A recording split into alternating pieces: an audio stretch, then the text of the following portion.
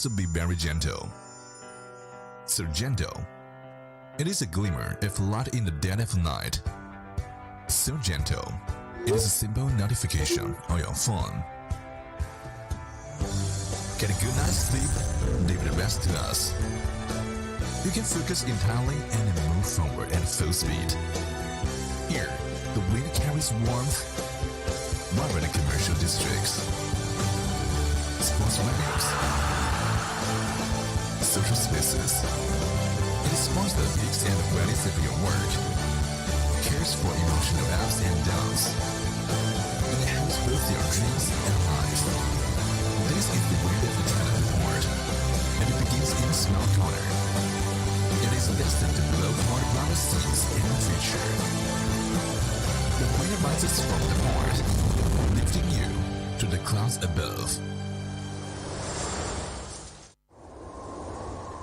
Sound inspiration begins at the gentle wind, but as it gathers, it finds its direction.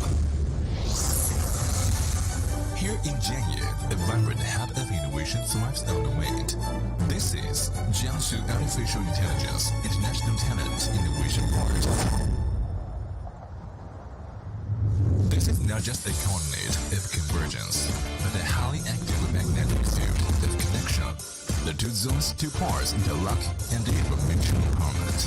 With T4 and T5 of Nanjing Alibaba Center as the core space, this 93,000 square meter space continually grows upward, building a vertical innovation ecosystem that goes from 0 to 1 and extends into infinity. Here, location advantages are transformed into developmental momentum. The wind here is driven by the density of peers. Synergistic development between 7 universities and the high-tech zones, with 9 major alumni associations gathered. Global sci-tech innovation resources converge here at high frequency.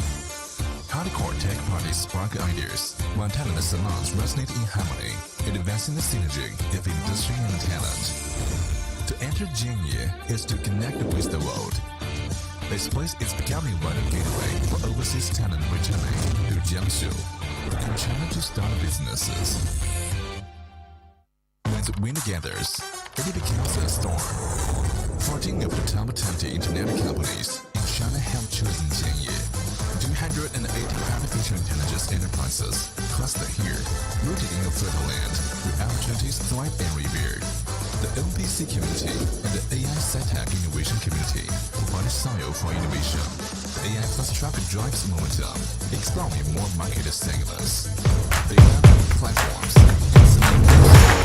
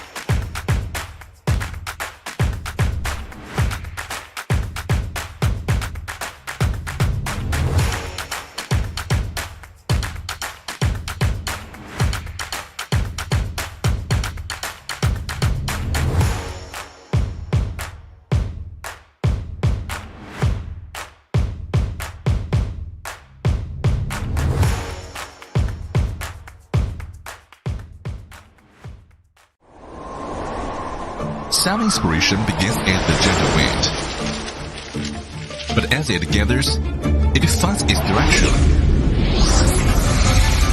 Here in Jianye, a vibrant hub of innovation thrives on the wind.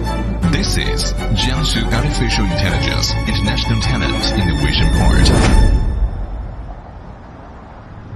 This is not just a coordinate of convergence, but a highly active magnetic field of connection. The two zones, two parts interlock and deliver mutual empowerment.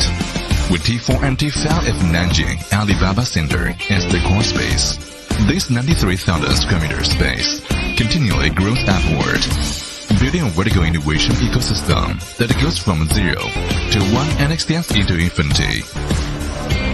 Here, location advantages are transforming into developmental momentum.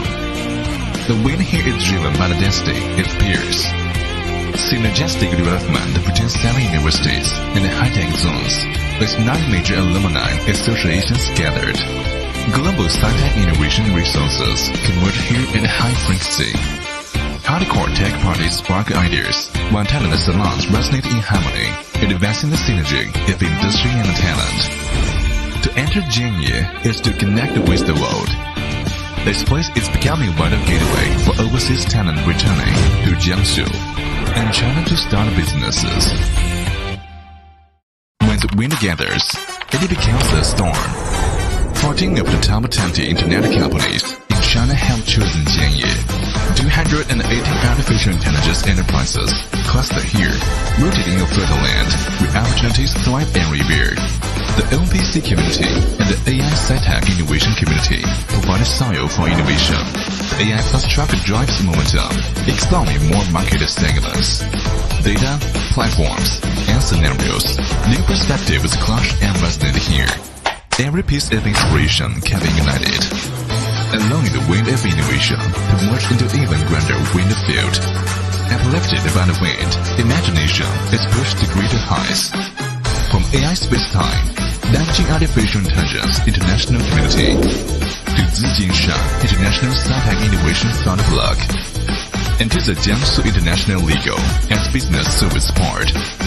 A 215 billion fund and 35 billion artificial intelligence special fund drive the integration of the 4 chains: the innovation chain, industry chain, capital chain, and talent chain.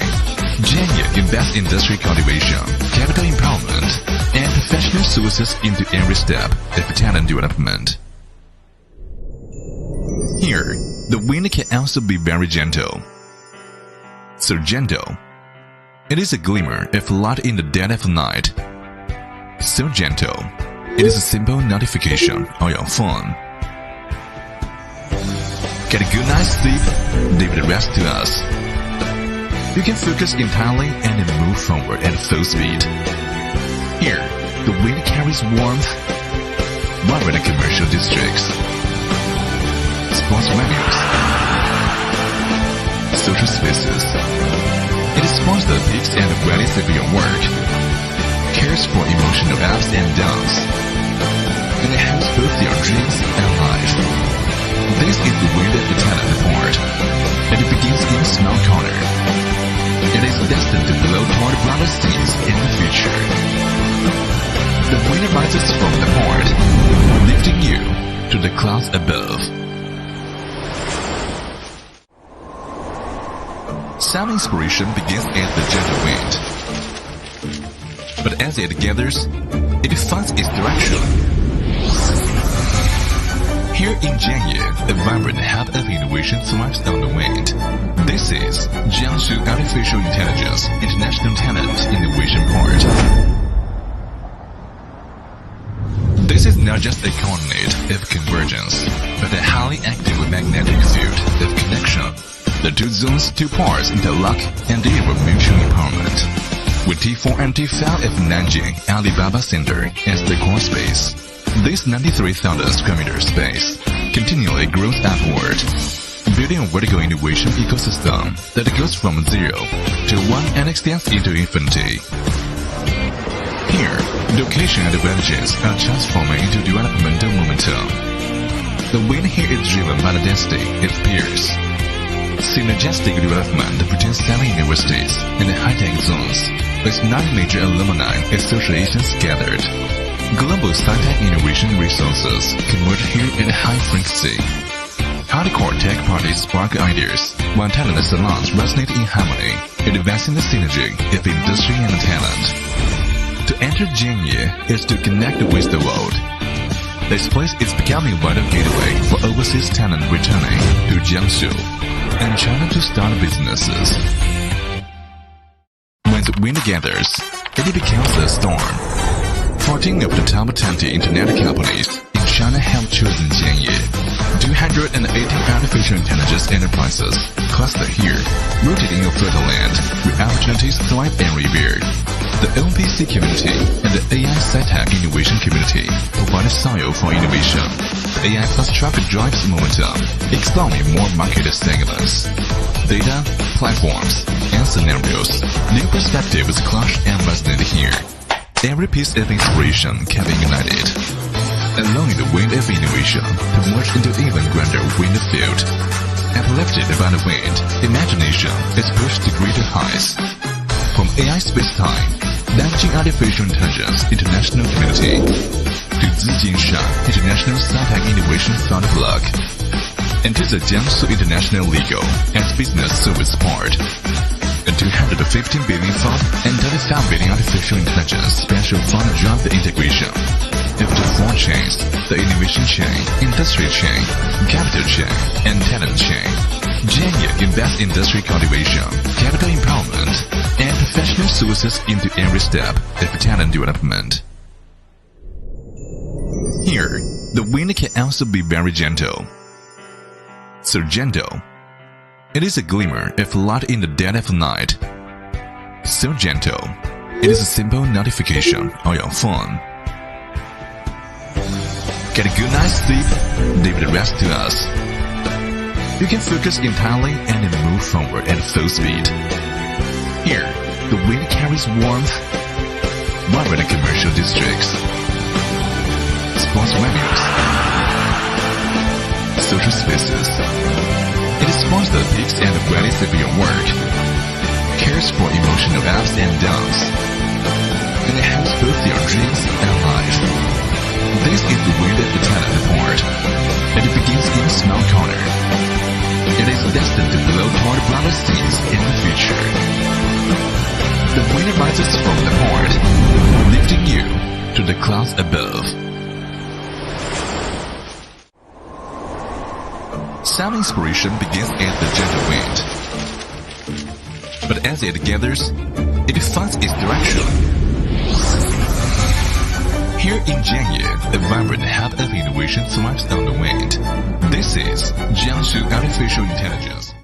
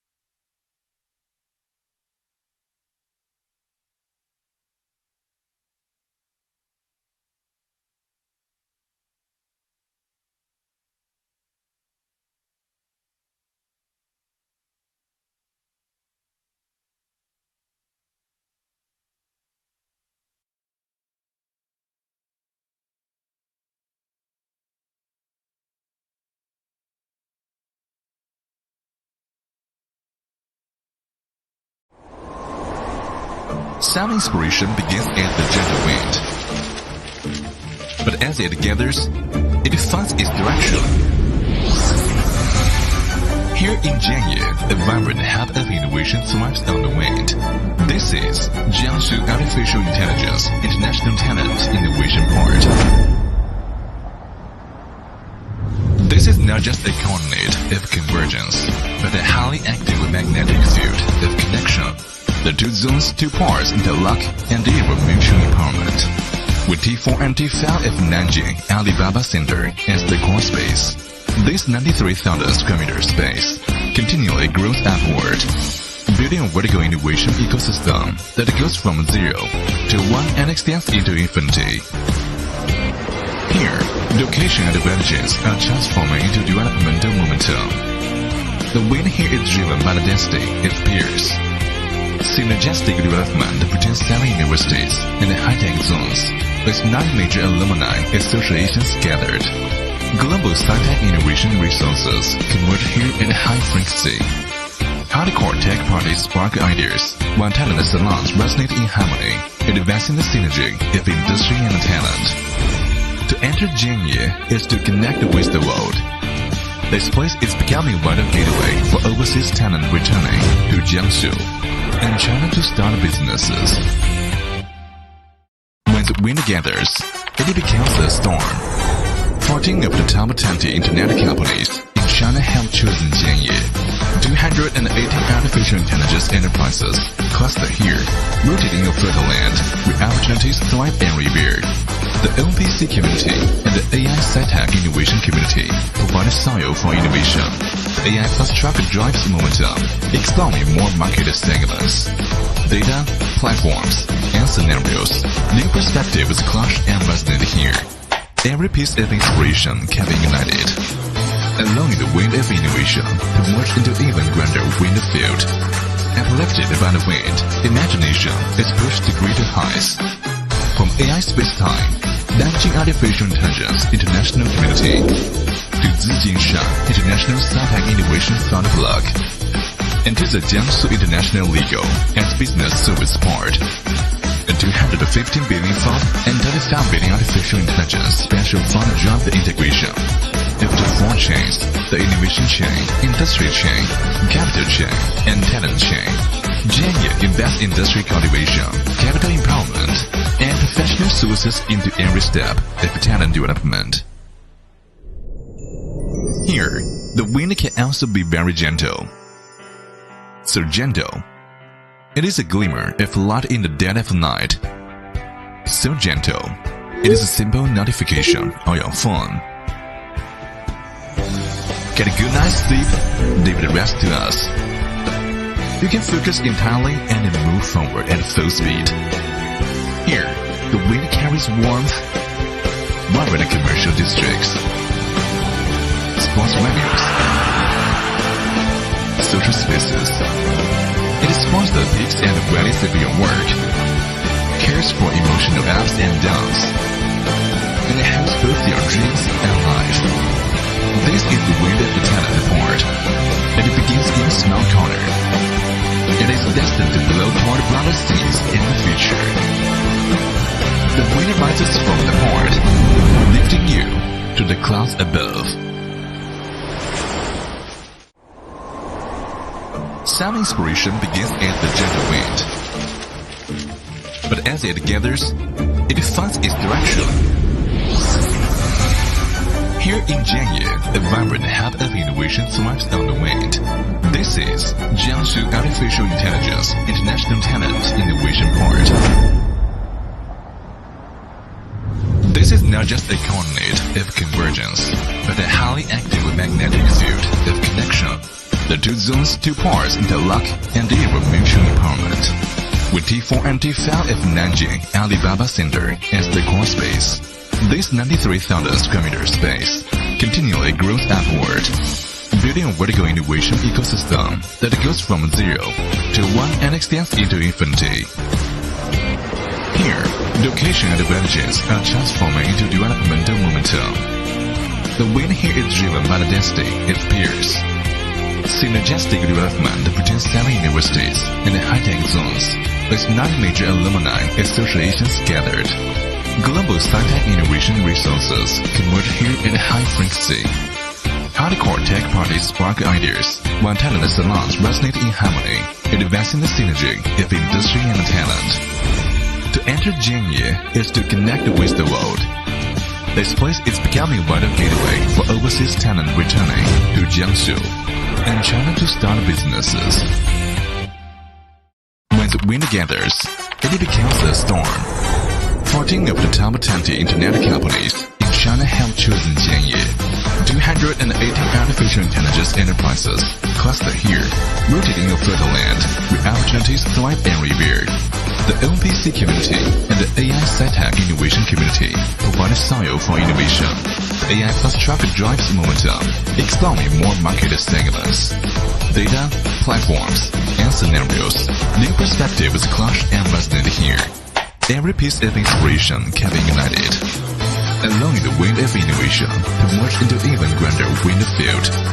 Uplifted by the wind, imagination is pushed to greater heights. From AI space-time, leveraging artificial intelligence international community, to Zijinshan International Sci-Tech Innovation Fund Plug, and to the Jiangsu International Legal and Business Service Part. A 215 billion fund and 35 billion artificial intelligence special fund drive the integration of the 4 chains, the innovation chain, industry chain, capital chain, and talent chain. Jianye invests industry cultivation, capital empowerment, and professional services into every step of talent development. Here, the wind can also be very gentle. So gentle. It is a glimmer of light in the dead of night. So gentle. It is a simple notification on your phone. Get a good night's sleep, leave the rest to us. You can focus entirely and move forward at full speed. Here, the wind carries warmth, vibrant commercial districts, sports venues, social spaces. It spawns the peaks and valleys of your work, cares for emotional ups and downs, and it helps both your dreams and life. This is the wind of the talent part, and it begins in a small corner. It is destined to blow toward broader scenes in the future. The wind rises from the heart, lifting you to the clouds above. Some inspiration begins as the gentle wind, but as it gathers, it finds its direction.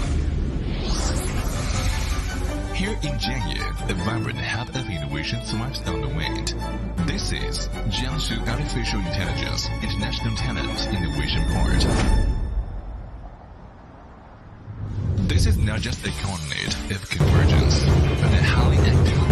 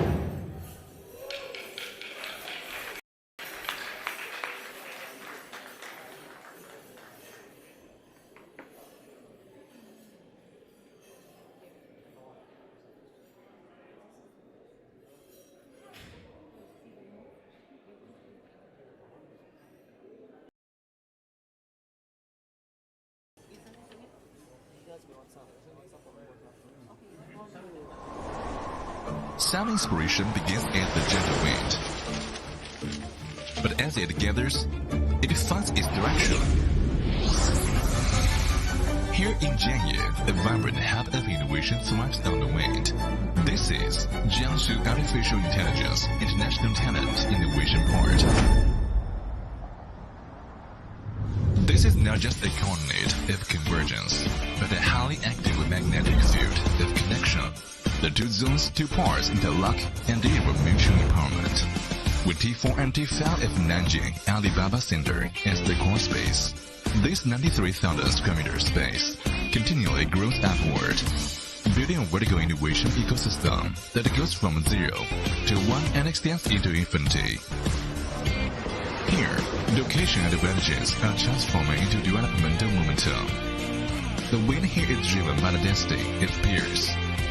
Synergistic development between 7 universities and high-tech zones, with 9 major alumni associations gathered. Global sci-tech innovation resources converge here at high frequency. Hardcore tech parties spark ideas, while talent salons resonate in harmony, advancing the synergy of industry and talent. To enter Jianye is to connect with the world. This place is becoming a vital gateway for overseas talent returning to Jiangsu and China to start businesses. When the wind gathers, it becomes a storm. 14 of the top 20 internet companies in China have chosen Jianye. 218 artificial intelligence enterprises cluster here, rooted in a fertile land where opportunities thrive and revere. The OPC community and the AI sci-tech innovation community provide a soil for innovation. AI plus traffic drives momentum, exploring more market segments. Data, platforms, and scenarios, new perspectives clash and resonate here. Every piece of inspiration can be ignited, allowing the wind of innovation to merge into even grander wind field. Uplifted by the wind, imagination is pushed to greater heights. From AI space-time, Nanjing Artificial Intelligence International Community, to Zijinshan International Sci-Tech Innovation Thought Block, and to the Jiangsu International Legal and Business Service Port. A 215 billion fund and 35 billion artificial intelligence special fund drive the integration of the 4 chains: the innovation chain, industry chain, capital chain, and talent chain.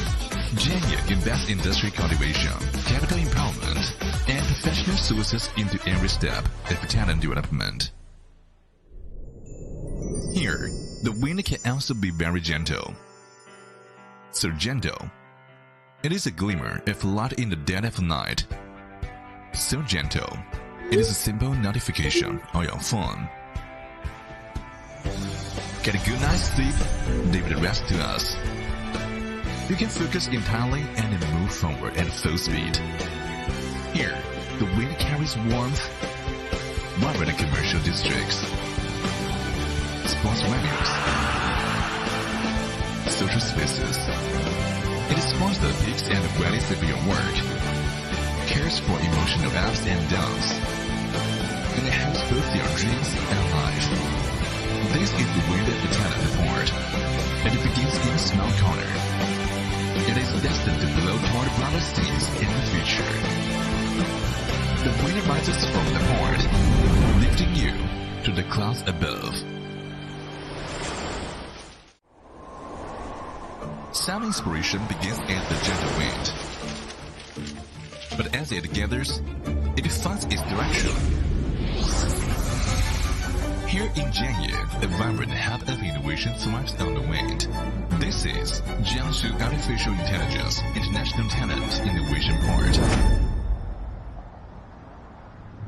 This is not just a coordinate of convergence, but a highly active magnetic field of connection. The two zones, two parts interlock and deliver mutual empowerment. With T4 and T5 of Nanjing Alibaba Center as the core space, this 93,000 square meter space continually grows upward, building a vertical innovation ecosystem that goes from 0 to 1 and extends into infinity. Here, location advantages are transforming into developmental momentum.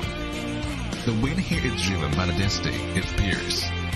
Synergistic development between 7 universities and high-tech zones, with 9 major alumni associations gathered. Global sci-tech innovation resources converge here at high frequency. Hardcore tech parties spark ideas, while talent salons resonate in harmony, advancing the synergy of industry and talent. To enter Jianye is to connect with the world. This place is becoming a vital gateway for overseas talent returning to Jiangsu and China to start businesses. When the wind gathers, it becomes a storm. 14 of the top 20 internet companies in China have chosen Jianye. 280 artificial intelligence enterprises cluster here, rooted in a fertile land where opportunities thrive every year. The OPC community and the AI sci-tech innovation community provide a soil for innovation. AI plus truck drives momentum, exploring more market segments. Data, platforms, and scenarios. New perspectives clash and resonate here. Every piece of inspiration can be ignited, allowing the wind of innovation to merge into even grander wind field. Uplifted by the wind, imagination is pushed to greater heights. From AI space-time, leveraging artificial intelligence international community, to Zijinshan International Sci-Tech Innovation Fund Block, and to the Jiangsu International Legal and Business Service Part. A 215 billion fund and 35 billion artificial intelligence special fund drive the integration of the 4 chains, the innovation chain, industry chain, capital chain, and talent chain. Jianye invests industry cultivation, capital empowerment, and professional services into every step of talent development. Here, the wind can also be very gentle. So gentle. It is a glimmer of light in the dead of night. So gentle. It is a simple notification on your phone. Get a good night's sleep, leave the rest to us. You can focus entirely and move forward at full speed. Here, the wind carries warmth, vibrant commercial districts, sports venues, social spaces. It supports the peaks and valleys of your work, cares for emotional ups and downs, and it helps both your dreams and life. This is the wind of the talent part, and it begins in a small corner.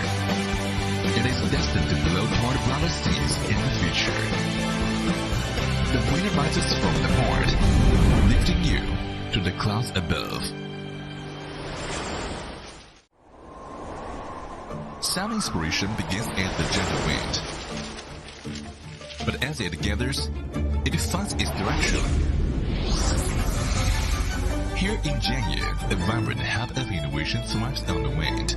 This is Jiangsu Artificial Intelligence International Talent Innovation Port. This is not just a coordinate of convergence, but a highly active magnetic field of connection. The 2 zones, 2 parts interlock and deliver mutual empowerment. With T4 and T5 of Nanjing Alibaba Center as the core space, this 93,000 square meter space continually grows upward, building a vertical innovation ecosystem that goes from 0 to 1 and extends into infinity. Here, location advantages are transforming into developmental momentum. The wind here is driven by the density of peers. Synergistic development between 7 universities and high-tech zones, with 9 major alumni associations gathered. Global sci-tech innovation resources converge here at high frequency. Hardcore tech parties spark ideas, while talent salons resonate in harmony, advancing the synergy of all speakers, all partners, and would also like to acknowledge the E for Impact Foundation. My name is Janet Owusu-Dako, and I am from the beautiful Republic of Ghana, and I'll be your MC for this China Trade Week. Thank you very much.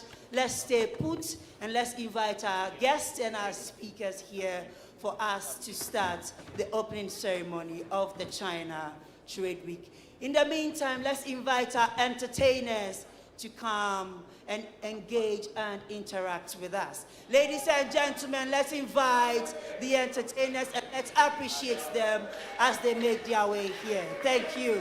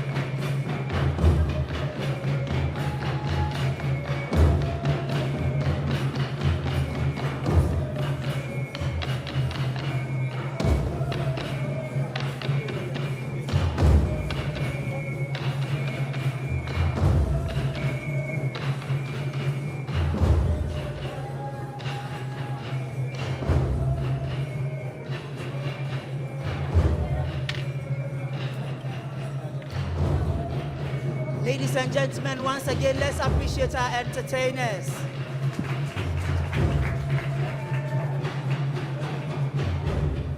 Once again, welcome to the China Trade Week with 3 co-located shows: the Africa Technology Show, Africa Build Show, and Megawatt Energy, where we'll be driving innovation, transformation, and digital development across Africa. Ladies and gentlemen, I am humbly asked that we all be on our feet as we take the anthems of both Kenya and East Africa. Thank you.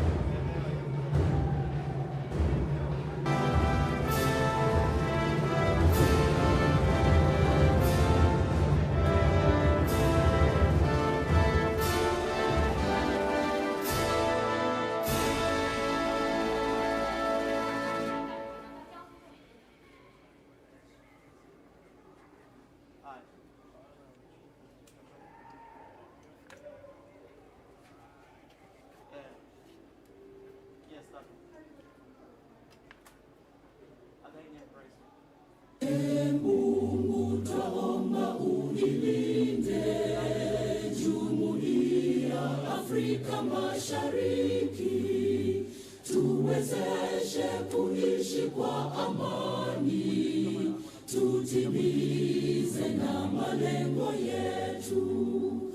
Jumuiya yetu sote tuilinde, tuajibike, tuimarike, umoja wetu ni nguzo yetu, idumu jumuiya yetu. Thank you very much. Let's take our seats. We would like to have an opening remarks from Mr. Edwin Masivo, Country Director, Kenya for MI Group. Ladies and gentlemen, let's welcome him as he makes his way to the stage.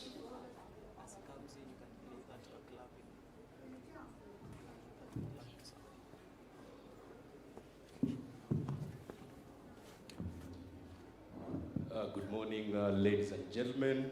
My name, as you've heard, is Edwin Masivo. I am the Country Director of Global Exhibitions, Inc., which is a subsidiary of MI Events, headquartered in Dubai.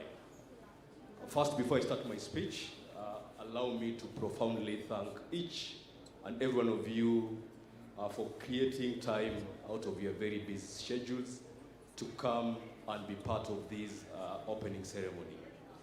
Now to my speech. First of all, allow me to start by thanking the State Department of Energy that has really supported this event. I know the PS got an impromptu assignment, but he's ably represented by a senior official from the ministry who will be giving the PS's speech as we move along. Also, let me thank the State Department of Broadcasting and Telecommunications that has also heavily supported us. So, distinguished guests from the Ministry of Energy and all its parastatals that are here today, esteemed delegation leaders from Jiangsu and Jiangxi provinces from China, exhibitors that are here, our partners and friends, good morning. Welcome to this 11th edition of China Trade Week. 11 years ago, in this very room, we stood here and launched an event, China Trade Week. Little did we know what it will become today. The objective of launching that event then was very simple. It was to build a bridge for real trade between China and East Africa. Today, I can confidently say that bridge has grown into something much, much bigger. This year marks our 4th year hosting China Trade Week alongside what I call its babies: Megawatt Africa, Africa Build Show, and Africa Technology Show. These 3 powerful subject-focused exhibitions are going to happen for the next 3 years under this same roof. For me, I like to think of China Trade Week as the mother show. Over the years, we identified that our exhibitors in power, our exhibitors in construction, and our exhibitors in technology needed deeper, more focused platforms to be able to do business. So we did what any parent does. We let them grow. Megawatt Africa was born to serve the energy sector specifically. Africa Build Show found its own identity in construction and building materials. Africa Tech Show carved its space in ICT and digital innovation. And true to form, this year, Megawatt Africa makes up the bulk of our exhibitor flow, a sign that the child has grown strong. But a good mother, which is CTW, does not walk away from her children. We must make sure they fully are able to stand on their own before we let them start being exhibitions on their own. We will continue to nurture these shows, connect them back to our networks, and support them until they will be fully grown and walking confidently on their own. I want to take a moment to recognize 2 very key delegations that have stood with us in an extraordinary way this year. Our friends from the province of Jiangsu, thank you for your continued trust and the strength of the companies you have brought to Nairobi. To our friends from Shanxi, thank you for deepening a partnership that will keep opening real opportunities for both our economies. Your support has not just filled the exhibition space, it will build a relationship that will outlast the next 3 days of this event. I want also to recognize the Ministry of Energy and all its parastatals, all of them that are represented in this exhibition floor. Your support has been immense, and it shows the strength of Megawatt Africa's presence here today. And to the State Department of Broadcasting and Telecommunications, thank you for endorsing the Africa Technology Show. Over the next 3 days, ladies and gentlemen, this is not just an exhibition showcase. We have a robust schedule of B2B meetings that will connect Chinese and Kenyan companies, directly matching supply with demand and technology with need. I encourage every exhibitor and every buyer and every visitor to use this time very well. Remember, deals are not made by walking past a stand. They are made in the conversation that happen in those stands. So as we open the 11th edition, my ask is very simple. Let us engage, let us connect, and let us do business. Let the next 3 days prove once again that when China and Kenya sit at the same table, everybody grows. Thank you and welcome to China Trade Week, Megawatt Africa, Africa Build Show, and Africa Technology Show 2026. Asanteni sana.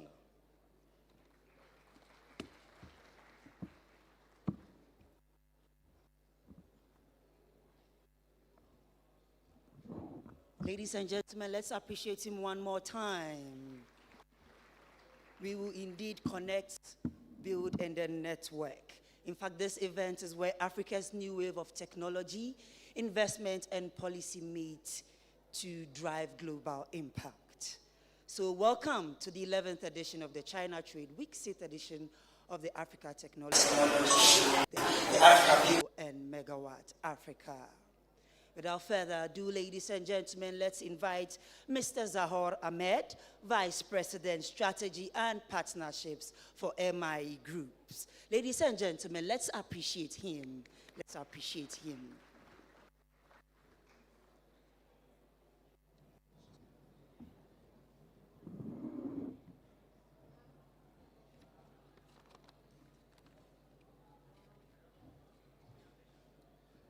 Good morning, everybody. They're just fixing the screen after that. Habari zenu, and good morning. Your Excellencies, ladies and gentlemen, members of the Kenyan government, our key stakeholders, international delegations, distinguished members of the Kenyan business community, and members of the press. Another year has passed, and we're back here again, as mentioned, with our 11th edition China Trade Week, but we have phenomenal platforms, including our technology show, Megawatt, which is represented in full force this year, and also our Africa Build show. And as Edwin mentioned, these are platforms that obviously drive economic diversity investments into Kenyan economy, which obviously where we have obviously a considerable investment in. We have an exclusive suite of business to business and business to government platforms. And today it marks an important milestone where the global business community is here, and we bring together, again, the government, the investors, the innovators, the entrepreneurs, policymakers, and industry leaders. MIE Group, which obviously is headquarters in the United Arab Emirates, is very clear. We work very diligently with and developing a stronger economy for Kenya. And the sectors that are represented here today, which is energy, construction, technology, and trade, we do facilitate by encouraging international partners to come in and invest and actually grow the sectors with local Kenyan partners. And we're very happy to obviously welcome our international exhibitors here, and also the international delegations that obviously join MIE Group in all of the African countries. And we wish them obviously a successful kind of 3 days, but also a warm Kenyan hospitality. Ladies and gentlemen, MIE Group has dedicated, invested, and most importantly demonstrated the commitment that we have to Kenya. Obviously we have with GX, our local mandatory here. We have a local, national, and global industry to represent. And we're very proud that we can say that our confidence in the platforms that we bring to you will only grow with your support. The global economy is rapidly evolving. We obviously embrace the challenges that are there. We encourage innovation. And obviously with the AFCTCA being a principal mandate of growth of Kenya, and obviously Kenya was one of the first countries to ratify the agreement, it does position itself ahead in the growth of the African continent. And obviously for us out here today, our platforms, as mentioned, we have over 100 exhibitors. We have obviously a phenomenal 3-day business-to-business matchmaking taking place, as well as the Powerful Summit. And also we have G2G high-level conference. This is a progressive foreign direct investment platform, where investment decisions are made, partnerships are formed, and hopefully policies are kind of driven to service the private sector growth. The success of this event is made possible by obviously the industry here, but also the government and the international community. And obviously the Ministry of ICT, the Ministry of Energy, Ministry of Trade, all our valued partners, we thank you very much for your continued support. So on behalf of obviously the organizing committee, we wish everyone a successful 3 days, and we'll be very happy to discuss any kind of projects moving forward with you. Thank you very much.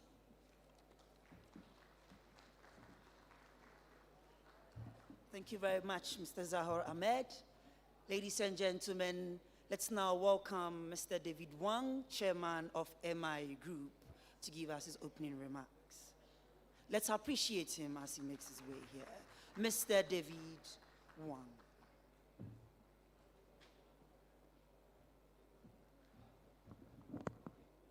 Good morning, ladies and gentlemen. Sorry, my team speaks too much. My country director, Edwin, my Vice President Zahu. I not repeat some issue. I will going to sharing something more insight. Why CTW? Why Africa Build? Why Megawatt? So why MI should be here? Because I think that 13 years back, when I received the message, China President announced the Build Road Initiative. We're the first company to African answer the call, build up the exhibition, China Trade Week, coordination with the CCPID head office. So nowadays, from 2014, we start 15, we start exhibition. Nowadays, we have 11 edition. We started this program, just want to provide platform for private sector because we are representative of the SME. SME want to enter the new market. They need to be group. They cannot be individual. The market challenge, especially we know far away from here to China, more than 1,000 kilometers. The culture different, language barriers. So a lot of the difficulties. So MIE just follows the call, follows the president initiative. We start this, create the platform, create China Trade Week.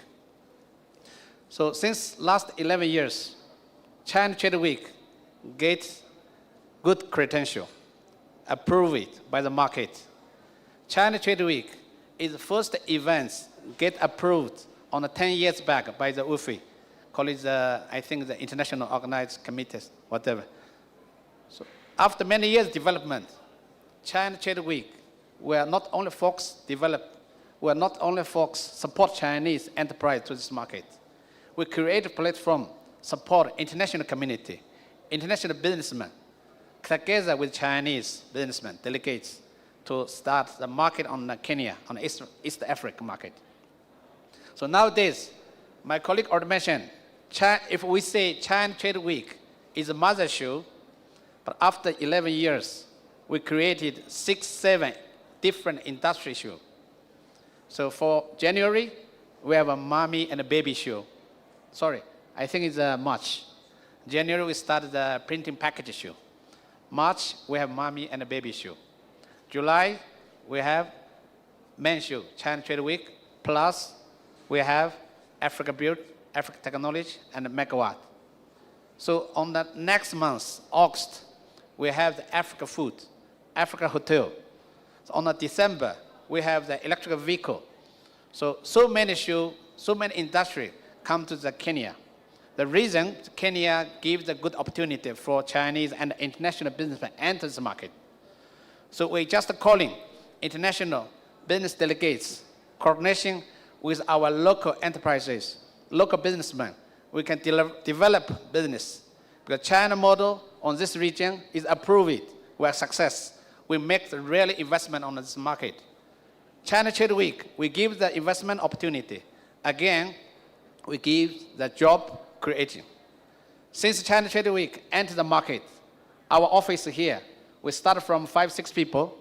So now, global exhibition, we employ almost 40 local employees. So we still continue make employment. We also encourage our Kenyan businessmen, no matter you are startup, no matter you are successful businessman, make the connection. Today we are here, just make the connection and bring the trust for this market. So ladies and gentlemen, next 3 days, it's your stage. We hope all of the delegates, businessmen, can enjoy the Kenya. By the way, it's good season for safari, but we're here not only for safari, we're here for business. We're here for opportunity. Thank you, everybody. Thank you.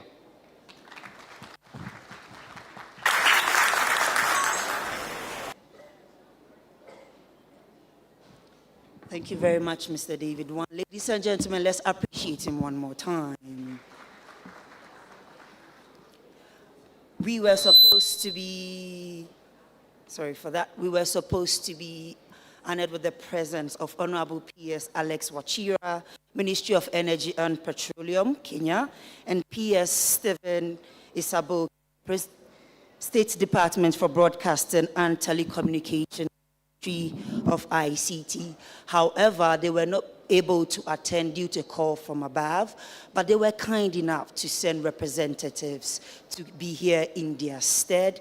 And we have Engineer Thomas Karungu and Madam Lillian Kimeto. So if you are here, kindly give us a wave so that we can acknowledge you. Thank you. Next, we would like to have a presentation from Mr. Wang Shanhua, President of CCPIT Jiangsu Sub-Council and Jiangsu Chamber of International Commerce. So, Mr. Wang Shanhua, ladies and gentlemen, a presentation from him. Thank you.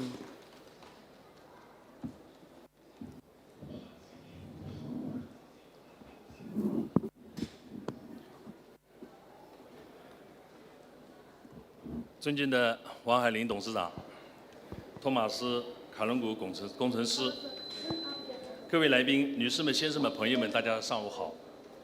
非常高兴在这个美好的季节，与大家相聚在非洲的阳光绿城秘鲁，共同建2026年非洲肯尼亚电力能源及水素一展正式开幕。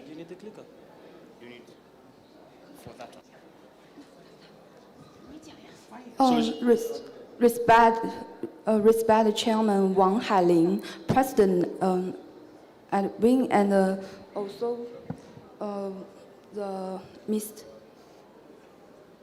Mr. A. Thomas Kargu, Secretary Electoral Power Development. And it gave us a great pleasure to gather with all of you in Nairobi, the stunning the Megawatt Africa show on this occasion to witness the grand opening of the 2026 Africa Power Energy Water Treatment Exhibition. First, 首先，我谨代表江苏省贸促会、江苏省国际商会，对展会的顺利举办表示热烈的祝贺，向长期以来关心支持江苏开放发展的肯尼亚以及非洲各界朋友、各位旅肯同胞，表示最诚挚的感谢。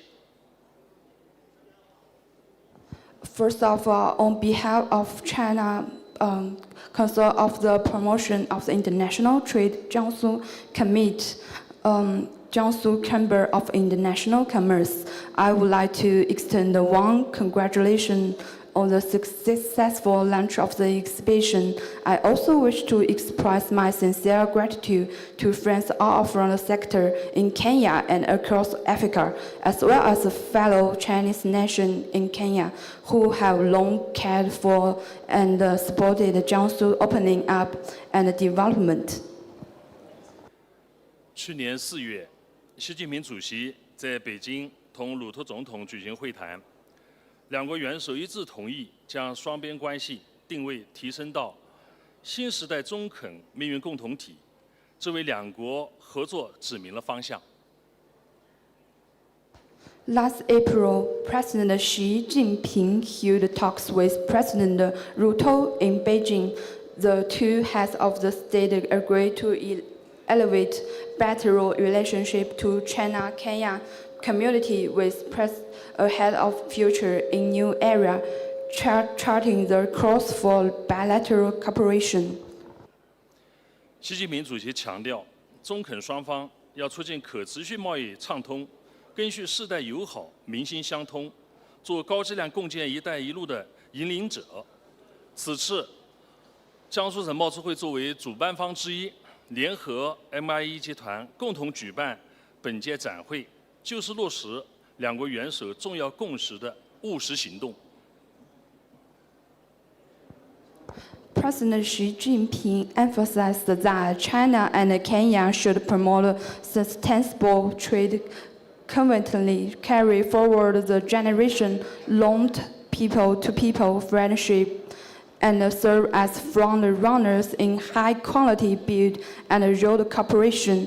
As one of the organizers, CCPIT Jiangsu has co-hosted this exhibition with the MIE Group as a pragmatic step to implement an important consensus reached by two heads of the states. 600多年前，郑和从江苏太仓港出发，多次来到肯尼亚，开启了双方友好交往史。借此机会我向大家简要的介绍一下江苏。Over 600 years, Zhenhe set sails from Taicang port in Jiangsu and visited Kenya multiple times, making the beginning of the exchange between the two sides. Taking this opportunity, I would like to give you a brief introduction to Jiangsu. 江苏地处中国东部沿海，是“一带一路”的交汇点，物产丰富，风光秀美。江苏是经济大省，以约占全国1%的国土面积，承载了6%左右的人口，创造了超过全国10%的经济总量。去年8000多万人口创下了6400多亿美元的消费规模。今年上半年，江苏 GDP 超过1万亿美元，同比增长约5%。Located on China's eastern coast, Jiangsu sits at the intersection of Belt and Road Initiative with rich natural endorsement and beautiful landscapes. Jiangsu is a major economic province, accounting for roughly 100% of China's land area. It is home to about 6% of the country's population and generate over 10% of China's total economic output. Last year, its population of more than 80 million, about a consumption scale of over 640 billion US dollars, on par with Germany.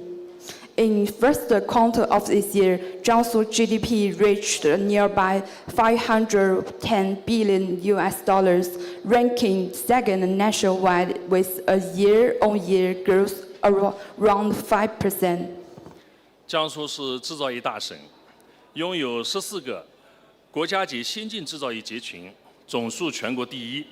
新型电力装备产业规模约占全国同行业的1/5。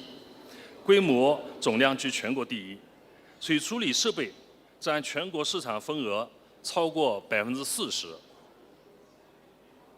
Jiangsu is a leading manufacturing province, hosting 14 nationwide level advanced manufacturing clusters, the highest number in China.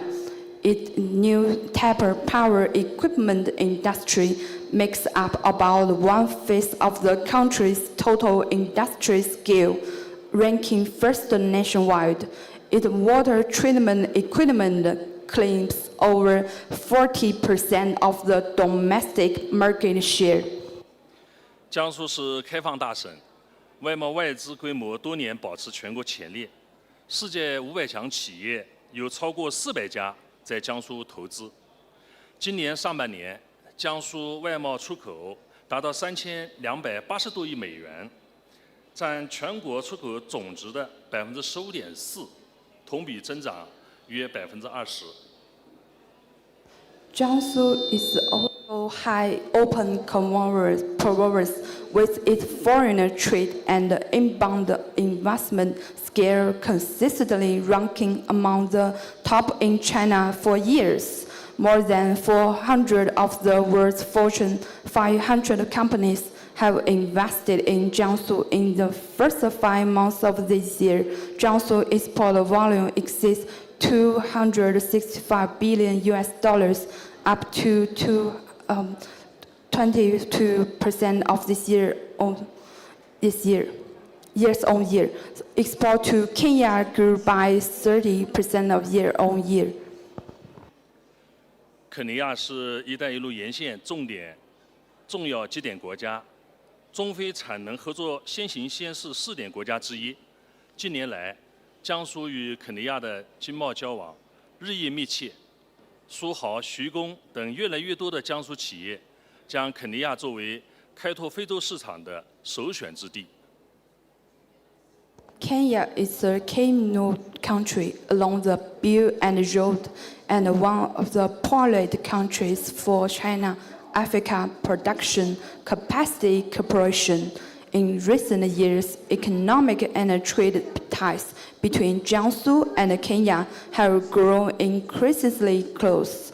A growing number of Jiangsu enterprises, including Suhao and XCMG, has chosen Kenya as their preferred launchpad for the African markets.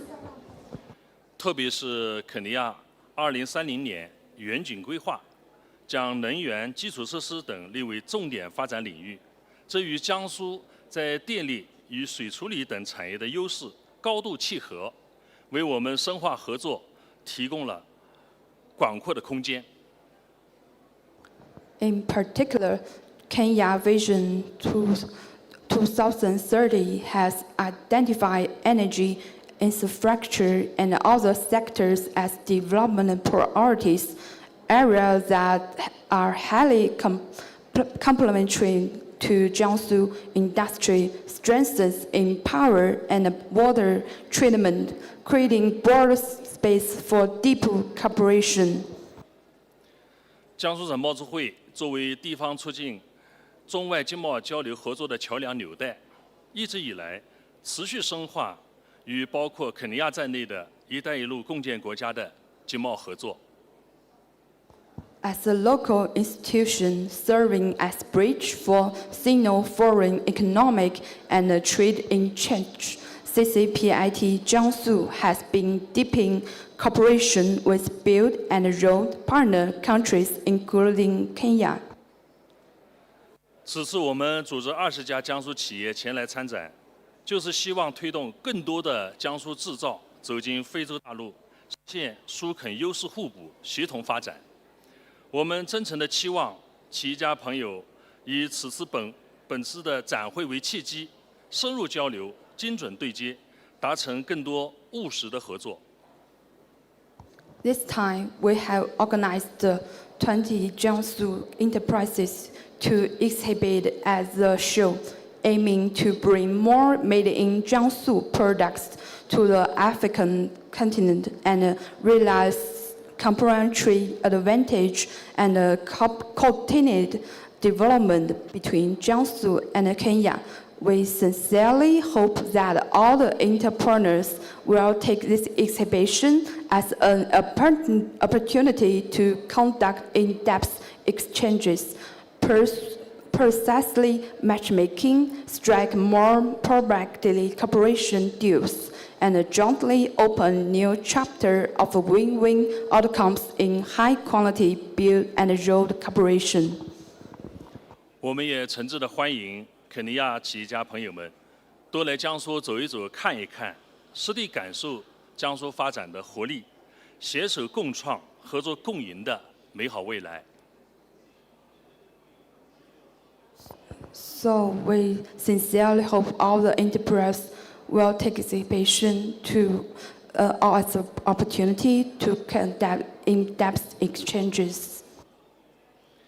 最后，预祝本次展会取得圆满成功。作为各位嘉宾、各位企业家朋友，身体健康，财源广进，事业兴旺。谢谢大家。 In closing, I wish the exhibition a complete success. I wish our distinguished guests and entrepreneurs good health, thriving business, and prosperous careers. Thank you all. Thank you very much, Mr. Wang Shangwa, President CCPIT Jiangsu Sub-Council and Jiangsu Chamber of International Commerce. Ladies and gentlemen, let's appreciate him.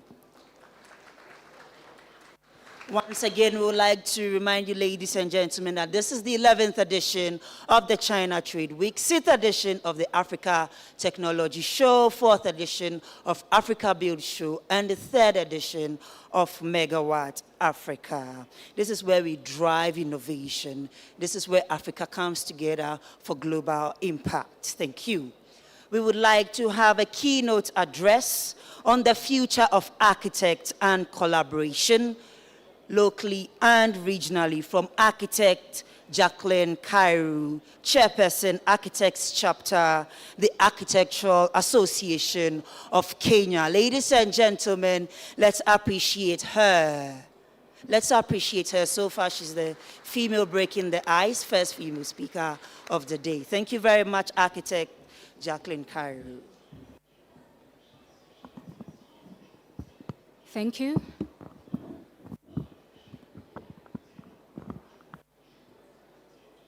Good morning, all. Distinguished guests, industry leaders, colleagues, all in the public and private sectors, as well as the hosts of this exhibition. On behalf of the Architectural Association of Kenya, we are glad to be part of the opening of the China Trade, that is the 11th edition, the Africa Technology Show, and the Africa Build Show 2026, here at the Kenyatta International Convention Center in Nairobi. Every structure that rises across our skylines carries the responsibility of those who designed and delivered it. Architects, engineers, town planners, quantity surveyors, construction project managers, landscape architects, interior designers, environmental consultants. These are 8 professionals in chapters under the AAK, the guardians of quality and safety in building and construction industry. As Kenya's construction industry grows, so too must our commitment to rigorous professional standards. It is this commitment that safeguards public trust and ensures that our towns and communities are not only functional today, but resilient for generations to come. At the same time, our industry stands at an exciting point.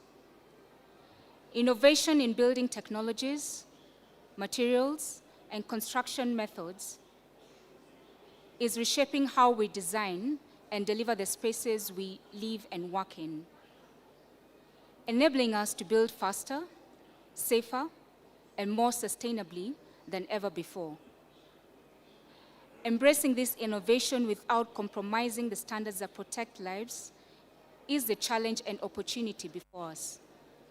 Platforms like these bring these 2 imperatives together, uniting professionals across the region to share ideas and forge partnerships that will shape our built environment for years to come. I wish you all a productive and inspiring 3 days, participating in the 11th edition of the China Trade Week in conjunction with the Africa Build Show 2026 and Africa Technology Show. Thank you.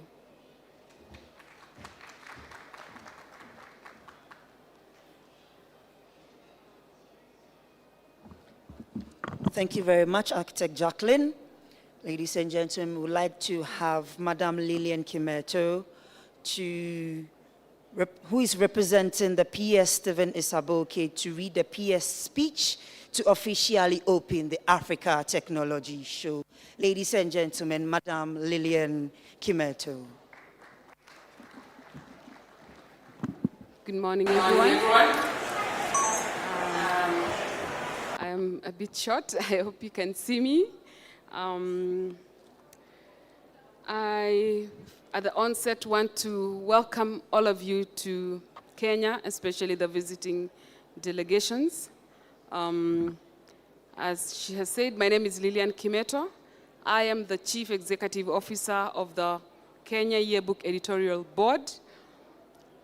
Our agency is mandated to communicate the achievements of government through publishing, and we do this in collaboration with the people of Kenya, and we tell the story of Kenya, the immense opportunities that exist in Kenya. In the context of business, we do a lot of publishing, and we have available a lot of information that is useful as business intelligence, business information that is very useful in making business decisions. Having said that, therefore, it is my honor and duty now to read to you the message, speech, and statement from my boss, the Principal Secretary for the State Department for Broadcasting and Telecommunications, Mr. Stephen Isaboke.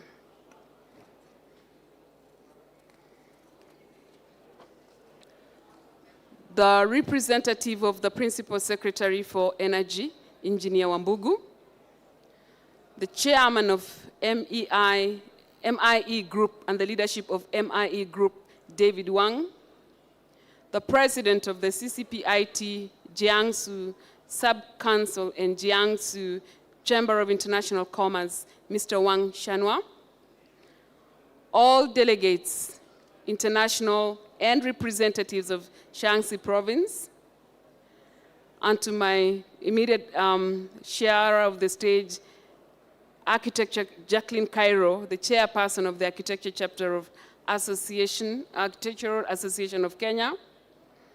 Good morning once again. I know it's cold in Nairobi, but good morning. Yes, let's have some energy. It is my distinct honor to join all of you today for the official opening of the 6th Africa Technology Show 2026 that is being held here in Kenya, Nairobi, alongside the 11th CTW Kenya, the Africa Build Show, and Megawatt Africa. Over the years, this show has established itself as an essential regional platform for driving technology-enabled innovation, trade, and economic collaboration. As the State Department for Broadcasting and Telecommunications, we are delighted to partner with the MIE Group and the Global Exhibitions Incorporated to host this milestone event here in Nairobi, the heart of our capital of our country, Kenya, and the heart of business in Africa, Nairobi.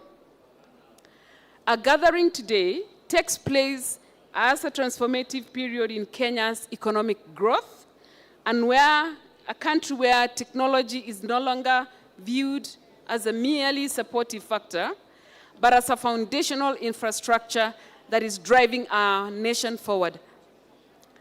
Aligned with the digital economy blueprint and the National Digital Master Plan, the government of Kenya is aggressively expanding the digital superhighway because we view digital connectivity not as a luxury, but as an essential public utility that must reach every part of our country. And to achieve this, we're laying 100,000 kilometers of fiber optic cable nationwide, expanding the high-speed broadband into underserved and rural communities, and this is to ensure that no Kenyan citizen is left behind. Through our digital public infrastructure, our integrated digital ID framework, the mobile financial systems, and the e-citizen portal, we have now digitized over 22,000 public services, making governance more accessible, efficient, transparent, and user-friendly. Indeed, this afternoon's panel will explore deeply and precisely how the digital ID, the e-citizen, mobile money, which Kenya is a global leader in, can move us from the rails to the jobs. And this is going to power the next generation of youth-led startups. Through the Ministry of Information, Communication, and the Digital Economy, we continue to modernize critical infrastructure. We are transitioning traditional broadcasting to cloud-enabled, mobile-first, and AI-driven platforms. We are expanding secure, reliable transmission networks across the nation. Furthermore, through the rollout of the free public Wi-Fi hotspots, which have been placed in public markets and transport hubs, we are lowering the barrier to the entry of micro-enterprises to everyday citizens in this country. But strategic infrastructure only achieves real value when it creates opportunity for the people. In Kenya, our dynamic, highly creative youth represent our greatest national resource. And I'm sure we have a lot of Kenyan youth that are taking part in this forum this week. Our mandate as government is to build the digital infrastructure and then step aside for our youth so that they can build the future. And this is being done through the Hustler Fund, the Ajira Digital Program, the Jitume Digital Hubs across wards across the nation, the National Digital Coding Program, and the Konza Technopolis. I'm glad that this conversation continues today in the panel, and we will be asking what exactly are the opportunities that government is creating for our young people. And tomorrow, when our friends from E4 Impact Foundation join us, we shall all spotlight Africa's investable startups and the founders unlocking diaspora capital. And this is a very timely conversation for all of us in the room. To our young developers, our young AI engineers, our legal tech innovators, and the green tech creators who are in this room today, the platforms on display here are built to support your vision, to support your dreams. Let us all leverage the digital public infrastructure as a launching pad to scale not only in Africa, but globally across the world. I look forward to hearing from you on how technology can simplify cross-border trade and market entry. And we hope this is going to be one of the outcomes of our session today as we discuss Kenya, which is the digital gateway to East Africa and Africa. Digital expansion, friends, does not happen in isolation. It relies on a strong, interconnected foundation of sustainable power. It relies on modern infrastructure, data protection compliance, and cross-border trade. We then warmly welcome all investors, all the trade delegations who are joining us today from across the globe, and in a very, very special way, we would like to recognize our distinguished partners who have come all the way from Shangi province and whose signing ceremony on a B2B engagements later this afternoon will reflect exactly the kind of trade and industrial cooperation that will help to solidify Kenya's position as the region's primary technology hub. And not only the region, but Africa's primary technology hub. I also look forward to Thursday's Megawatt Africa Conference, where our conversations on special economic zones, distributed energy, water security will remind us that no digital future is possible without a resilient energy and infrastructure backbone. And so, over the next 3 days, I encourage all the delegates who are here today, whether they're in the exhibition halls, whether they're in the panel rooms, whether they're on the B2B matchmaking launch, to build long-term and deep partnerships that will translate into real economic value. It is now my singular honor, on behalf of the Republic of Kenya, to declare the 6th Africa Technology Show 2026 and its co-located shows officially open. Asanteni.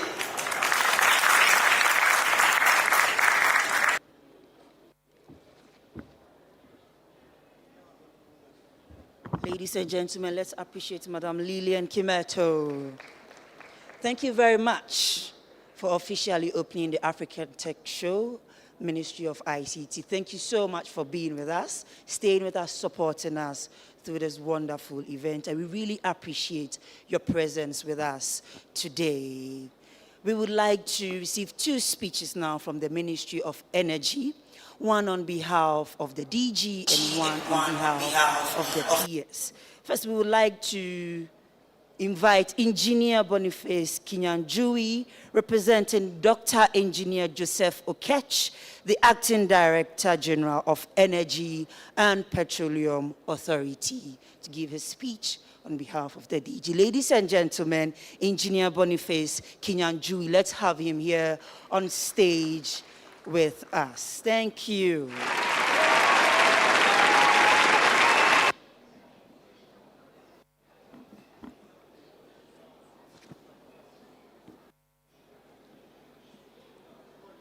Good morning, ladies and gentlemen. As introduced, my name is Engineer Boniface Kinyanjui, Acting Director, Electricity and Renewable Energy at the Energy and Petroleum Regulatory Authority. Allow me to convey greetings and apologies from our Director General, Engineer Dr. Joseph Okech, who wanted to attend this event but was unable to do so due to a conflicting engagement. So I will go ahead and deliver his remarks. So this is the speech by Dr. Engineer Joseph Okech, Acting Director General, during the opening ceremony of Megawatt Africa 2026 at KICC. The President of the China Council for the Promotion of International Trade, Jiangsu Committee, representative of the PS State Department for Energy, representative for the PS for State Department for Broadcasting and Telecommunication, distinguished delegation from Jiangsu province in China, representatives of MIE Events, DMCC, and Global Exhibitions Incorporated, the organizers of Megawatt Africa 2026, heads of state corporations, regulatory agencies present, members of the diplomatic corps, captains of industry, investors and exhibitors, members of the press, distinguished guests, ladies and gentlemen. Good morning. It is my honor to join you today for the official opening of Africa 2026. I bring you warm greetings from the Energy and Petroleum Regulatory Authority, and I thank global exhibitors and MIE Events DMCC for the invitation to be part of this important occasion. Allow me to begin by congratulating the organizers on a decade of hosting these exhibitions. Over the years, Megawatt Africa has grown into a global platform that brings together regulators, investors, innovators, policymakers to discuss the future of power and energy on our continent. Ladies and gentlemen, this year's theme, Powering Africa's Industrialization, speaks directly to the work we do at EPRA. Our mandate is to regulate the electricity, petroleum, and renewable energy subsectors in Kenya, and to ensure that our people and our industries have access to energy that is safe, reliable, affordable, and sustainable.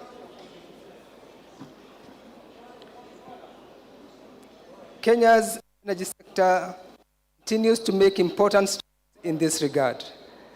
Our generation mix remains one of the cleanest in the world, with most of our electricity coming from renewable sources such as geothermal, hydro, wind, and solar.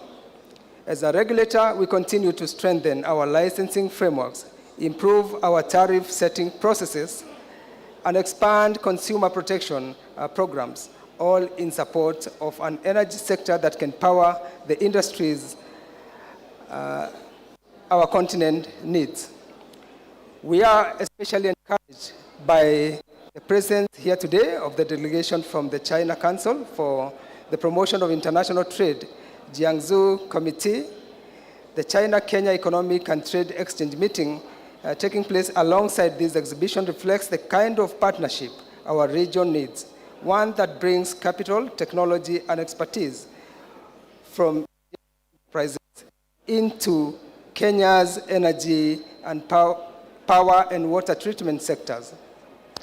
We look forward to the outcomes of this engagement and to the investment opportunities it may open for our country. To the exhibitors and investors gathered here, I encourage you to make full use of this exhibition explore the innovations on display, and to build the partnerships that will move our sector forward. On its part, remains open and available to engage with all of you on our regulatory initiatives, our consumer protection, our licensing framework, and our renewable energy policies. We see this event as an opportunity to not only witness the innovation shaping our sector, but also to listen to industry and to continue shaping a regulatory environment that keeps pace with that innovation. As I conclude, ladies and gentlemen, let me reaffirm EPRA's commitment to working with government, investors, our development partners, and the communities with an energy sector that powers Africa's industrialization reliably, affordably, and sustainably. With these remarks, exhibitors, delegates, and visitors, a productive and successful exhibition. Thank you, and may God bless you all.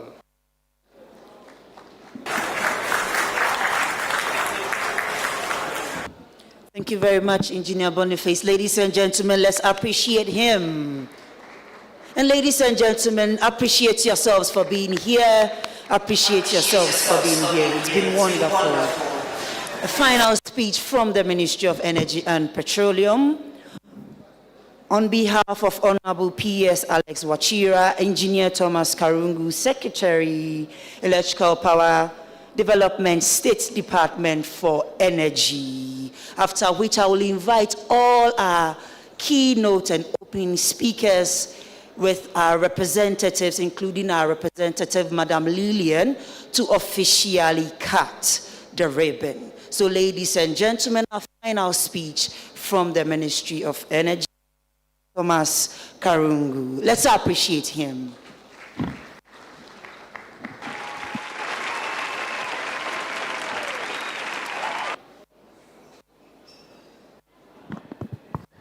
Good morning, ladies and gentlemen. As has been said, I'm Engineer Thomas Karungu, Secretary for Electrical Power Development in the State Department for Energy, standing in for or representing Mr. Alex Kamawashira, the Principal Secretary for the State Department, who was scheduled to be in this occasion today, but could not make it due to exigencies of duty. The mission for the State Department is to promote access to reliable and competitive energy services through sustainable exploration and management of energy resources. With the mission as stated, this event marries very well in the delivery of the State Department's mandate. With that said, I will now proceed to read the Principal Secretary's speech.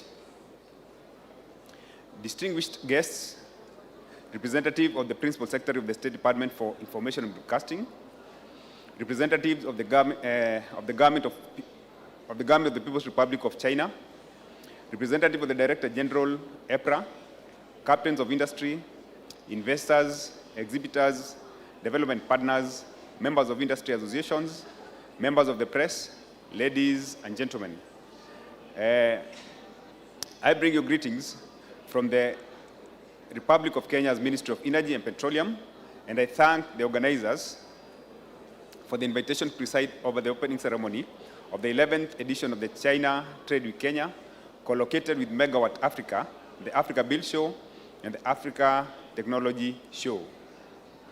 We gather today not merely for an exhibition, but to advance a conversation that is central to Kenya's economic future, how we will generate, transmit, store, and deliver the energy required to power our industries, support our cities, strengthen our digital economy, and improve the lives of our people.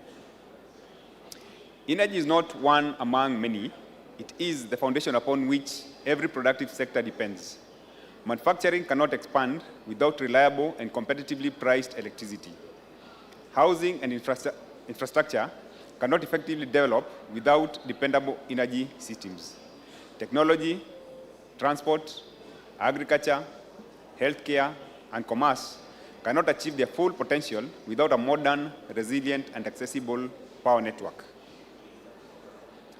It is therefore fitting that Megawatt Africa is being held alongside the Africa Build Show and the Africa Technology Show. This location reflects the reality of modern economic development. Energy powers construction. Construction creates the infrastructure for industry, and technology improves the efficiency, reliability, and sustainability of both. Permit me to place the importance of this undertaking within the context of Kenya's energy ambitions.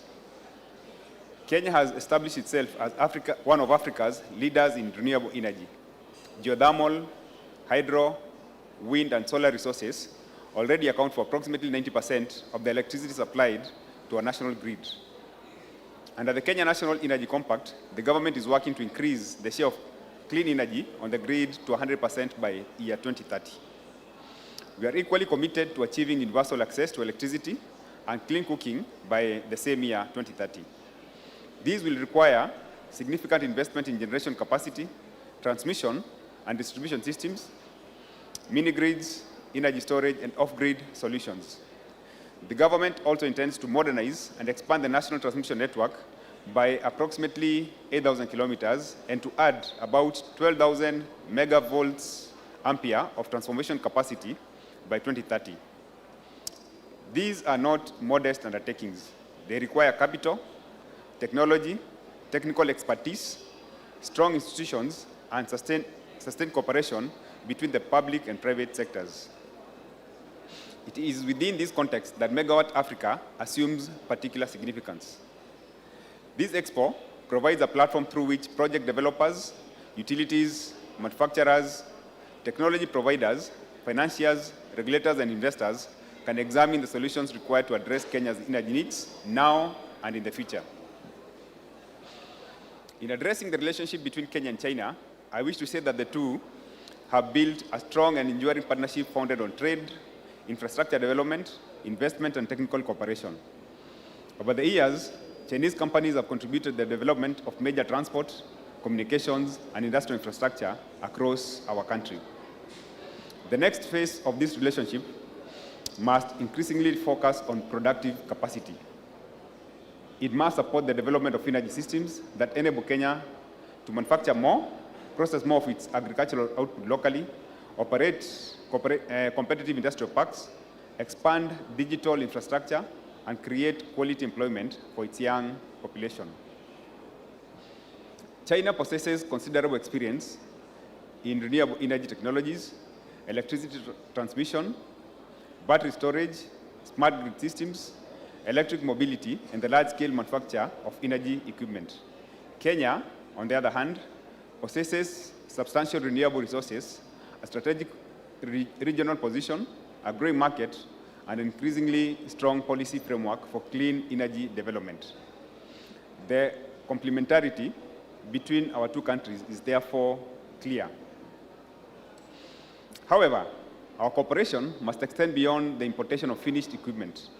Kenya seeks partnerships that support local assembly, component manufacturing, technology transfer, research, technical training, and the development of local supply chains.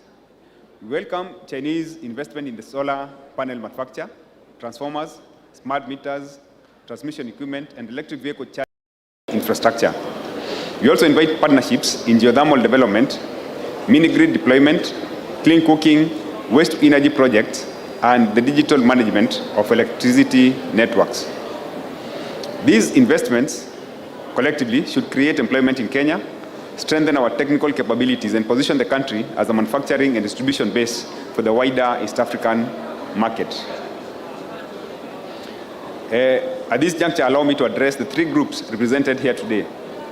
To the Chinese and international exhibitors participating in the China Trade Week and Megawatt Africa, Kenya offers more than a market for your products. It offers an opportunity to establish long-term industrial partnerships and we invite you to invest locally, work with Kenyan enterprises, develop after-sales and maintenance capacity, and adapt your technologies to the needs of African markets.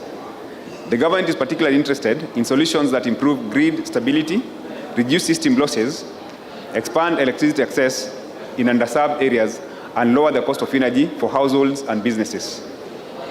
To the investors and financiers and energy project developers, Kenya has set out a clear direction for its energy transition.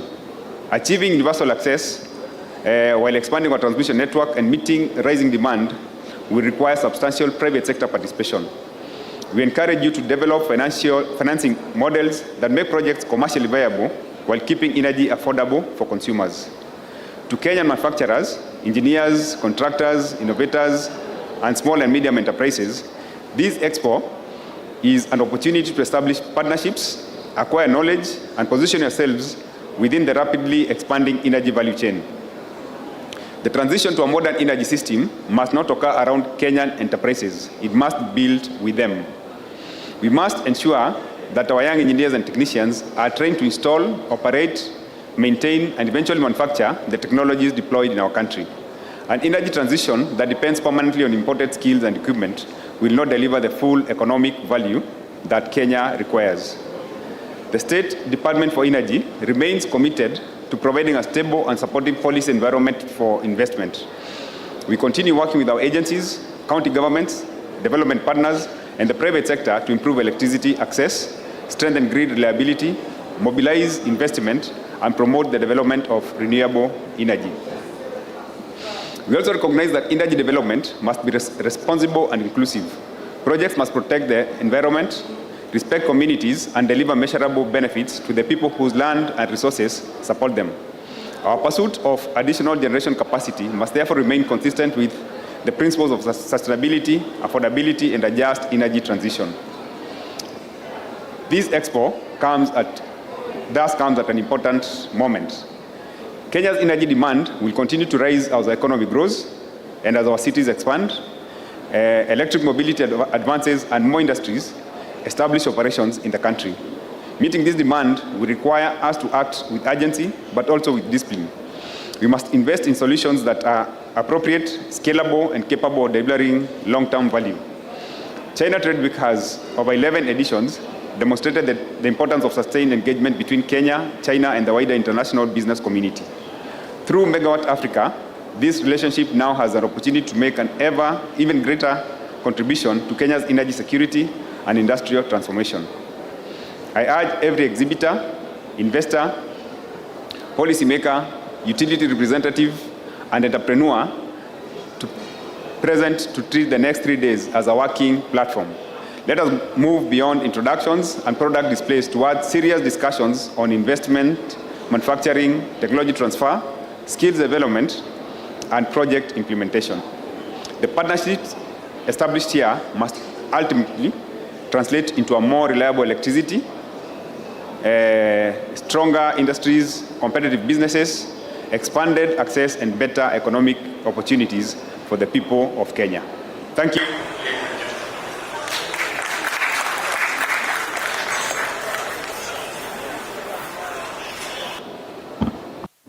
Thank you very much, Engineer Thomas. Ladies and gentlemen, let's appreciate him. Let's appreciate all our speakers and all our keynote speakers, ladies and gentlemen. Thank you very much. Now, we would like to zoom into the curtain of the ribbon, and I would like to start by inviting on stage our very special guest of honor, Madame Lillian Kimeto. Madame Lillian Kimeto. And I would also like to invite Mr. Wang Shanhua, if it's here, Mr. Wang, if you are here, if you can join us. And if Mr. David Wan can also join us. If Mr. Zahar Ahmed can also join us, Mr. Edwin Masivo, Mr. Edwin can join us, please join us.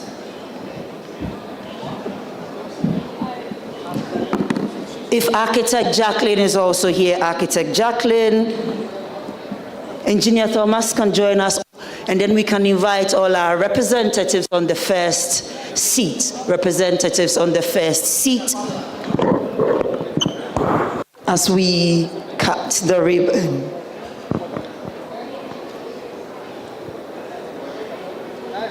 So on my count, 1, 2, 3, we cut the ribbon. Are we ready?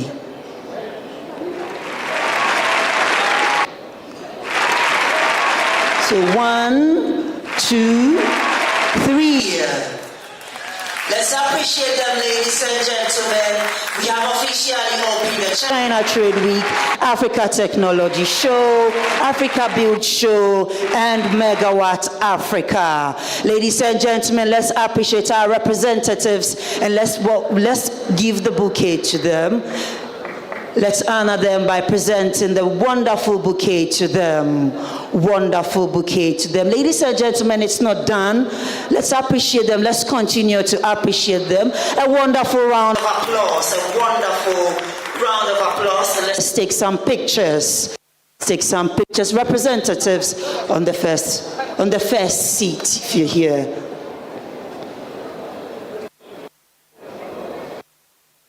Officially opened the China Trade Week, Africa Technology Show, Africa Build Show, and Megawatt Africa. Thank you very much. Thank you very much.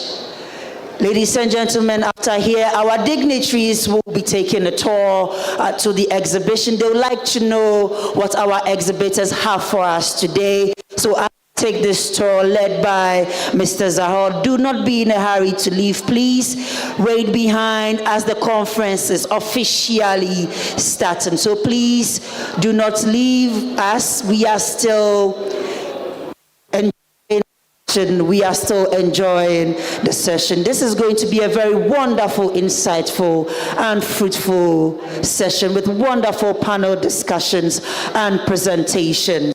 So as our dignitaries, representatives also take a time to go through the exhibition tour, see what our exhibitors for us, please, you can stay here, network, connect with us. A very wonderful, soothing music will be played in the background as you meet, network, grow, trade, all in this place, all in this place. So ladies and gentlemen, let's have a wonderful session, and we'll see you after the exhibition tour.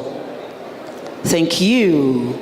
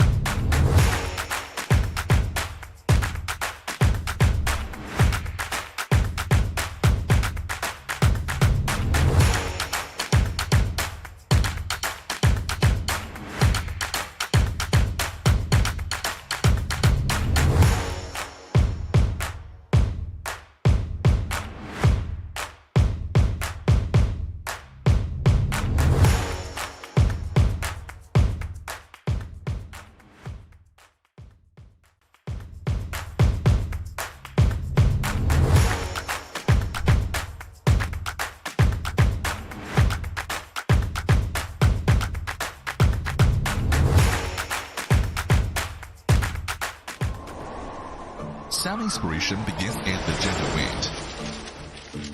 But as it gathers, it finds its direction. Here in Jianye, a vibrant hub of innovation thrives on the wind. This is Jiangsu Artificial Intelligence International Talent Innovation Port. This is not just a coordinate of convergence, but a highly active magnetic field of connection. The two zones, two parts interlock and deliver mutual empowerment. With T4 and T5 of Nanjing Alibaba Center as the core space, this 93,000 square meter space continually grows upward, building a vertical innovation ecosystem that goes from 0 to 1 and extends into infinity. Here, location advantages are transforming into developmental momentum. The wind here is driven by the density of peers. Synergistic development between 7 universities and high-tech zones, with 9 major alumni associations gathered. Global sci-tech innovation resources converge here at a high frequency. Hardcore tech parties spark ideas, while talent salons resonate in harmony, advancing the synergy of industry and talent. To enter Jianye is to connect with the world. This place is becoming a vital gateway for overseas talent returning to Jiangsu and China to start businesses.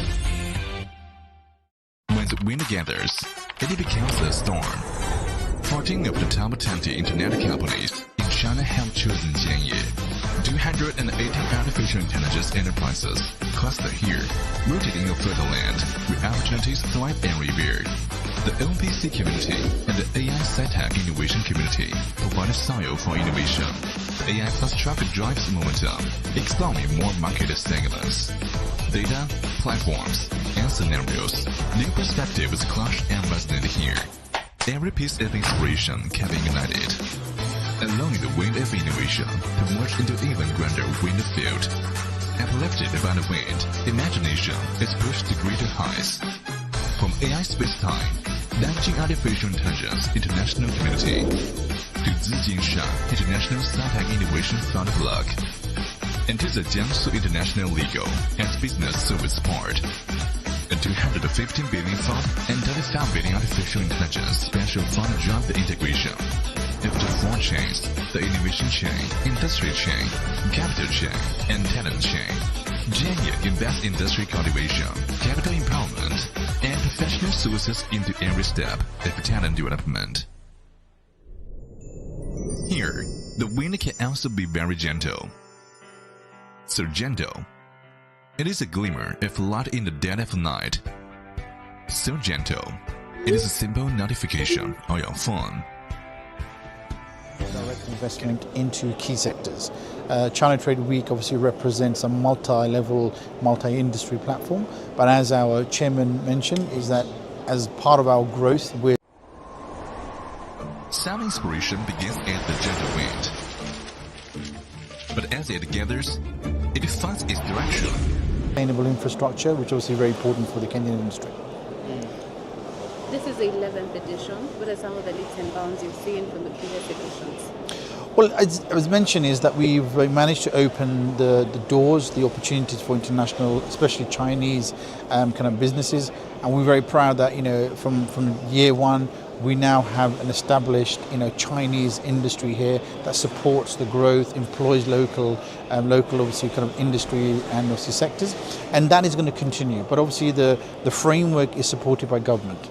Obviously the chambers and the sectors and the projects, they are done in conjunction with investment coming in, technology coming in, IP entities coming in. So our job is to bring the project owners with obviously the kind of manufacturers and suppliers to obviously grow the projects. And obviously we've been doing that successfully, not only in Kenya and also in Africa, but Kenya has always been and will continue to be our biggest market. What are some of the huge opportunities you're looking at in energy? We've had government saying they want to pivot into nuclear, they want to try their foot in newer technologies. So what are some of the big areas you're looking at? Well, obviously, sustainable energy has many forms. Obviously, you have solar, you have wind.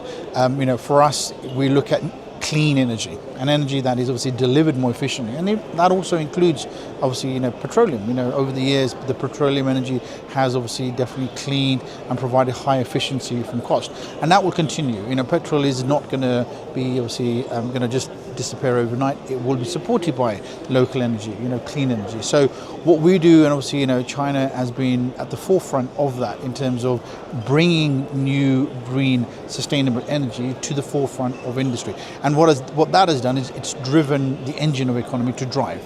And you want to do that more economically, and I think that's what the biggest investment is driving the investment, but also bringing the kind of ROI back to project and obviously governments and economies. How can Kenyan entrepreneurs strategically position themselves to be desirable to these investors? Well, it's about alignment, it's about engagement, and obviously we have a platform that brings buyers, suppliers, manufacturers together. So, when we bring and develop a project like this, we bring obviously the suppliers, but then we have a platform which includes the business-to-business matchmaking, where you have direct one-to-one conversation. We have a 3-day packed summit, which obviously you deliberate, discuss, and obviously explore through knowledge practice. And then obviously we have international delegations to kind of drive international investment. So the platform is more than just one type of platform. It's a multitude of different areas and kind of growth. So investors, entrepreneurs, small businesses, they've got a wonderful opportunity here to come not only be educated, learn, but most importantly to connect with their future business partners. Okay, is there anything else you feel like? No, look, we're very proud to be back here again, obviously 11th year for this actual show. We have phenomenal plans obviously with our Kenya team.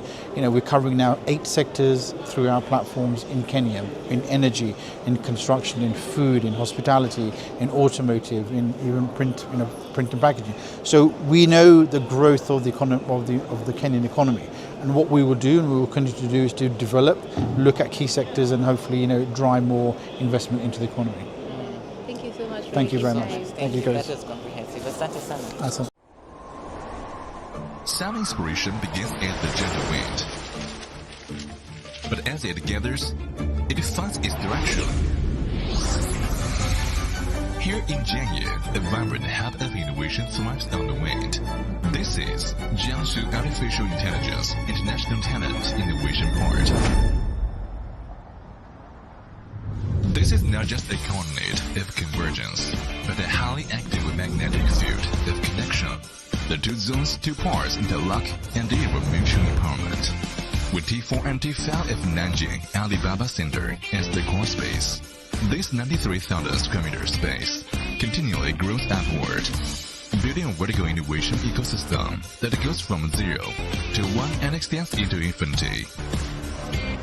Here, location advantages are transforming into developmental momentum. The wind here is driven by the density of peers.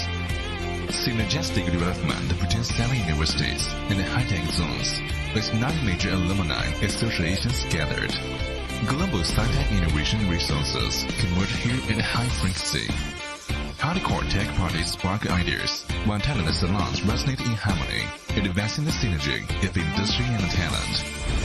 To enter Jiangye is to connect with the world. This place is becoming a vital gateway for overseas talent returning to Jiangsu and China to start businesses.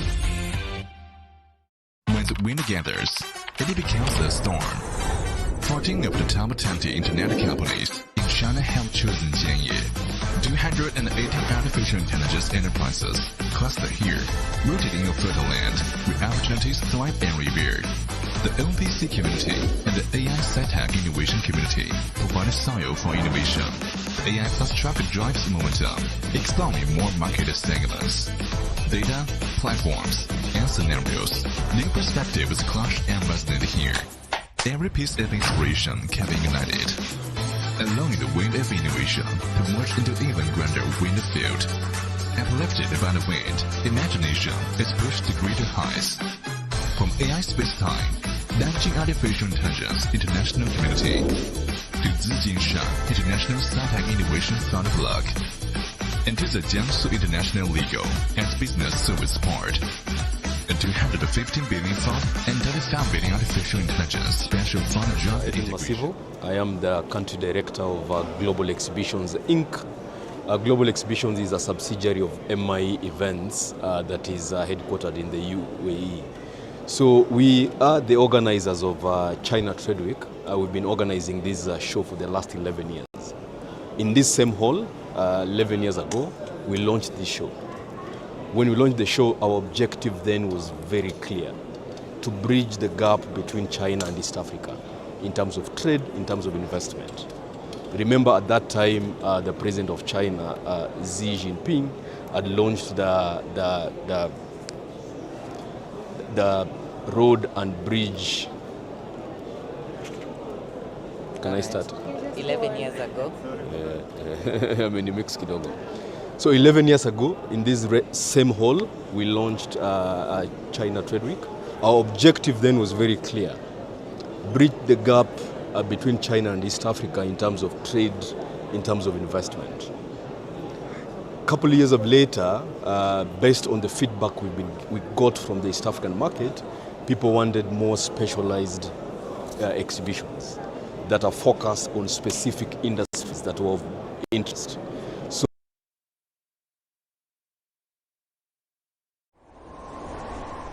Sound inspiration begins at the gentle wind. But as it gathers, it finds its direction. Here in Jianye, the vibrant hub of innovation thrives on the wind. This is Jiangsu Artificial Intelligence International Talent Innovation Port. This is not just a coordinate of convergence, but a highly active magnetic field.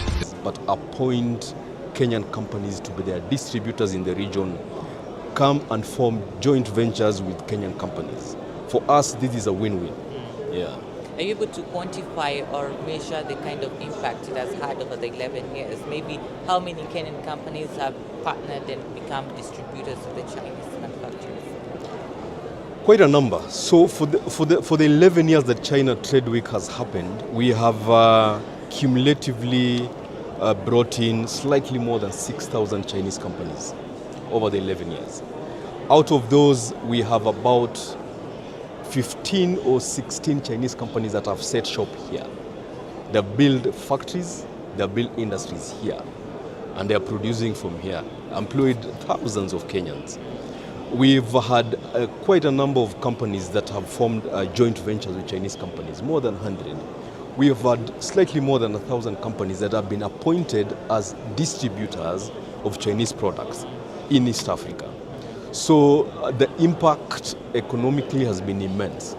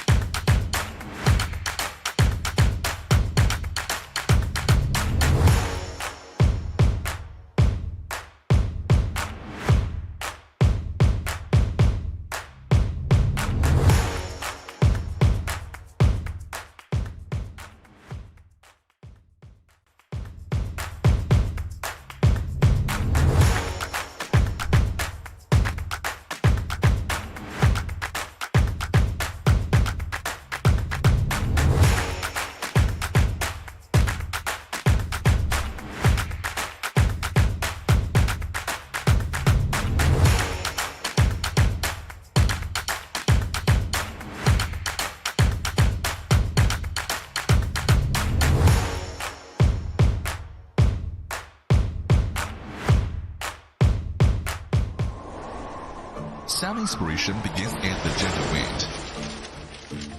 But as it gathers, it finds its direction. Here in Jianye, a vibrant hub of innovation thrives on the wind. This is Jiangsu Artificial Intelligence International Talent Innovation Port. This is not just a coordinate of convergence, but a highly active magnetic field of connection. The two zones, two parts interlock and deliver mutual empowerment.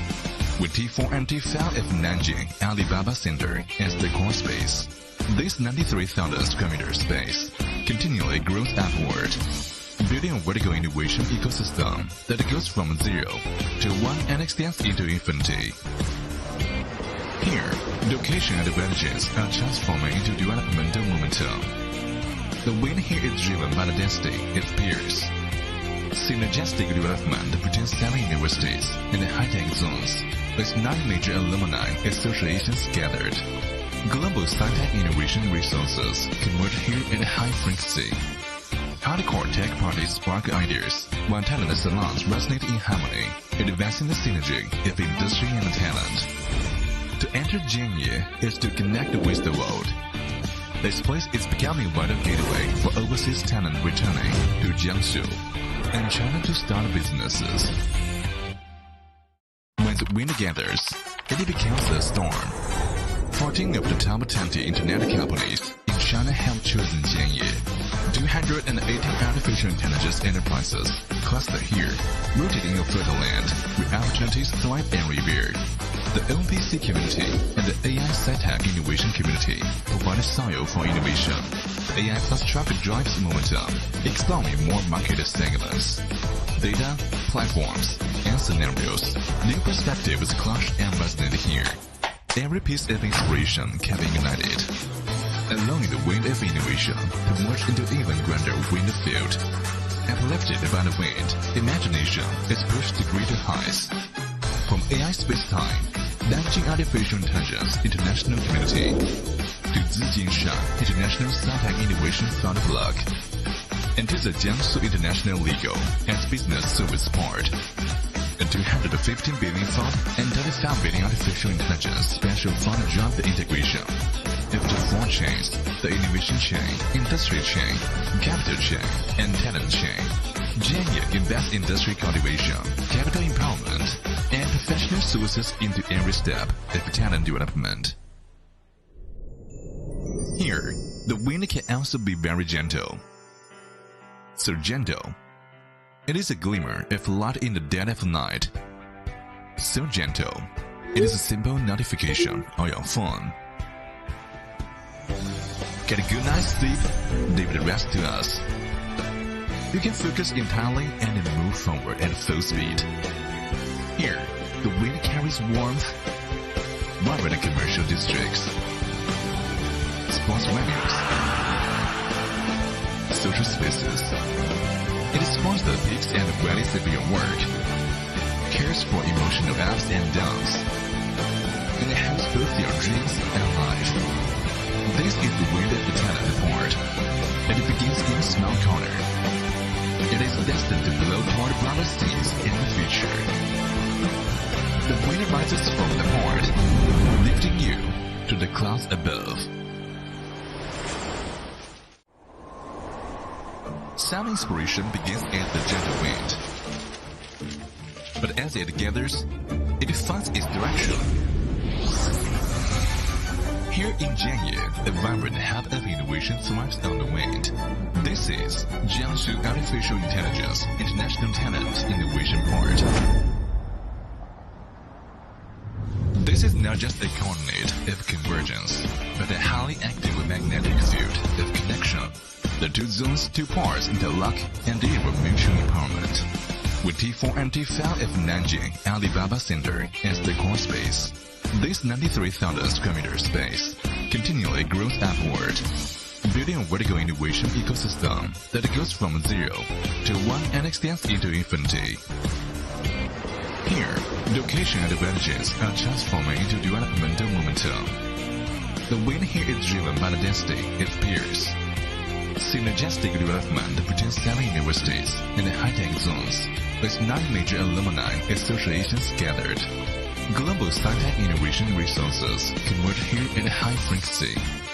Hardcore tech parties spark ideas, while talent salons resonate in harmony, advancing the synergy of industry and talent. To enter Jianye is to connect with the world. This place is becoming a vital gateway for overseas talent returning to Jiangsu and China to start businesses. When the wind gathers, it becomes a storm. 14 of the top 20 internet companies in China have chosen Jianye. 218 artificial intelligence enterprises cluster here, rooted in a fertile land where opportunities thrive and revere. The OPC community and the AI SciTech innovation community provide a soil for innovation. AI plus traffic drives momentum, exploring more market segments. Data, platforms, and scenarios. New perspectives clash and resonate here.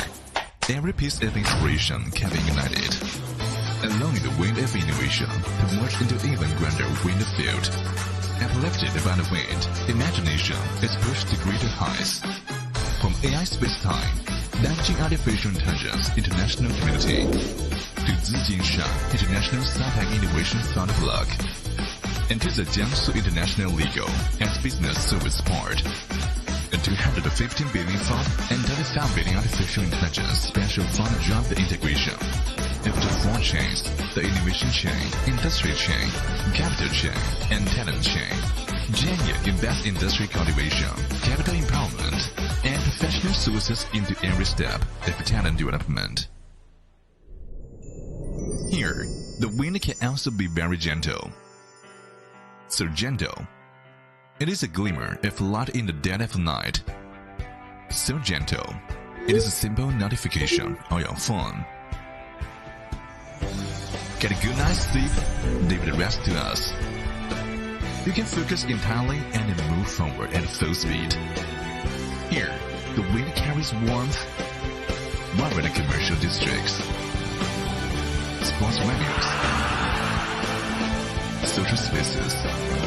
It spawns the peaks and valleys of your work, cares for emotional ups and downs, and it helps both your dreams and life. This is the wind of the talent part, and it begins in a small corner. It is destined to blow toward broader scenes in the future. The wind rises from the port, lifting you to the clouds above. Sound inspiration begins as the gentle wind. But as it gathers, it finds its direction. Here in Jianye, a vibrant hub of innovation thrives on the wind. This is Jiangsu Artificial Intelligence International Talent Innovation Port. This is not just a coordinate of convergence, but a highly active magnetic field of connection. The two zones, two parts interlock and deliver mutual empowerment. With T4 and T5 of Nanjing Alibaba Center as the core space, this 93,000 square meter space continually grows upward, building a vertical innovation ecosystem that goes from 0 to 1 and extends into infinity. Here, location advantages are transforming into developmental momentum. The wind here is driven by the density of peers. Synergistic development between 7 universities and high-tech zones, with 9 major alumni associations gathered. Global SciTech innovation resources converge here at high frequency. Hardcore tech parties spark ideas, while talent salons resonate in harmony, advancing the synergy of industry and talent. To enter Jianye is to connect with the world. This place is becoming a vital gateway for overseas talent returning to Jiangsu and China to start businesses. When the wind gathers, it becomes a storm. 14 of the top 20 internet companies in China have chosen Jianye. 218 artificial intelligence enterprises cluster here, rooted in a fertile land where opportunities thrive and revere. The OPC community and the AI SciTech innovation community provide a soil for innovation. AI plus traffic drives momentum, exploring more market segments. Data, platforms, and scenarios. New perspectives clash and resonate here. Every piece of inspiration can be ignited, allowing the wind of innovation to merge into even grander wind field. Uplifted by the wind, imagination is pushed to greater heights. From AI space-time, Nanjing Artificial Intelligence International Community, to Zijinshan International Sci-Tech Innovation Fund Block, and to the Jiangsu International Legal and Business Service Port. A 215 billion fund and 35 billion artificial intelligence special fund joint integration. After 4 chains, the innovation chain, industry chain, capital chain, and talent chain. Jianye invests industry cultivation, capital empowerment, and professional services into every step of talent development. Here, the wind can also be very gentle. So gentle. It is a glimmer of light in the dead of night. So gentle.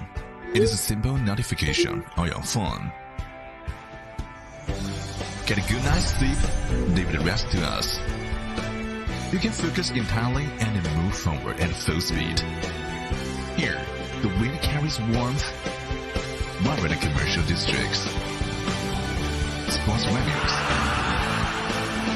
social spaces. It supports the peaks and the valleys of your work, cares for emotional ups and downs, and it helps both your dreams and life.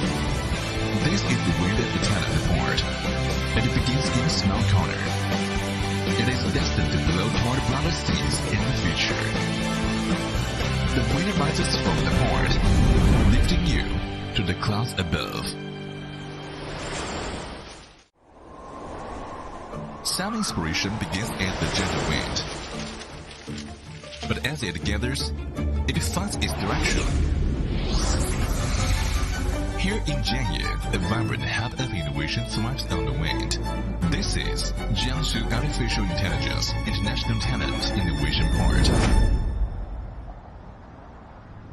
This is not just a coordinate of convergence, but a highly active magnetic field of connection. The 2 zones, 2 parts interlock and deliver mutual empowerment. With T4 and T5 of Nanjing Alibaba Center as the core space, this 93,000 square meter space continually grows upward, building a vertical innovation ecosystem that goes from 0 to 1 and extends into infinity. Here, location advantages are transforming into developmental momentum. The wind here is driven by the density of peers. Synergistic development between 7 universities and high-tech zones, with 9 major alumni associations gathered. Global sci-tech innovation resources converge here at high frequency. Hardcore tech parties spark ideas, while talent salons resonate in harmony, advancing the synergy of industry and talent. To enter Jianye is to connect with the world. This place is becoming a vital gateway for overseas talent returning to Jiangsu and China to start businesses. When the wind gathers, it becomes a storm. 14 of the top 20 internet companies in China have chosen Jianye. 218 artificial intelligence enterprises cluster here, rooted in a fertile land where opportunities thrive and revere.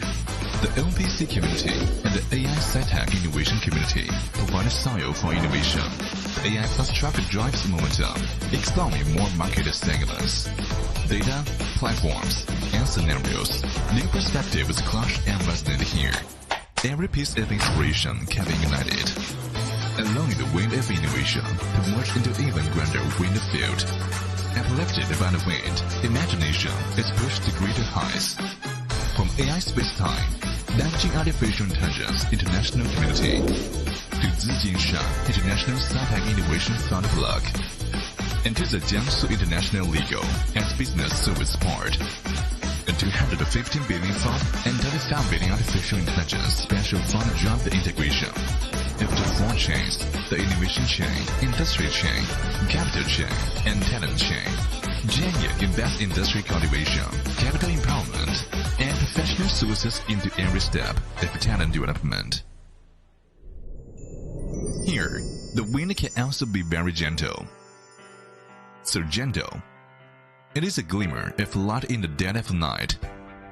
So gentle. It is a simple notification on your phone. Get a good night's sleep, leave the rest to us. You can focus entirely and then move forward at full speed. Here, the wind carries warmth, vibrant commercial districts, sports venues, social spaces. It spawns the peaks and valleys of your work, cares for emotional ups and downs, and it helps both your dreams and life. This is the wind at the talent port, and it begins in a small corner. It is destined to blow toward broader seas in the future. The wind rises from the port, lifting you to the clouds above. Sound inspiration begins as the gentle wind. But as it gathers, it finds its direction. Here in Jiangye, a vibrant hub of innovation thrives on the wind. This is Jiangsu Artificial Intelligence International Talent Innovation Port. This is not just a coordinate of convergence, but a highly active magnetic field of connection. The two zones, two parts interlock and deliver mutual empowerment. With T4 and T5 of Nanjing Alibaba Center as the core space, this 93,000 square meter space continually grows upward, building a vertical innovation ecosystem that goes from 0 to 1 and extends into infinity. Here, location advantages are transforming into developmental momentum. The wind here is driven by the density of peers. Synergistic development between 7 universities and high-tech zones, with 9 major alumni associations gathered. Global sci-tech innovation resources converge here at high frequency. Hardcore tech parties spark ideas, while talent salons resonate in harmony, advancing the synergy of industry and talent. To enter Jiangye is to connect with the world. This place is becoming a vital gateway for overseas talent returning to Jiangsu and China to start businesses. When the wind gathers, it becomes a storm. 14 of the top 20 internet companies in China have chosen Jiangye. 280 artificial intelligence enterprises cluster here, rooted in a fertile land where opportunities thrive every year. The OPC community and the AI sci-tech innovation community provide a soil for innovation. AI plus truck drives momentum, exploring more market segments. Data, platforms, and scenarios. New perspectives clash and resonate here.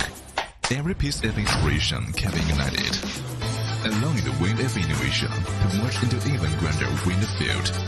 Uplifted by the wind, imagination is pushed to greater heights. From AI space-time, Nanjing Artificial Intelligence International Community, to Zijinshan International Sci-Tech Innovation Fund Block, and to the Jiangsu International Legal and Business Service Port. A 215 billion fund and 35 billion artificial intelligence special fund drive the integration of the 4 chains: the innovation chain, industry chain, capital chain, and talent chain. Jiangye invests industry cultivation, capital empowerment, and professional services into every step of talent development. Here, the wind can also be very gentle. So gentle, it is a glimmer of light in the dead of night. So gentle, it is a simple notification on your phone. Get a good night's sleep. I saw the Kenya Power. They say, introduction me, they say Kenya still have a shortage for electricity. So it's now is the right time we bring the green energy, not traditional energy. It's because they solve the environment, so sustainable.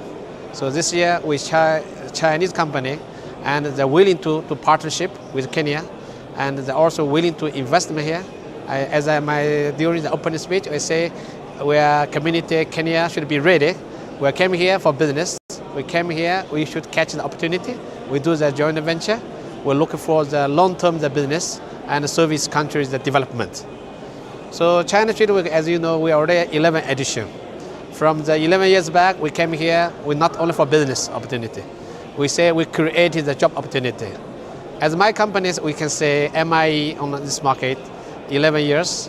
We started from 5 staff, now we have 45 staff working for the events industry. So we service the platform, not only China Trade Week.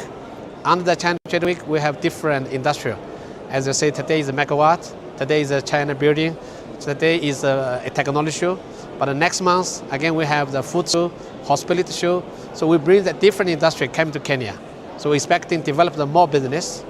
I'm also calling the international businessmen. This time we also invite International Trade Council as our partner.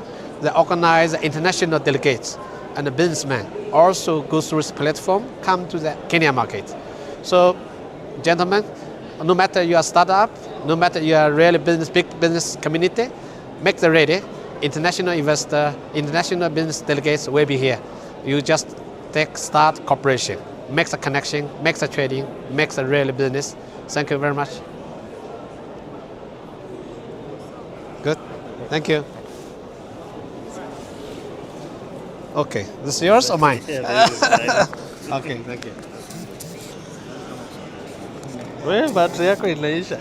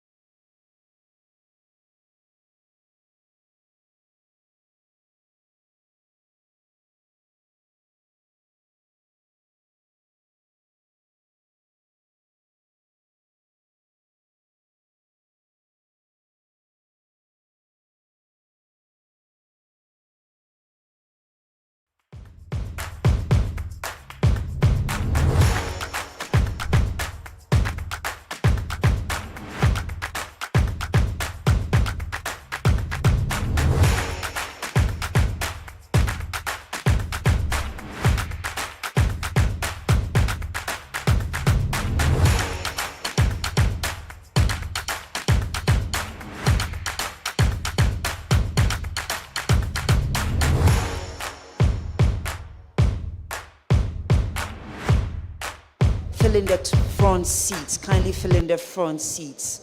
I encourage you to come forward. Kindly move forward. Please move forward so that we can start the official session. And if you are the exhibition area, please find your way to the conference area. Please find your way to the conference area so that we can start the official session. Please move forward, ladies and gentlemen, please move forward. Let's fill the empty seats in front of us.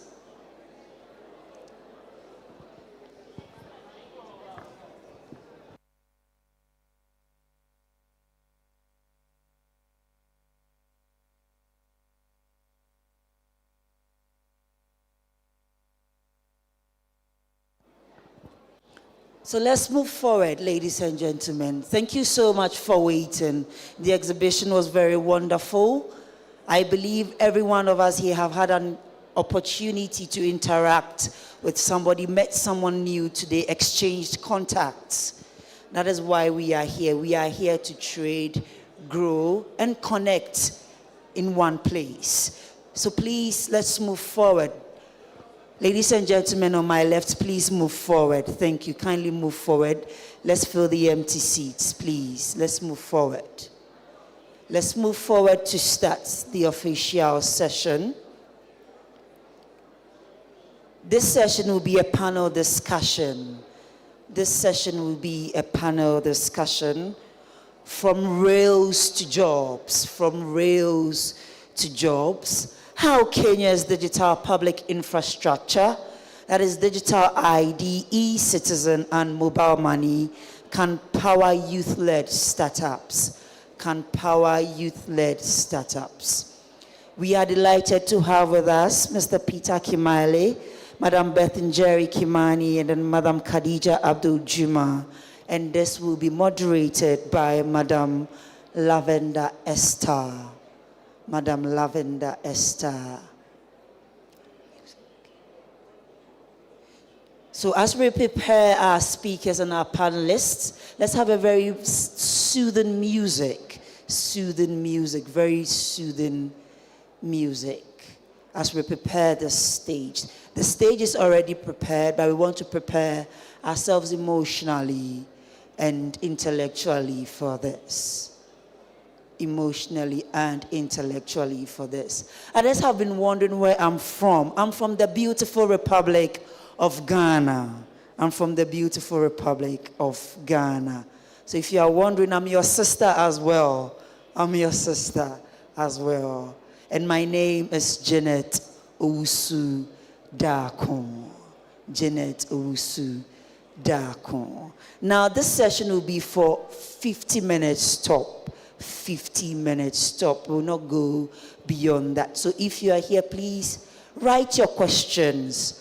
Write your questions during the panel discussions, and then we can respond to you. The panelists will do the honors of responding to you. So ladies and gentlemen, let's invite Madam Lavender Esther, who will be moderating.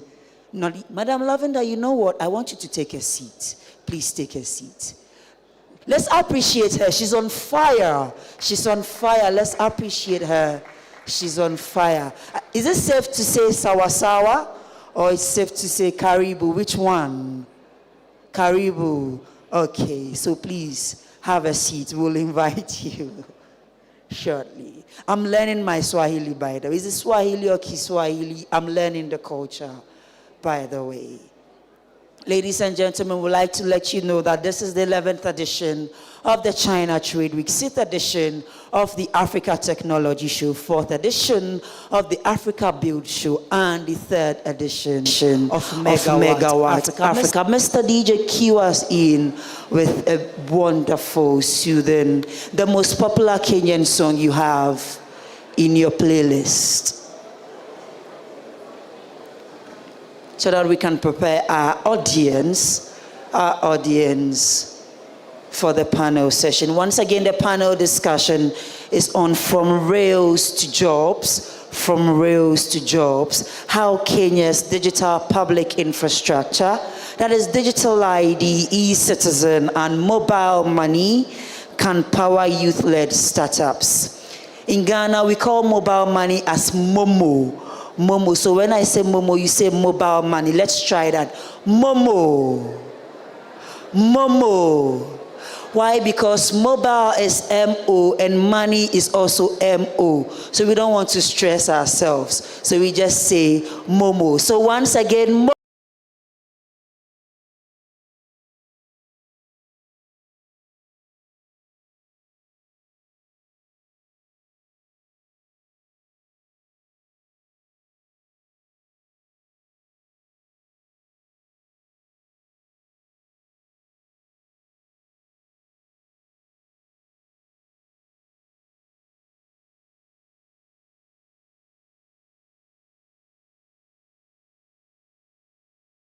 your school, even if you came with somebody here, you don't know the person, so take this opportunity to interact. So I'll be back in 2 minutes. Thank you. Mr. DJ, let's have, thank you very much.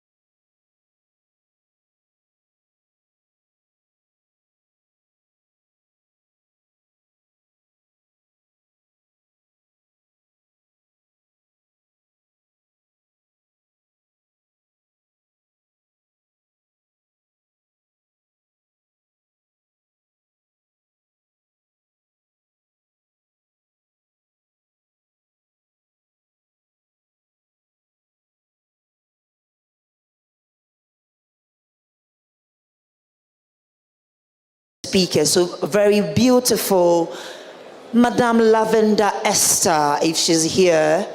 If Lavender is here, is Lavender? Oh, Lavender is here. Ladies and gentlemen, let's appreciate her. Let's, with a resounding round of applause, let's welcome Lavender Esther.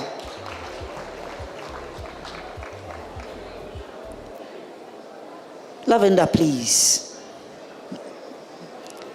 Lavender is Partnerships for Kenya Tech and the founder of FOEG Labs. Now, Lavender, I will hand over to you for you to introduce your speakers. Khadija is not yet here, but when she joins, she will join the session.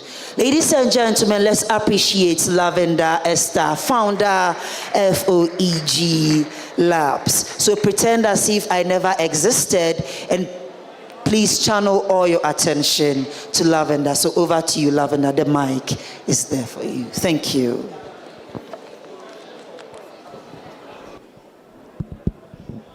Thank you so much to our amazing MC.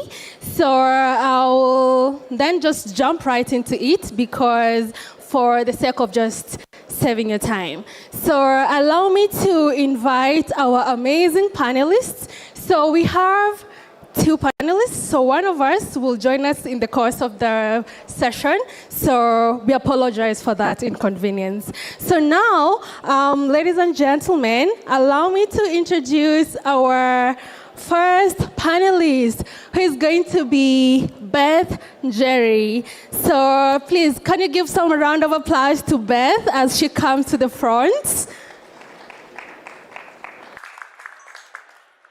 Thank you. Then our next able panelist with a wealth of knowledge and experience is gonna be Peter Kimalie. Please, can you appreciate Peter as he comes to the front?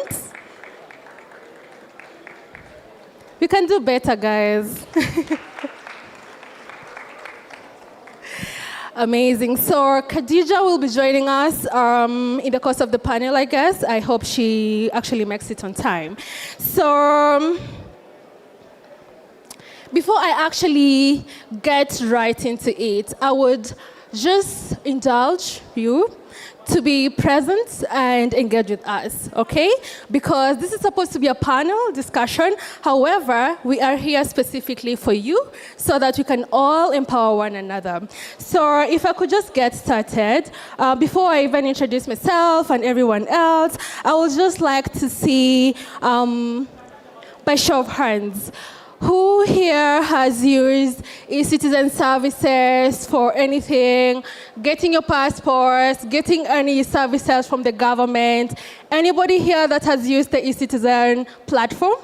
Nice, nice, nice. At least most of us actually use the e-citizen platform, which is good because it only clarifies that this panel is about to be a relevant panel for everybody of us, okay? So quickly, I will just get into it because we are here to understand the infrastructure behind eCitizen. And today we are pleased to have amazing people, amazing founders. Peter is here, he's big on eCitizen, is gonna tell us more about that. But as I'm getting started, quickly just reintroduce myself. My name is Lavender and I lead partnerships at Kenya Tech. At the same time, I am the founder for Forge Labs, which is the frontier of ecosystem growth.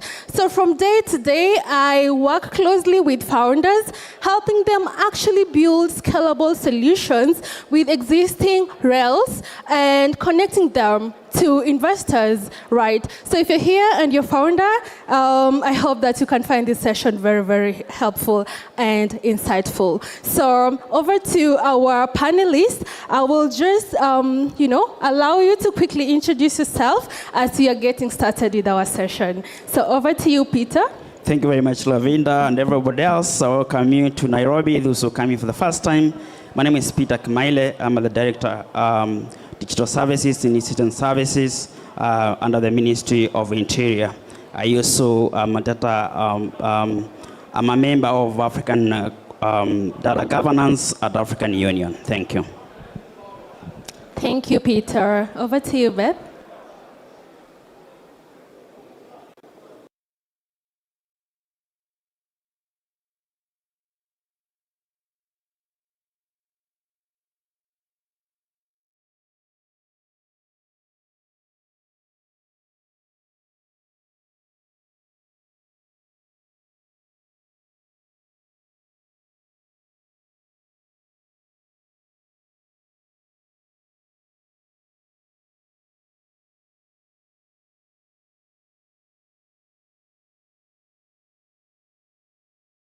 interact with government access, you can be able to build an AI around it that does all the underwriting. And what do I mean by underwriting?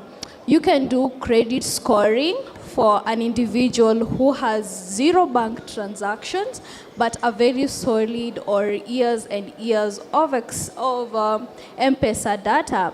You can also do fraud detection.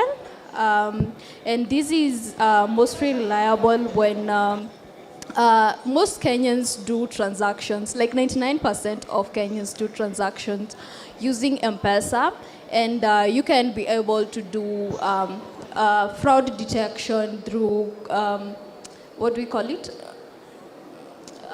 Through an credibility scoring system. So yeah. Amazing. Thank you so much for sharing that. If I got it correctly, you mentioned more about underwriting. That's how one of the use cases that can utilize AI, and of course fraud detection, right? Awesome. So over to you, Peter. I see you've been inside the system for ages now, since most of us in the room actually even did not have an idea to build their own startups in the first place, right? So I want to start to also take this to you, to give you the microphone. So what have you actually seen change, right? Since the day ones and now. I know a lot has changed. There's a lot of evolution, there's a lot of transformation, and I would like to just learn from you, what has actually changed since, and yeah, so we can start with that.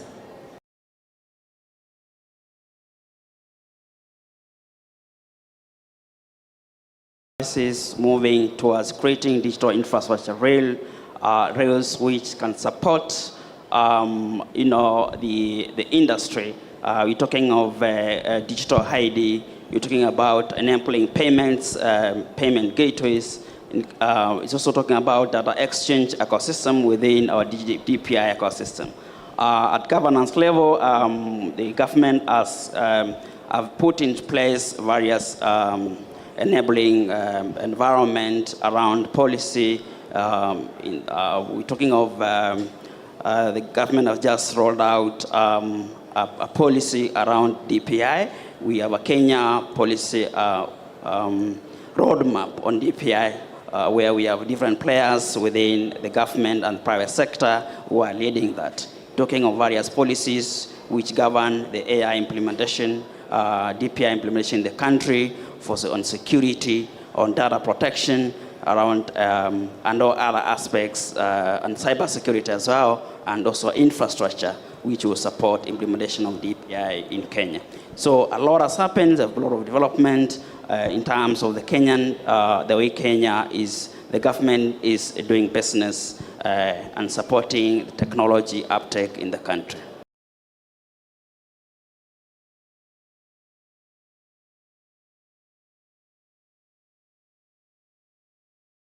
Go back to Beth, right? Just on that same note, I feel like many young entrepreneurs actually feel or view the government systems are quite complex to some extent. And I would love to understand now from your own POV and your experience, what improvements are being made to make digital public infrastructure more startup friendly.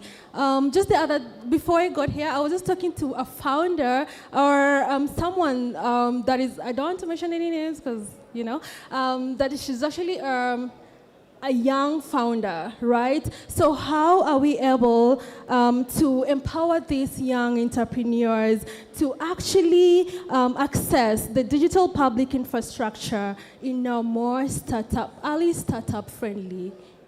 First is to appreciate that what is this that the startups want facilitation from government, and they realize they need to have to register their businesses, they need to grow their businesses, they need to access markets.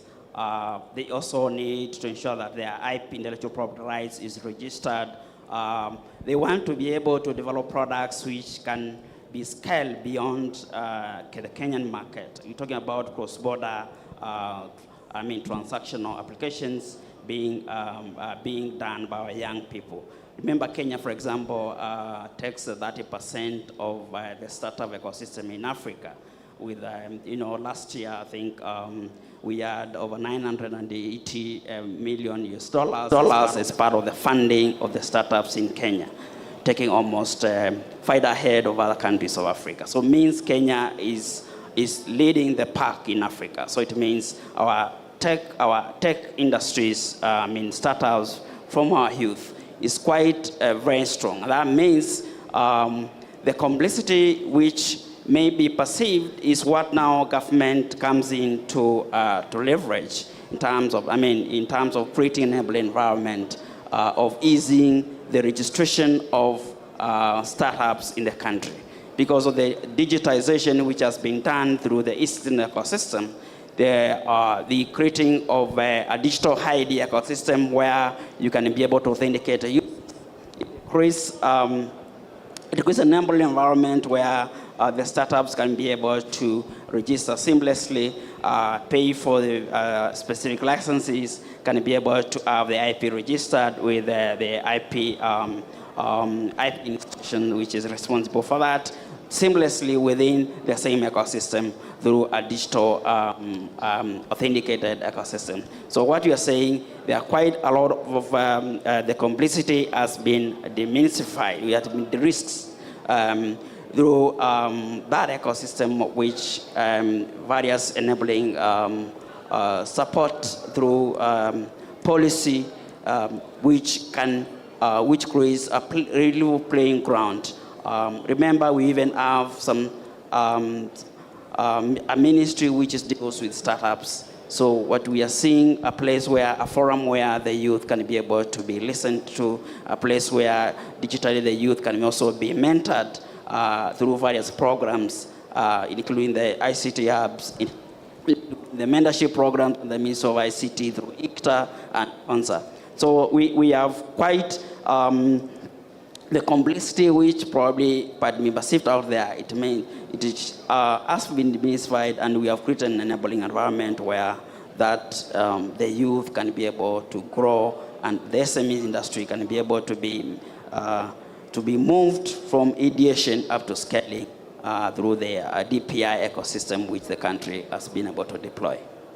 Wow, thank you so much for sharing all of that, because I think this relates so much, especially to founders, and of course to you, Beth, as well. You are a founder, right? And of course, I'm sure that I hope that it was easy for you to register your startup, and I love that you actually offer mentorship for so many young startup founders in the room and at least across the entire Kenyan market, right? So over to you, Beth. Now that you are a founder, you have built a startup, and you've already gone to market in less than 3 months. I have to say shout out to you. So my question to you then would be, what are some of the practical AI application that youth-led startups like yours can actually build today using the current Kenyan infrastructure, digital infrastructure?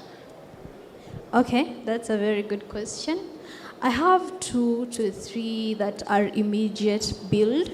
So for young founders, you can focus on credit and risk scoring, and this is the first and most single biggest unlock at the moment.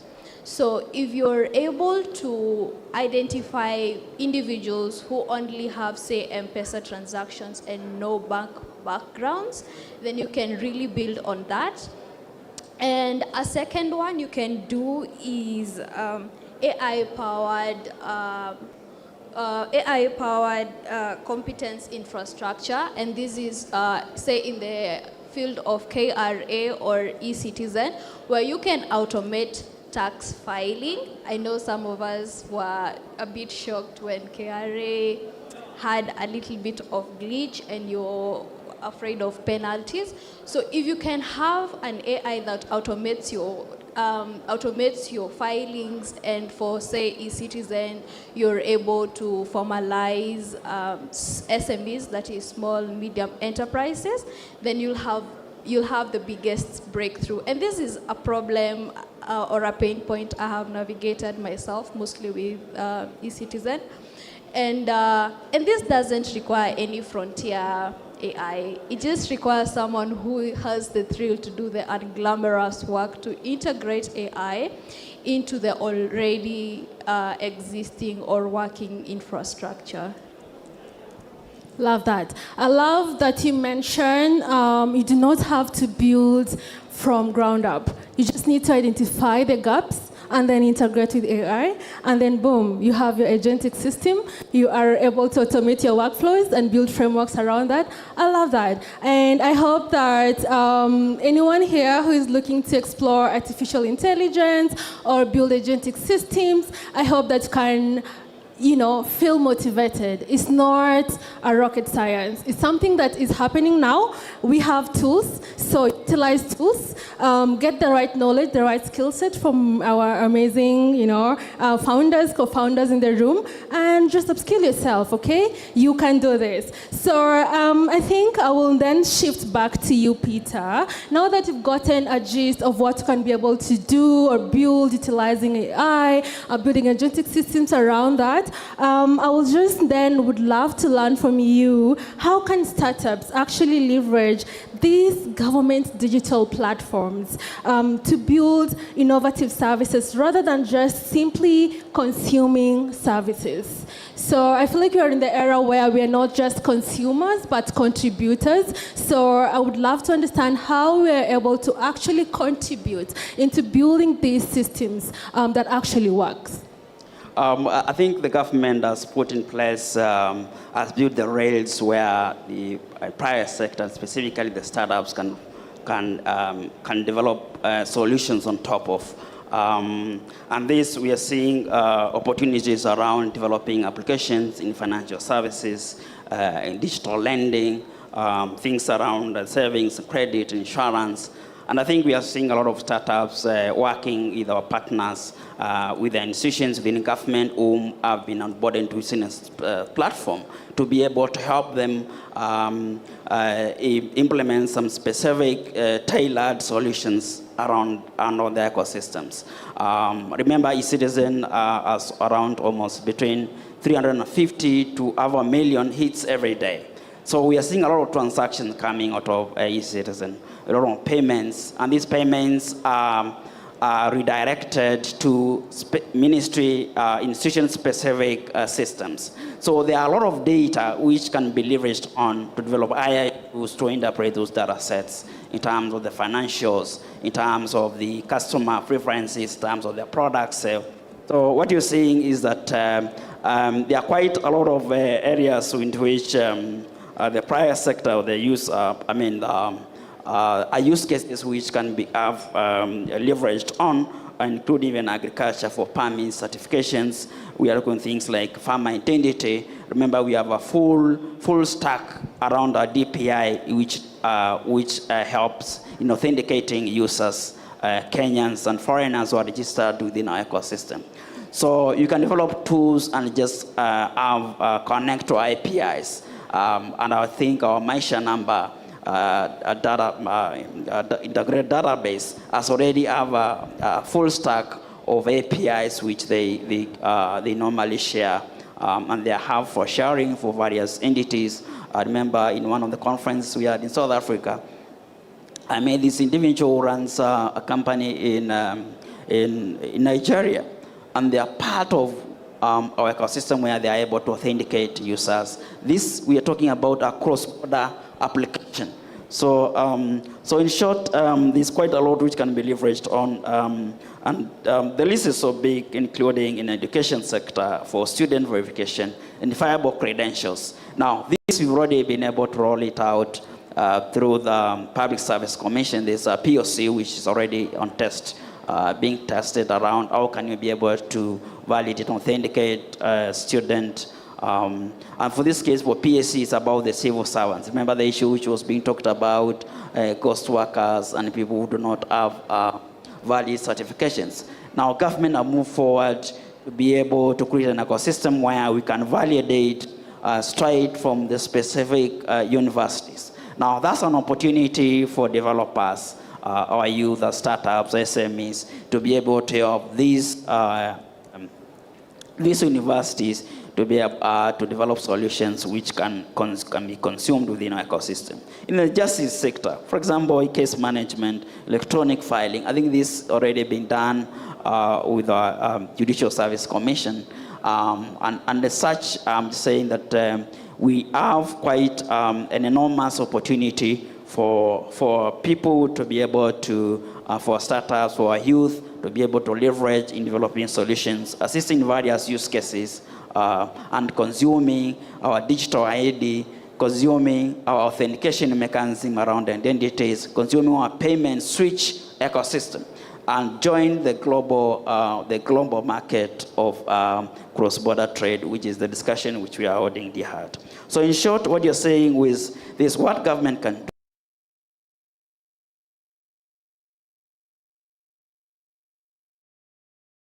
and innovating around the rails which we've been able to set up, including the e-citizen. And I think of my colleagues here who are responsible for working with the different institutions who have been onboarded into e-citizen ecosystem. Remember, we have user experience improvement on use case by use case for various institutions. We're looking at also supporting digital inclusion trainings and capacity building. We have a whole opportunity, and when I was having a discussion with Beth, I was very excited to know that they are in the business of developing AI.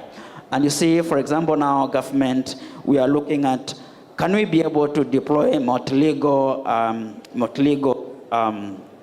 citizen support services, including language, including even transcription of this material into local languages. Now, these are areas which can be explored by various startups, and to be able to help in leveraging, including now things around building application on trust, digital trust services. We're talking about interoperability, which is already within the government DPI ecosystem. Then lastly, consuming the open APIs which we already deployed from the digital ID side and also from e-citizen.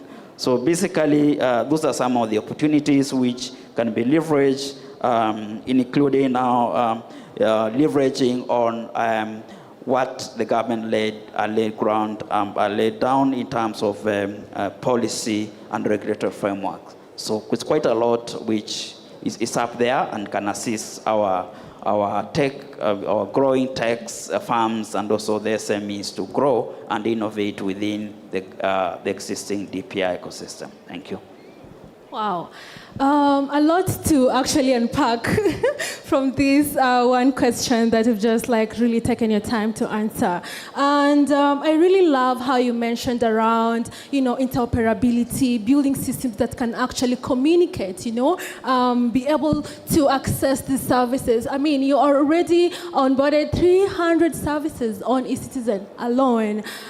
That alone speaks volumes, because it shows that eCitizen is a system that actually works, right? If it can be able to service all these businesses. And I also like how you mentioned around, compliance, because so many times founders in the space just vibe coding, deploying your products, and then boom, you have to go to market, and you do not have an idea of compliance. You need to be, understand the regulations, especially if you're building solutions around payments. You've mentioned around cross-border payments, right? That's really a huge different ball game that I think we might need an extra time to just unpack all of this, It's quite a lot, and I think I can see Adija is around. She can come and help us to just unpack this all together. But basically, yes, there's quite a lot which is available, and I think it's a whole, we are trying to build all this together as the people of Kenya, and that the techies. Amazing. And welcome, Adija. We love to have you join us. Yeah, so we are actually just almost winding up, but it's all good. So thank you so much, Peter. So now before I even get into any other question or anything, I just want to understand in the audience, is there anybody building agentic systems? If you're building anything agentic, AI, nobody? Oh, nice. At least have like a couple of hands, like 5, 6 people in the audience that are building agentic systems. Anybody building payment solutions, cross-border payments, talking about facilitating transactions between Kenya, Uganda, Tanzania, South Africa, Botswana, just within Sub-Saharan Africa. Nobody's building payment solutions? Nobody?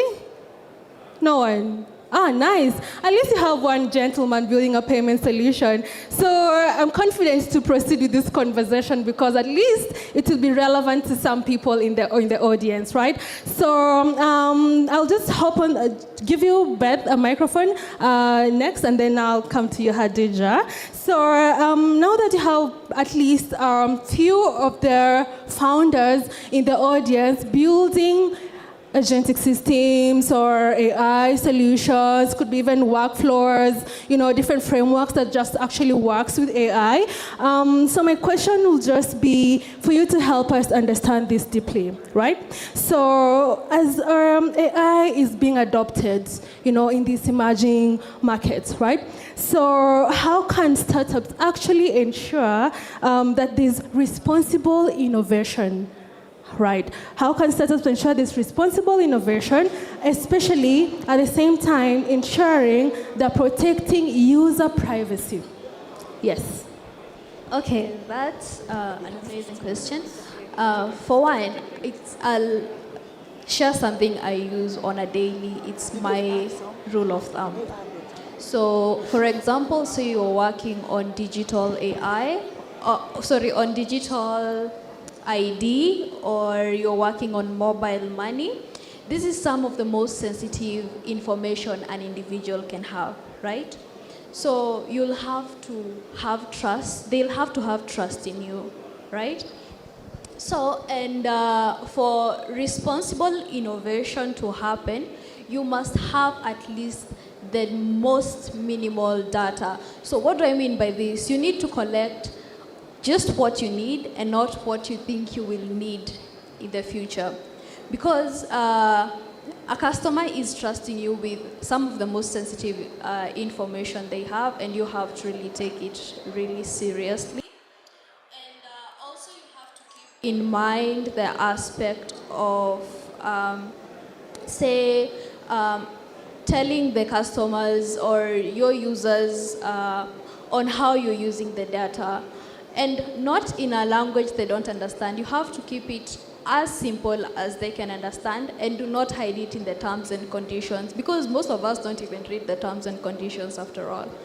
So yeah, so trust is the actual currency here. So you have to build trust with your users, because without trust, despite you having the best or the most useful AI, if somebody cannot trust the AI or your product with their information, then it is just some good AI or some good product, but with 0 users.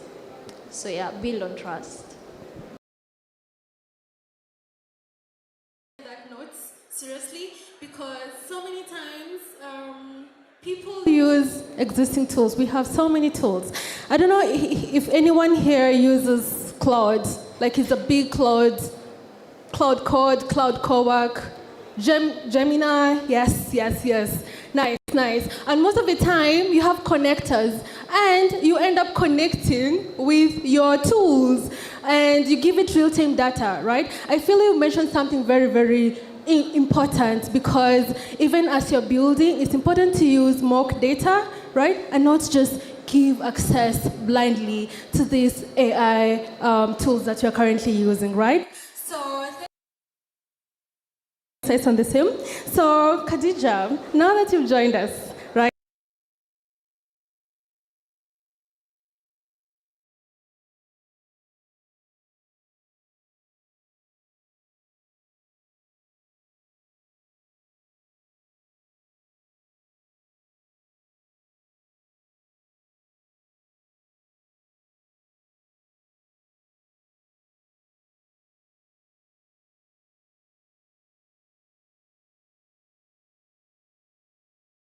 now turn to you, right? So you've worked on the side of this where infrastructure only matters if people actually discover and use it. So let's talk about adoption and not just success, right? So I will then just ask you this question to help us debug.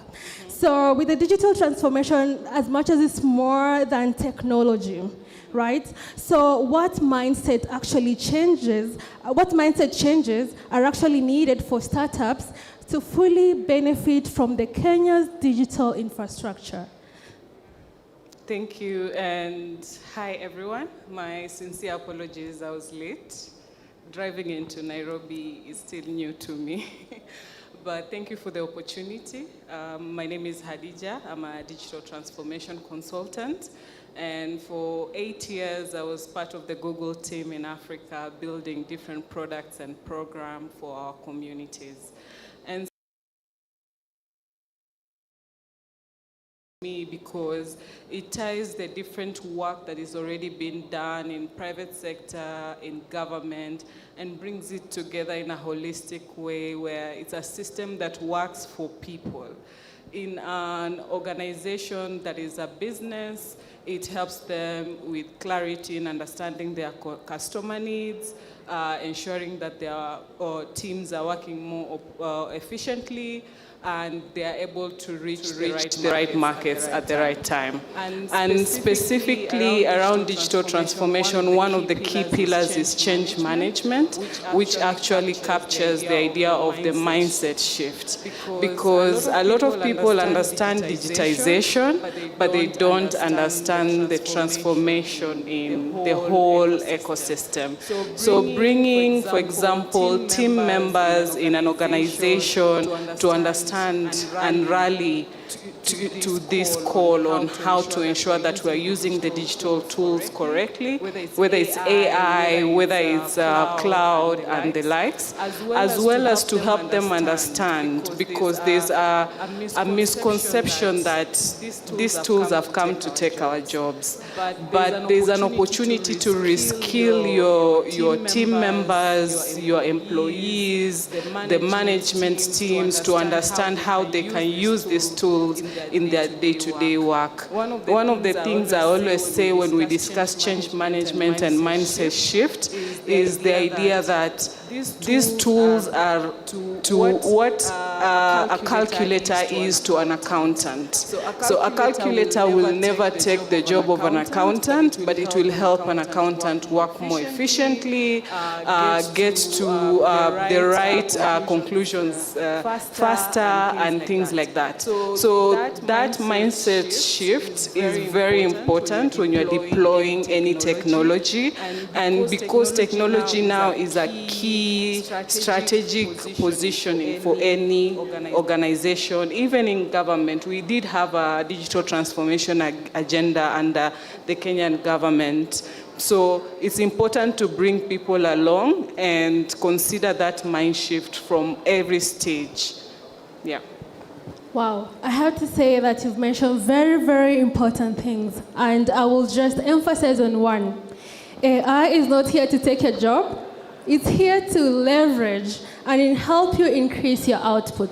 I hope that sinks in deeply, okay? So I'll just ask you another follow-up question, if you don't mind. So how do we actually design our startups and the products that we are actually building to be inclusive, secure, and scalable from day one, leveraging the technology, leveraging the current evolving technology?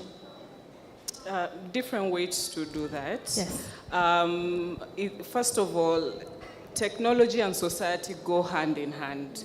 And it's important to work with all the different stakeholders as a startup founder to understand what is available for you. One thing I always say is you don't need to reinvent the wheel, especially if you're working in the Kenyan ecosystem. If you're trying to build, for example, a digital wallet, M-Pesa with Daraja APIs, they have perfected that. So take advantage of the infrastructure that's already been built. And we're very lucky as Kenyans because As much as there's a lot of work to be done, there's also a lot of groundwork that has been put in place, for example, in data protection laws, which protects users, as well as with platforms like eCitizen, where it makes compliance easier. And then we have organizations like M-Pesa, who's already built something that is scalable, infrastructure you can trust. So leverage on all these different players in the ecosystem to ensure that you're building faster, you're not spending too much money trying to reinvent the wheel. Yeah. Amazing. I hope that each one of you actually, and any other founder in the room, is not trying to reinvent the wheel. We already have existing infrastructure, the same way Khadija has shared with us. And also Peter mentioned about these available APIs for you all to leverage. I hope that we have the sandbox that are freely accessible for founders that are trying to build, right? I hope that's actually, or maybe it's part of the plan, right? So I hope actually you all can utilize this infrastructure, already existing infrastructure, as much as you're building your solutions. Now, let me just turn to the audience, because I saw some of you nod while Khadija was talking about do not reinvent the wheel, use AI as a calculator, because it's just supposed to leverage what you already have. So onto the audience, is there anybody with a question, any burning question? Just one burning question. Yes, please. Don't know if you can have somebody help the gentleman in the microphone right here, on like the 5th row on my right. No, not you. I also have a question for the audience. Okay, nice. I'll start with you and then as we wrap up. Thanks for the opportunity to ask. So this is to Khadija, and it's all about the issue of needs. So there's a thing about designing solutions for current needs, but what's your take on designing solutions for revealing what you call latent needs, the things that people may express, but they may not express explicitly? Thank you. That's a very good question. We didn't get your name. Oh, my name is Eric Njoroge. Nice to meet you, Eddie. Nice to meet you as well. Yeah. From my own personal experiences working in private sector, as well as the few opportunities I've had to be in like technical work groups and leadership engagements, I think we, as not only Kenya, but in Africa, we have opportunities to solve for very specific problems in Africa. And this is one of the reasons I'm very passionate about digital transformation, because we have an opportunity to mold the solutions as opposed to bringing in solutions maybe from the Western world and try to plug it in. We do have the capacity and the capabilities. One, I always say, build around strengthening systems that are existing in Africa that we are trying to solve for, or people are already working in. Healthcare, education, climate are three key systems in Africa that really need us as startup people, young people, people working in the digital ecosystem to really think about. So that is the only way technology is going to help our grandmas in Ushago. Yeah? It's nice to build the social tools, the TikToks, and the cool stuff that, but at the end of the day, there's already work that's been done in the different verticals around strengthening these systems. And we know how it affects every one of us within our communities, within our families. If you're building or on a system that is helping healthcare systems, whether it's, for example, we have a culture of contribution and mchango, yeah? If we have someone, a family member needs medical help, we come together, pull some money together and help. So building systems, for example, for accountability on mchango, I think is something that we really need to work on. And I would love to see a young person take that. Our WhatsApp groups become a bit safer with our money. Yeah, when we're doing mchango. It could be around tropical diseases in healthcare. It's very important. Climate action. We've seen the challenges we've had with flooding, disaster management. So the problems are all over, all around us, not all over, God forbid, but all around us. But yeah, we see it every day. So it's about being innovative in ensuring that you are part of the people who are actually doing the work in strengthening the ecosystem. I always say, can you imagine the day where Camry researchers get an opportunity to work with like software engineers in Nairobi on some of these challenges? We can really do great work. So always look for an opportunity to plug into what is already being fixed or is in the pipeline to be fixed. Yeah. Amazing. I hope Khadija answered your question. Yeah? I haven't. Thing is, I think that will be subject to discussion. Yeah, we'll just discuss more later. You'd like to discuss? Sure, happy to do that. Thank you for that question, Njoroge. I don't know if there's any other question. We have one more. Oh, we actually have two more gentlemen with 2 questions, I hope. Yeah. Oh, another one, 3. So at least we'll have 3, and then we will get into 8. Okay. So you could just. So he has raised his hand. Good afternoon. My name is Anthony. I have a question to Mr. Peter Kimaile. So, mine's quite simple. And thank you. I'm so glad to meet you again. I worked with him 9 years ago. A project the government was enrolling. I'm not sure he remembers me though. But I'm very happy the work he's doing at e-citizen services. And mine is to take him back to a project we work on together. That why is the government again trying to enroll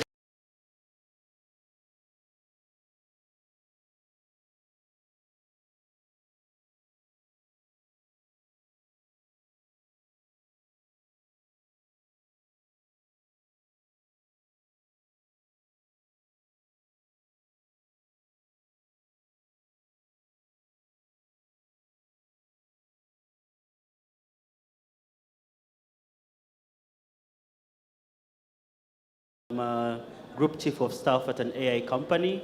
I also am a CEO at Grand Catalyst Africa.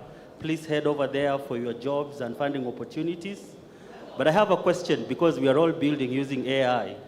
And AI has this way of standardizing things. If you look at websites, we have websites that look the same. If you look at platforms, we have platforms that look the same. So what are we going to do? Because these still are the same APIs. And this still is the same Claude or ChatGPT. Then my second question goes to the oil of AI, which are credits. How can we afford the expensive credit? Because some of us are youths here who are looking for opportunities. Maybe if you can shed light on that, everything is going to be okay for me. Thank you. Gibson. Good morning. My name is Melita Mushala. I'm from South Africa, Johannesburg. I'm CEO of a construction company. And my question, I think, is directed to Khadija. She mentions something very critical about not reinventing the wheel. But I'm asking myself here, sitting here, on how you can tap into an existing IP, if you like, or existing patent of somebody that has already walked without you being followed by lawsuits in a way. I don't know if that makes sense. Thank you. Okay. Thank you, Mkhala. Okay, thank you so much. I'm Kennedy Hakaba Mkunda. I'm in consultants and research. My firm is called a Hardy Governance and Research Consultant. Do heavy governance. So my questions will be heavy governance and AI. Thanks so much. In Kenya, we are undergoing public participation on AI policy. I think it is circulating. I'm reading it quietly. My question is AI making governance more harder? I think directly to government, you have had, we don't know where our 50 shillings goes for every transaction that we do on eCitizen. But it goes anyway. No receipt, nowhere, you just cut 50, it goes. But because it is technology, also no one asks. I don't know, I've used eCitizen and my 50 shillings has gone. I don't know where it goes. Number two, in research, where I belong, is in Kenya we are still ish. If you are a consultant and you are loudly saying that you are using AI, people feel you are a bit substandard. But I think you actually spend more time using AI than even if you are doing it yourself. So I'm still reading the policy. I'm keen on, I thought the officer will talk about it. I'm keen on what is it, particularly on the issues of consultants and knowledge generation. But I'm careful on where my 50 bob goes on every transaction I do on eCitizen. 50 shillings times 2 million people, that's a lot of money. And if you are careful, when there are issues of governance within AI, within the technology, the more people, even the court says it, the more it happens. And the people also, they are helpless because we don't know where it goes. Okay, thank you so much, Kennedy. So I think we have 5 solid questions that I would invite our panelists to answer. Oh, and one last one. Just be brief. Hi. I'm Francis Gashuri. I am a student at KCA University. My question is to Ms. Beth. My course is currently data science, and I'm trying to break into AI and machine learning. Could you give a brief history of the challenges you went through and how you came to your idea, how you built your company? Thank you. Thank you. So we can have Peter answer all the government issues first. Thank you very much for those good questions. I think I'll try to unpack to the level which is for this forum. One, I will go to the gentleman whom we may have worked together in the previous project, which he named. But basically, that was then a government attempt to develop a digital identity ecosystem. Now, the one which is now we adopted Maisha number is an improvement of the then what we were doing. So we had a lot of borrowing around that project. We looked into failures and, what are the improvements, and we did further consultations. There were other issues around court cases, and we brought all those together to develop the current Maisha number ecosystem. So that's how and why we were, as a government decision, were able to move in that direction. In terms of what he asked about applications, harmonization of applications, and approaches in system development or maybe applications, on government front, we have a couple of policies which have been put in place. One is the Kenya National Master Plan 2022-2032. It gives guidance around how to develop specific applications which guide this. And further to that, we've had the Minister of ICT help develop what you call government enterprise architecture, which provides a rail on how to develop a unified enterprises systems which follows a certain format for uniformity. Lastly is on government interoperability framework, which also provides now in terms of harmonizing our systems, how we can develop systems which are interoperable and talk to each other. And they can be able to use international standards around open standards and other grade. Lastly is about governance and AI. Is AI making governance harder? And I say it's helping in shaping how we use technology. And I think Beth will talk more to that, but I'll narrow down to the 50 shillings. I know that's more popularistic in terms of ask, because technology is expensive. And that model of 50 shillings, though looked to be very expensive, but it really a pitch in the ocean. Because remember the convenience which comes with the using of e-citizen, a centralized application. People used to travel more than 30 miles to go to the nearest government office, district headquarters, to just go seek for a service and be referred to go back. Now the convenience, we brought it to your table. We brought it to your bed to be able to apply for these services. You get a receipt. So the 50 shillings is just more than a convenience. It's a small, I would say a levy which we normally use in payment of this platform maintenance, the cybersecurity issues around hosting, so there's so many things which actually government, it's not even enough for government to manage. And because of those talks, what government did is he said, this is our work. So what do? We did a new gazette notice which provided a prorated approach, prorated fees for all the services. Currently now, you don't necessarily need to have to pay the 50 shillings. If you are paying for a product, or a government levy of say around 200 shillings, you'll only get like 5 shillings on top. And those who may have used those prorated fees the last 6 months, they will be able to attest us. Only if you pay for a product over thousands is when now the 50 bob is levied. And if you can come see me in the background, I'll show you how the mathematics is done. So basically, that's how I will talk to the other. Otherwise, there are other regulatory frameworks which I will talk to later around how we are governing the implementation of DPI in the country. Thank you. Thank you, Peter. Maybe Beth, you can answer a question that was asked to you by Francis. Well, Francis, you asked me a question on the challenges I faced and also how I got to start Axin. Well, I have a very funny story on both your questions. So for me, I don't have any technical background. I've never sat in a computer science class. So I am entirely self-taught. So I did a bachelor's in education English Lit back in campus. So the challenge I got to face was imposter syndrome, because I am doing English Lit, but I really want to join these tech communities in school, but I feel that these people will reject me because, I'm not one of them.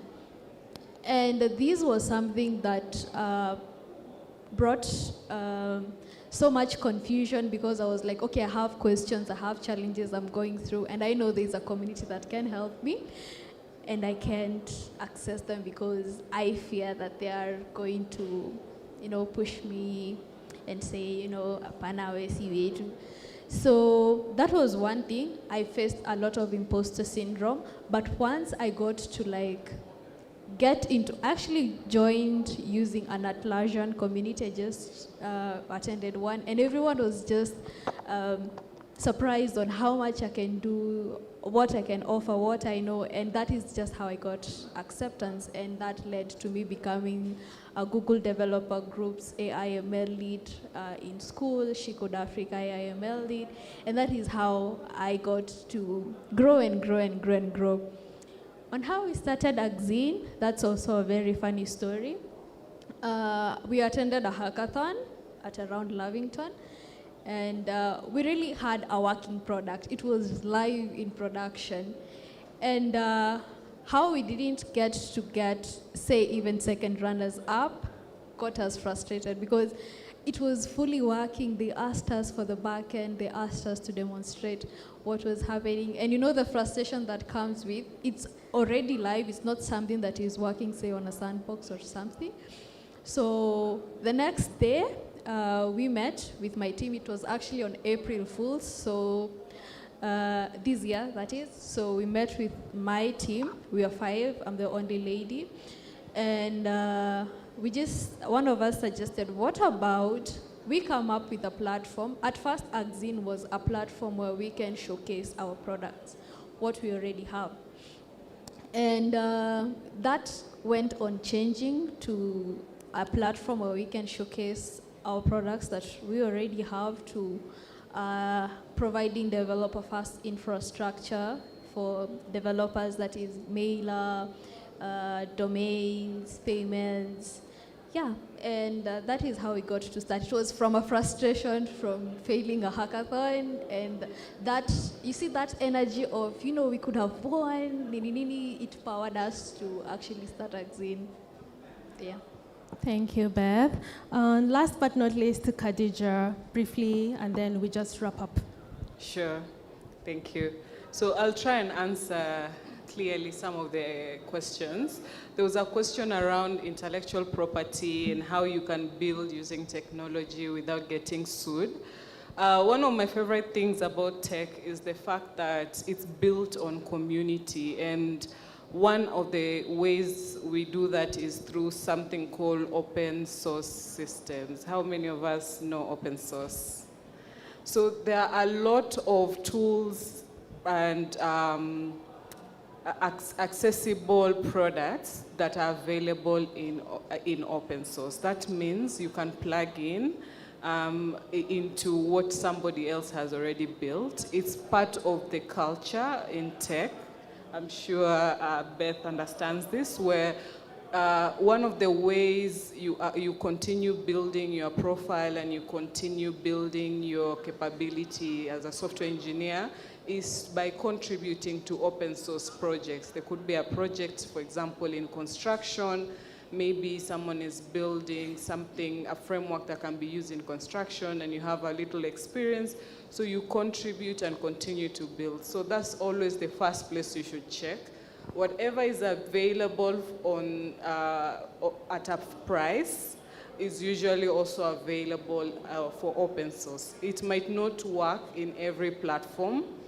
It might only work, for example, in Android ecosystem or the likes. So it's a matter of finding the right people to help you make those kind of decisions and being very strategic in how you approach it. Not only with what you're saying around the liabilities in legal perspective, but also in financial, ensuring that you're using your budget properly in the things that you actually need, and what you can also you build for yourself or customize it. So I would say that, yeah. And then there was another question, do you remember, around systems?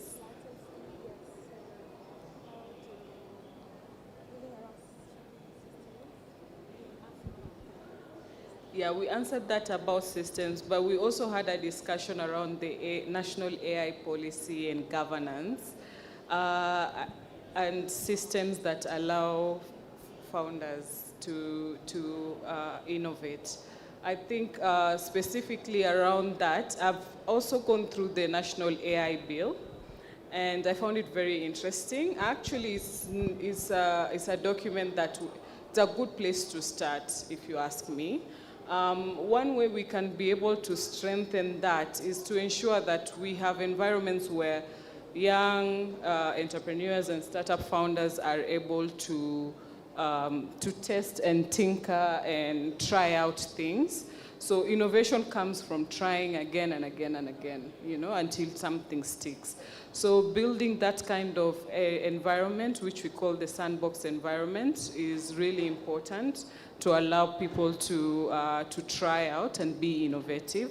And also making accessibility one of our key pillars in, you know, this discussion around digital transformation and frameworks.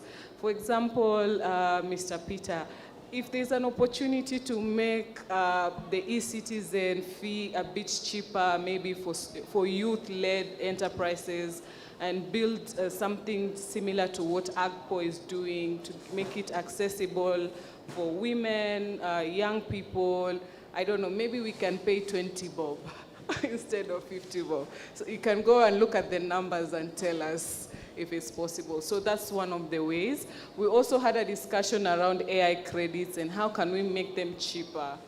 This is also another example of a solution that cannot be fixed by one person. The easy answer is if you can be able to find sponsorship and get free credits. That's the fastest way to do it. Look at people who are like-minded, who are able to help you build the resourcing that you need.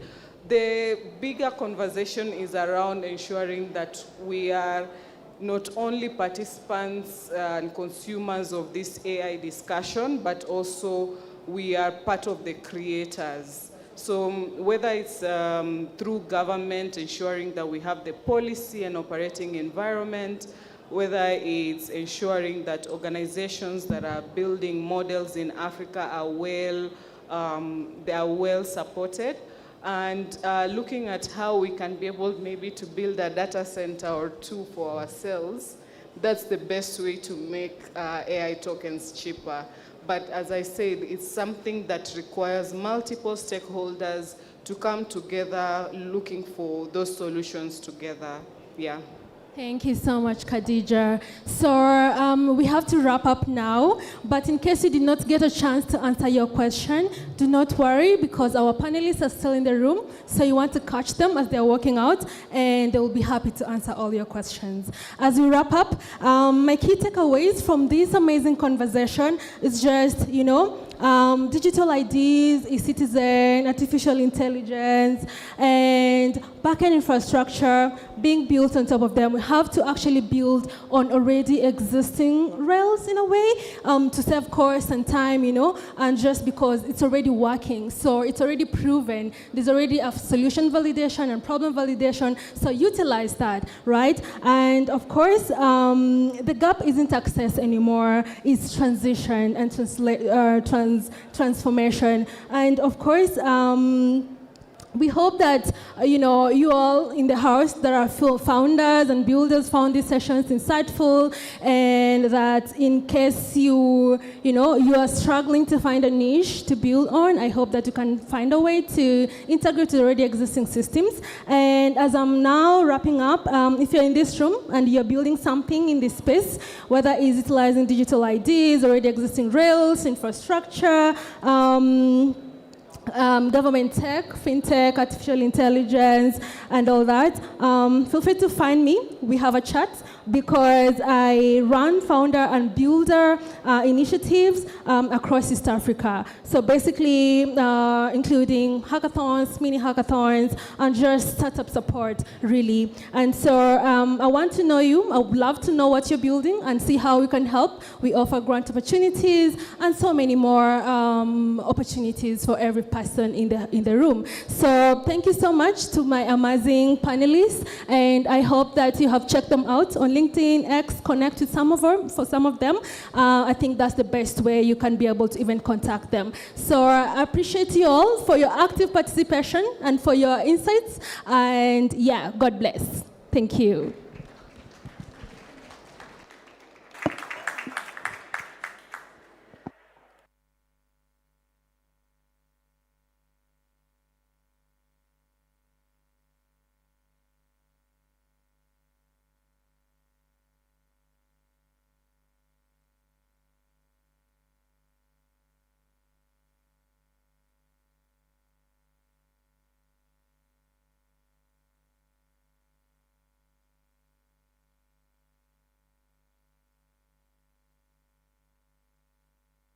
Thank you very much to our very wonderful panelists. Ladies and gentlemen, let's appreciate them.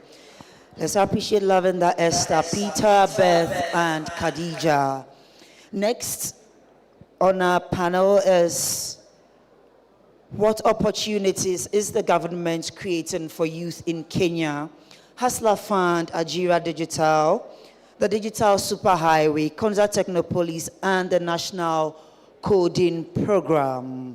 This session will be moderated by Madam Winnie Gathu, Chief Technology Officer of ALAT Labs, if Madam Winnie Gathu is here.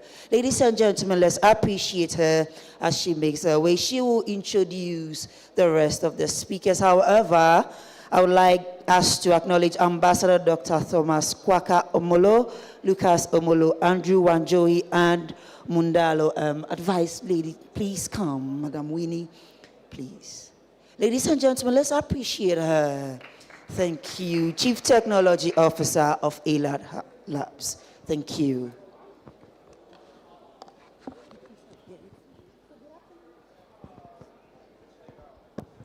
afternoon, everyone. So we're going to be moderating this session, and I'd love to call my fellow panelists. Today's agenda is, what opportunities are the government creating for young people? So we've seen the Kenyan government has taken a great deal in trying to help young people get into the digital economy. But what we're going to ask today is a more important questions. In those opportunities, how can a young person with skills, ambition, and an idea turn that into a sustainable thing that they can create and create a livelihood out of it?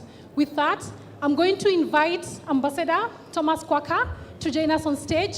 So Ambassador, widely known as Big Ted, is a distinguished Kenyan diplomat and public sector executive with over a decade of leadership and the intersection of government, brand strategy, and the creative economy. He was appointed by the President Uhuru Kenyatta as Kenya's Consul General in LA, and he built an established foundation. He's also very big he's a champion of the Kenya's creative industry, and he has been trying to expand Kenya's economy onto the global south. Next, I'm going to be joined by Andrew Wanjohi. Welcome, Andrew. So Andrew Wanjohi is the founder and CEO of Metaglobe Technologies and operating under Baba Games, building the infrastructure that converts gaming and esports actively into verified career-grade skills and ESG reportable social impact data. Baba Games runs in clubs, tournaments, and partner relationships, and his background abroad helps him run it into a successful company. Next, I'm going to welcome Advice Mundalo.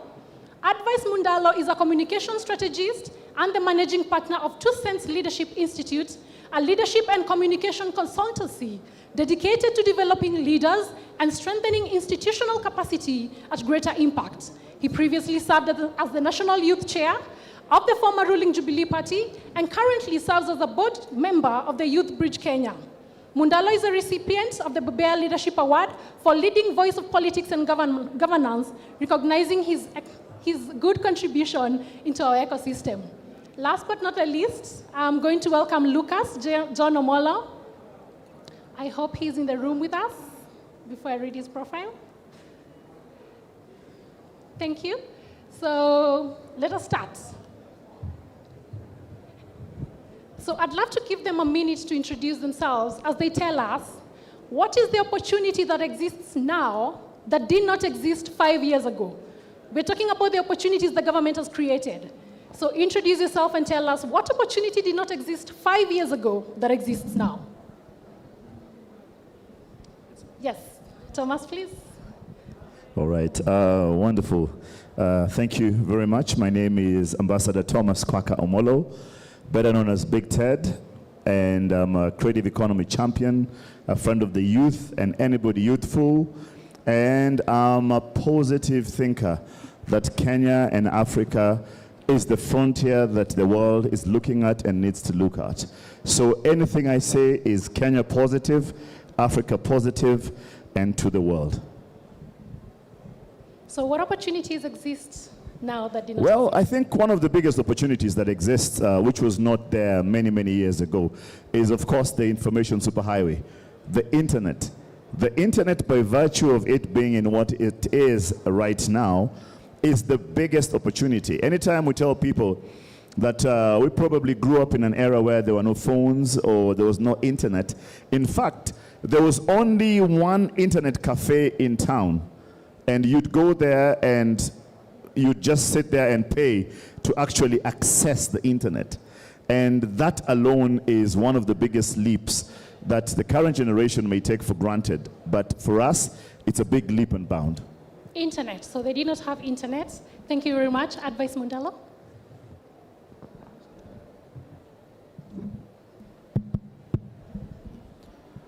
Thank you very much. I'm glad to be here. My name is Advice Mundalo, and I think there was quite a long introduction that you put up on me that I wouldn't want to really go back to. But the long and short, I'm a political and communication strategist. I serve within the political space, and I also lead a consultancy firm called Two Cents Leadership Institute, where we basically do leadership consultancy and communication. That is about me. So what opportunities did not exist 5 years ago? I think the biggest opportunity that didn't exist before is opportunity within the technology space. As it stands today, there is so much more that young people can actually be able to do within the technology space. And that, of course, rubs in the internet wave. As it stands today, government is more intentional about internet penetration than it was 5 years ago. Today, you can be able to access more government service online than you could 5 years ago.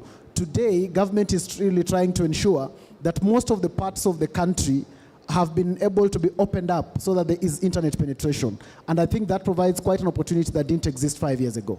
Okay, thank you. So internet penetration. Next, Andrew. Thank you so much. How's everyone doing? My name is Andrew Mariuki. Once again, my company is Baba Games, BARBAH. It stands for Bringing Atlanta's Resources to Boost African Hubs. Why is that important? Because the opportunity that exists today is next year is the very first video game Olympics. Kenya, a lot of us play FIFA, a lot of women play Candy Crush, a lot of us play chess. These are games that are in the Olympics as of next year. So as far as opportunity is that the games that you play are skills for the AI economy. The games that you play speak to what we are doing here. Those games have engines behind them that focus on building. They have engines on them where virtual doctors play in. So the opportunity is these resources that we can access through the internet and the esports Olympics happening next year. So the resources. I'd love to direct a specific question to the ambassador, from ambassador. So you've been one of the biggest champions in the creative industry. So the creative industry is not only music and film, it has evolved. It is now AI generative content, it is gaming. It has really evolved. So why should a young Kenyan build in Kenya and not anywhere else? Like, why Kenya? All right. I love the idea of why Kenya, and this is one of the pitches that we make all over the world, telling people about Kenya and why now. Number one, let me just give you some facts, is that Africa, and Kenya being in that part, will actually form one of the biggest blocks of young people who are going into an economy, which means any fast-moving consumer good will find a very, very good market right here in Africa. And of course, majority of our population is well educated up to college level, and we converse in basically English, which is the universal language, and across the world. But let me just give you a fact. Who can tell me in the audience how much time Kenyans spend on their phones in a day? What's the average?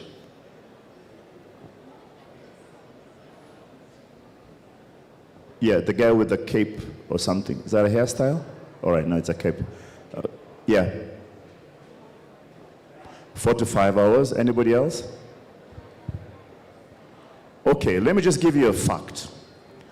Kenya, or Kenyans, spend 4 hours, 30 minutes a day on their phone. We are the highest screen time in the world. Bigger than even other populations and other economies. Which simply means that most or majority of Kenyans have access to this particular gadget. And that already creates, while it is a threat, it also creates an opportunity for e-commerce, for education, for gaming and sport, and for anything else that is a facet towards life.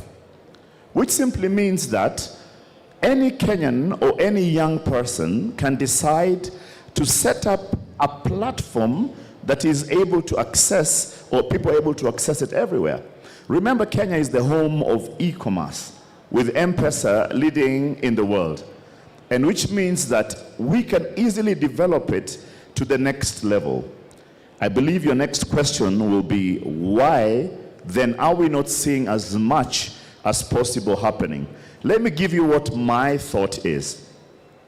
My thought is this, that until the lion learns how to write, all the stories of the hunt will only glorify the hunter. For a long time, we have been told by the hunters on how we need to live, we need to eat, we need to sleep, what is good, what is bad.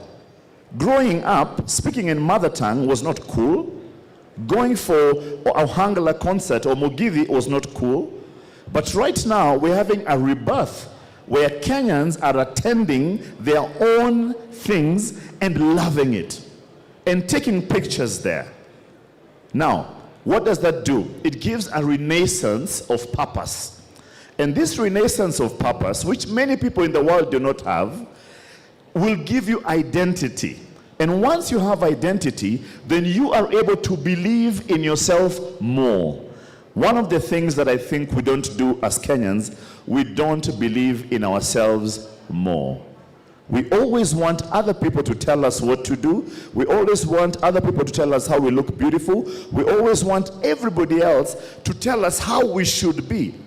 But think about it. Why shouldn't Mama Oliech be as big as McDonald's? Why can't Osewe or the Klabu, where we go to eat smoky and everything, be as big as Nando's? Why can't it be? It's because of what we've been conditioned to think. I dressed up intentionally this way. It wasn't by mistake. And it is to rattle everybody who feels or thinks that for me to look official, I must come here in an Italian suit. Wearing an Italian suit will not make you an Italian. Neither will it make you look sophisticated. You can wear anything that you want to wear and still be as sophisticated as anybody else. Now, once you have that, you can walk into any room with any idea and any thought and process and still be able to make it work. Are you guys aware that now Moratina is being packaged as a drink? Are you aware? Now, how many of you here drink Jabba juice? Let's be honest. How many of you drink Jabba juice? Okay, close your eyes. How many of you drink Jabba juice? You know, it is now one of the biggest selling drinks in Kenya. Yet a few years ago, we thought that I can never touch that thing. But right now, it's being consumed because it's being packaged in a way that we can be able to consume it. Ladies and gentlemen, the problem is not that there are no opportunities. The problem is that until the lion learns how to write and to tell its stories, all the stories of the hunt will glorify the hunter. As I finish, Wakanda, which is one of the world's most watched movies and grossing movies in Hollywood, is a conglomeration of African folktales. Then how come Kenya with 47, 48 tribes, we have not made a movie on Syokimau, on Luanda Magere, on Mekatili, on Wangua Makeri, yet somebody came, took all the stories, made it one, and you ran to watch it. It's not that there are no opportunities. They're there. But until the lion learns how to write, all the stories will glorify the hunter. That's my thought. Thank you very much, Thomas. So I feel attacked on the suit, but I'm going to take it strongly. It's not Italian, but... So with that, he's telling us that we are the people who are not taking up the opportunities. So keep your questions. I know some people have some questions coming up. Let me go to Mundalo because somehow his work echoes what the ambassador is saying. So what I want to ask him is, there are opportunities. Young people will tell us, are there opportunities? Do you think there are? So there are opportunities. We have access to funds. Do we have access to funds? But the uptake of youth opportunities, there's a very big gap in the Ministry of Youth in how young people are taking up the opportunities that are available. So what's that about? Thank you, Winnie. I think it will still, and I hope you can get me. I feel it's a bit low.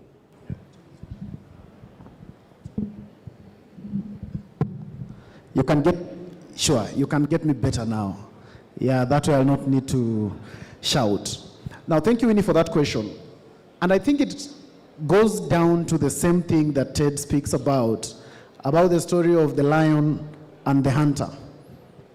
Because until we can tell our stories, then the story will always be different.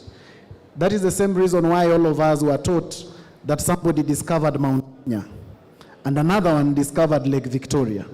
Yet our relatives were still living there.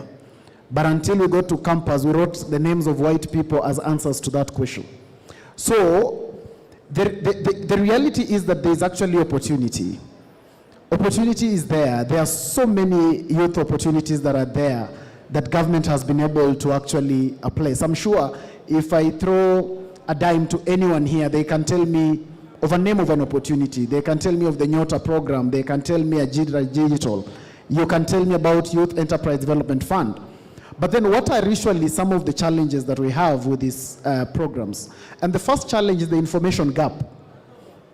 That some young people are just not aware of these opportunities at all. And that is about sometimes the location of the young people. So there's some young person who is somewhere deep in Turkana somewhere, who up to today has never really heard about some of these opportunities that we're talking about. So there is a real information gap there. But apart from the reality that there's a geographical place that places a disadvantage on this information, there's also another reality that some of us just don't want to be aware. So whereas some are suffering from a discrepancy, some of us just don't want to be aware. Ted talked about 5 hours is our time online. We are number 1 in Kenya. But I think the question he did not ask, or the question we don't answer is, what are we doing online? In those 5 hours, what exactly are we doing? What are we Googling? What are we watching? How many of us spend 5 minutes of the 5 hours to try and research on how many opportunities has government provided for young people? Very few of us. So the information gap becomes one of the challenges that actually exists. Then 2, the skill gap. Because for most of the opportunities, if not all the opportunities today, they need you to have some skill. You need some skill in digital literacy. Not every young person today has those skills in digital literacy. So many of us are educated, so many of us have gone through school, but very few of us are learned. And that's why many of us know that we are supposed to be given jobs. Many of us know that we are qualified for jobs. But when we are asked which particular job are we supposed to be doing, many of us with degrees don't know which job we are supposed to be doing. So there's actually a skill gap somewhere. That yes, we have degrees, we have piled up these papers, but I always ask the question, what is Kenya missing since you are unemployed? What is this thing that you are supposed to offer this country that we are missing today because we don't have you in our ecosystem? And if you cannot answer that question, then that simply means you are not a solution. You simply need a job to earn a living, not to be a solution to anything. And the third thing why we have that problem of discrepancy is political expediency. Most of us listen to our politicians like they speak gospel truth. So we decide how palatable an opportunity is depending on how our political godfather thinks about it. So if your political godfather or your regional kingpin does not agree with the Nyota program, you decide that it's bad. If your regional kingpin tells you that affordable housing is not providing jobs for young people, then you believe that that is actually bad. I was just listening to one of the politicians yesterday who was on one of the radio stations. And he was saying one of the reasons why affordable housing is bad is because in his community, people need to sleep with their chicken. And because chicken cannot sleep on 12th floor, and therefore affordable housing is bad. As weird as that may sound, I can assure you that we have people who actually trusted him from his community, young people who actually trusted him because they find him an inspiration, and therefore they will not uptake opportunities that are available. So our politics gets in the way for most of what we are supposed to do. So we think politically as young people instead of thinking logically. So instead of knowing an opportunity for what it is, you want to interpret an opportunity for what your political godfather thinks it is. And that becomes a very big problem. And lastly, so that I'm not very, very verbose, is I'll be able to talk about our mentality and our mindset. Many of us, a majority of us, by the way, have never believed that we can succeed. A majority of us have not believed that we can succeed. We believe that the chances of us not making it are higher than the chances of us making it. And therefore, any opportunity that looks like it can make us succeed, we doubt it even before we try it. Because already we are defeated in our mind. I always argue that that is why when a balloon, when someone steps on a balloon outside there and we hear that sound of the balloon, most of us are going to think terrorism. Most of us are going to have the most negative thoughts in our heads. None of us is going to think that there is a child outside having a birthday. Thank you very much. So I hope it's not getting too hot in here. So we're being told and called out as young people, but kindly keep your questions because we have some questions for them from the youth. Now let me go to Andrew Morioki. So you're on the private sector, they're on the public sector. So from the private sector, we've seen now as a country, the digital landscape has changed because Kenya now is sending esports as the Olympics. So what changed about esports? What's about esports? What about gaming? How has it changed? And why are we now embracing something that I grew up being told that I'm wasting time? Thank you so much. The first thing I want to make sure that we understand is at Barber Games, we're not an esport company. We are a skills development platform. Skills development meaning the games that you play, Kauna Cheza FIFA, PUBG, NBA 2K. In FIFA, that character, when you're playing that game, right, that's spatial awareness. That skill is great for a drone pilot, right?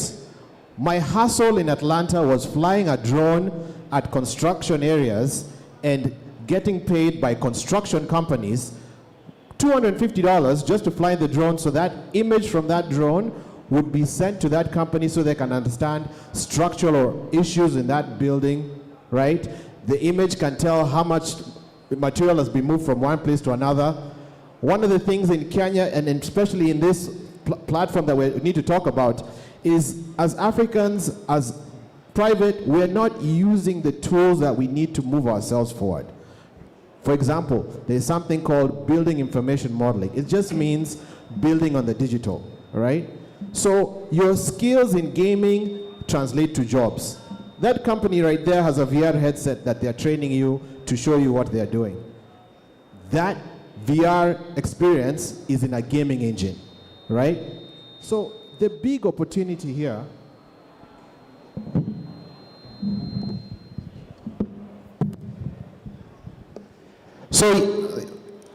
this one is much louder.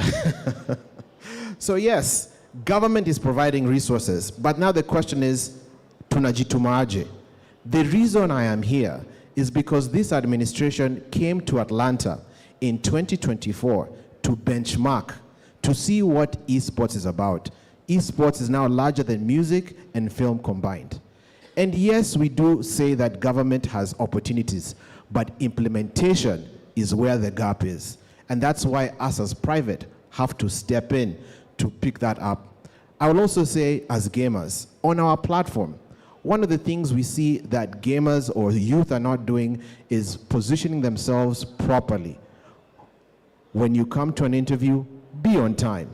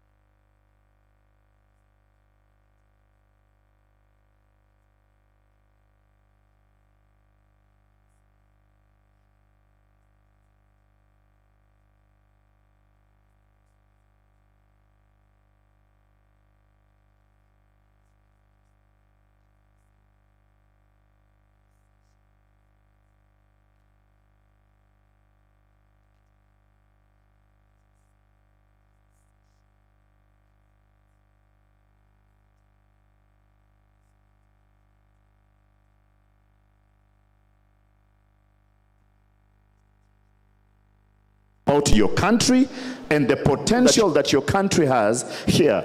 My friend Andrew asked, what are we spending the 4 hours, 30 minutes doing on our phone daily? Do I break the bank? Do I break it or not? They're not interested. All right, I'm going to rest it there. I was about to tell you guys something crazy that will have shocked your mind as you.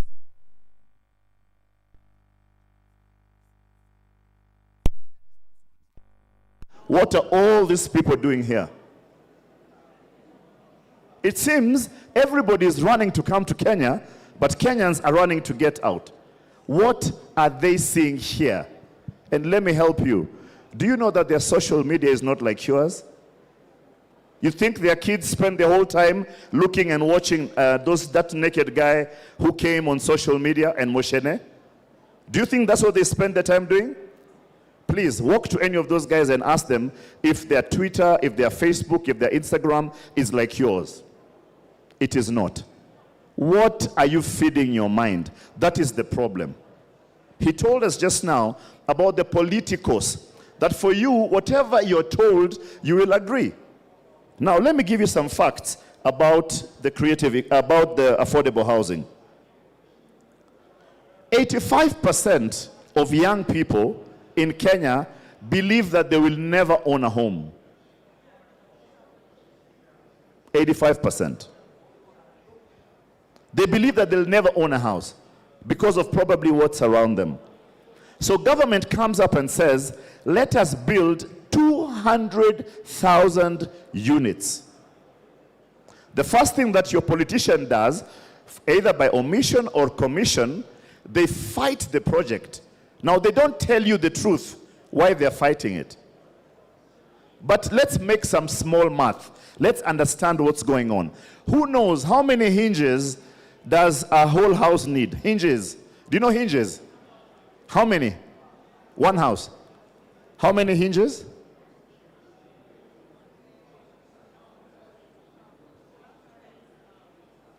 I can't hear. You can give her a mic. Let's do some quick mathematics.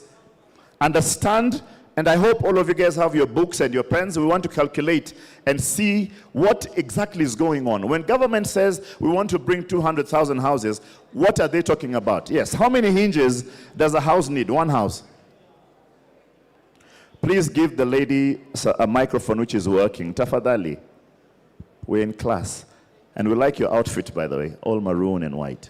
Thank you. Good afternoon, everyone. My name is Wanjiru Boru, the CEO and founder of Impress Locks Hub. I pride myself in being an expert in the locking system.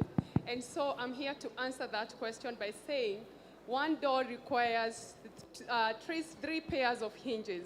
3 pairs of hinges. Yeah. A full house. How many do you think a full house requires, including the windows? Or the cupboards and those kabatis and everything? Approximately. 100 pairs.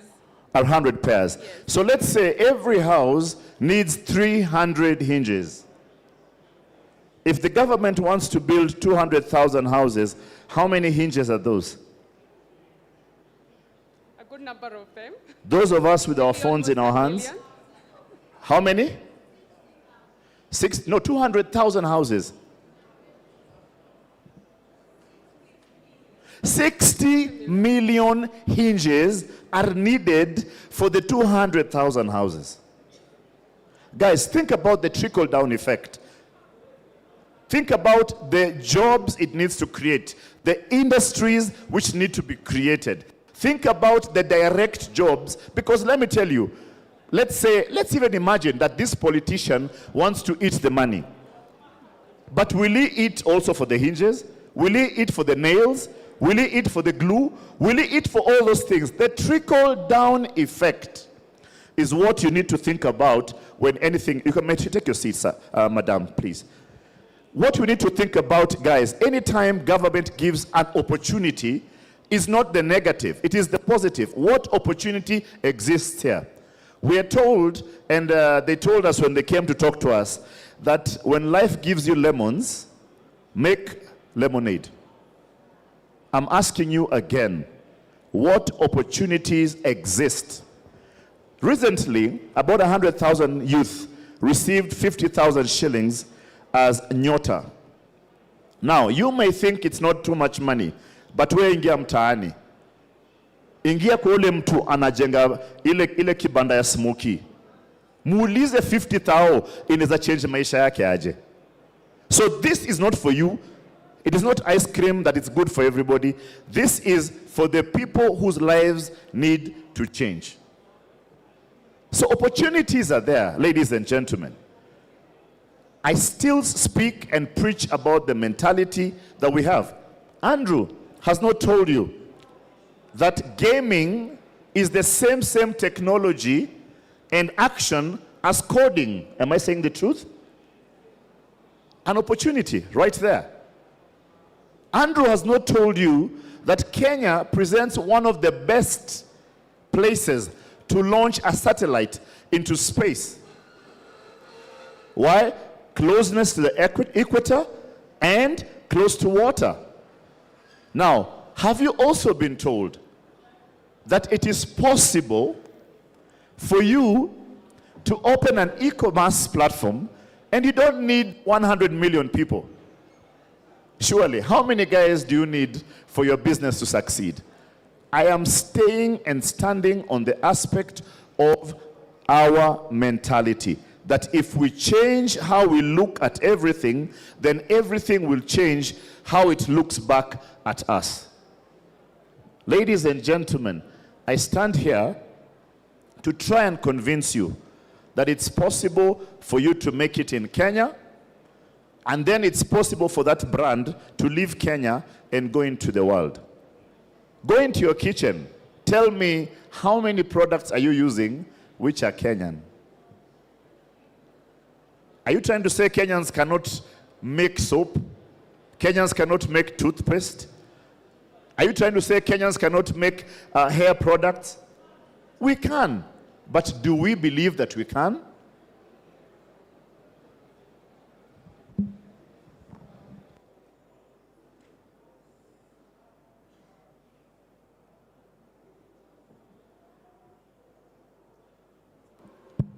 So I want to see with a show of hands, who believes we are the problem and the opportunities are not the problem? So half the room agrees that we are the problem. For the rest of the room, I'm curious to hear why you do not think we are the problem. But to advise, we were asking, we're not going to have a final round after this question, but we were asking how we measure success. Thank you. Hope I can be gotten. I can be gotten, right? Great. So, most of us, when we talk about the success or lack thereof of government programs, especially in terms of young people, there's always a barrier that impedes us from seeing reality. And most of us in Kenya think that governments exist for a romantic relationship. And that's why we are in the business of loving or not loving government. The moment we get to the understanding and the realization that governments exist to provide service to you, and for it to provide a conducive environment so that all of us can be able to thrive, regardless of whether we love the person in office, or whether we don't love them. But for us, most of the time, we are so preoccupied with loving people. So at the end of the day, our love or lack of makes us decide which program works for us or doesn't work for us. So because there is this guy that I believe in and I love him, so he's the one I like, so everything he says is what I'm going to take. And most of the time, the reality is that politicians always lead young people astray so that they solve their own political interest. Hasn't it ever occurred to you that it's bizarre that in Kenya, when you are in opposition, nothing in government works? And then tomorrow you are in government. And then the ones who are in government are in opposition, and again, nothing in government is working. If that roller coaster continues, then who do you think is always being played? It is always we, the common mwananchi, we the Kenyans who are being played. So as young people, as we move towards understanding whether these things work or not, this is what I think we use to be able to measure. We will not measure deliverables by the number of launches of programs that we'll have, but we'll be able to measure the program, the success rate of a program, depending on the transformation that it's able to cause in the lives of young people, in the lives of those people who actually take time to uptake that program. When Ted talks about 300 hinges per house, that gentleman who gets an opportunity to get that tender that can provide that, and their life can be transformed courtesy of that, then that is a success rate of a government program. When the young person who is able to take up a Nyota fund, and they can be able to use that 50,000 to transform themselves and their livelihood, and tomorrow we can see them doing things that are much bigger, then that is the success rate of a government program. Because government exists for all of us. So everyone is supposed to pick what they can pick and run with it. Government cannot be measured to have succeeded just because of you as an individual. Most of us think that it can only be deemed to have worked if it worked for me as a person. That is your own rating of success. But for the rating of a government success, then it's about the populace, it's about the people. So when something can be able to be done and we can have some people's lives transformed, then that is success rate. So we must be able to look at it from our personal perspectives and ask ourselves, myself, what program can work for me? Because programs are designed for different people and different cadres of people. Not all of us fit, for instance, at Nyota Fund. Because I agree that some of us, let me not say us, let me say some of you could use 50,000 for lunch. Okay? But to someone else, it could actually start an entire process. It can actually change a life. Now, if that cannot work for you, then maybe you need to look at, so which one works for me? So which opportunity is there at Youth Enterprise Development Fund, for instance? So is that the one that works for me? So that at the end of the day, we can be able to rate them depending on which one exactly worked for me, and not necessarily lumping everything together and saying this does not work. Because sometimes you are using your own marking scheme to judge everyone. And you are thinking just because you don't need, just because I don't need this, I want to think that every young person does not need that. So at the end of the day, government success and the success of these programs for me, it is about the ability for them to transform. Can we be able to point out some people and say truthfully, this person has had impact courtesy of this program? Can we be able to say this young person or this woman has been able to have impact courtesy of this program? When we do that, then we can also look at the loopholes and ask ourselves, what could be fixed to make the program better? By the time we get to the realization that we can have things that we can fix, it means, first of all, we have used the program. But if we stop at not using the program but critiquing it before we even uptake it, then at the end of the day, we are joining the bandwagon of political expediency, which most of the time solves the politics, but it does not solve the economy. Thank you. Thank you very much. The final question will go to Andrew. So you're in the skills business. So what skills will matter in the next 10 years? Okay, thank you. I just want to also just give a little pushback and some understanding so that we speak to the government and then speak to the skills. For me, when I think about government real quick, government is passing the baton, right? From when we got independence, pass that baton to different people, elected leaders, to today. Ambassador mentioned that we were shooting rockets. I don't know how many of you know that in 1962, before independence, to 1975, from Malindi Spaceport, Kenya was shooting rockets into space. How many of you know that? How many of you know that we have a Kenya Space Agency? Right? How many? So the reason I mentioned that is because why then were we launching rockets then and we stopped somewhere? Right? It's because we did not engage our elected officials to say, let's keep this technology going. Sindio, you are government. You are the ones who decide who represents you. We could have been launching rockets today. Now that Elon Musk is catching rockets, governments around the world are competing to have their own spaceport. So when you ask me what skills are there, right? In Atlanta, and every esport tournament, there is the newest branch of the American military, which is called the United States Space Force. These guardians, all they do is fly drones in space and look at satellite signals. In 1975, the satellite we sent was called Uhuru. Go look it up. It's on the NASA website.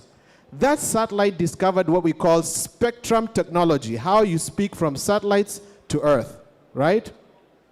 Kenya Space Agency, Starlink is here in Kenya. One of the big things that they need is base stations. That is that technology. Those are things that you need to learn, right? So in esports, these skills are there. These are the things we want to unlock. Why does the United States Space Force say that all of their hires need to be drone or gamers? Because gamers have more synaptic connections. Yani, wakiona hiyo kitu kwa game wakicheza, their connecting in their brain has more synaptic connections than us who are grown. That's why they look at this as a way to build skills. So, what skills are there? One, when you're playing games, you're building soft skills, critical thinking, communication. When we are playing FIFA together, kuna leader, that's leadership. Resource management, if you're playing Fortnite, how many heals you need? That's resource management. These are skills that are needed in the corporate circle. So what I do at Baba Games is help demystify those skills in game for corporate lingo, right? The skills, we have them. The opportunities are there. We now have to figure out how do we tap into this government and any government after that, because they are passing their baton.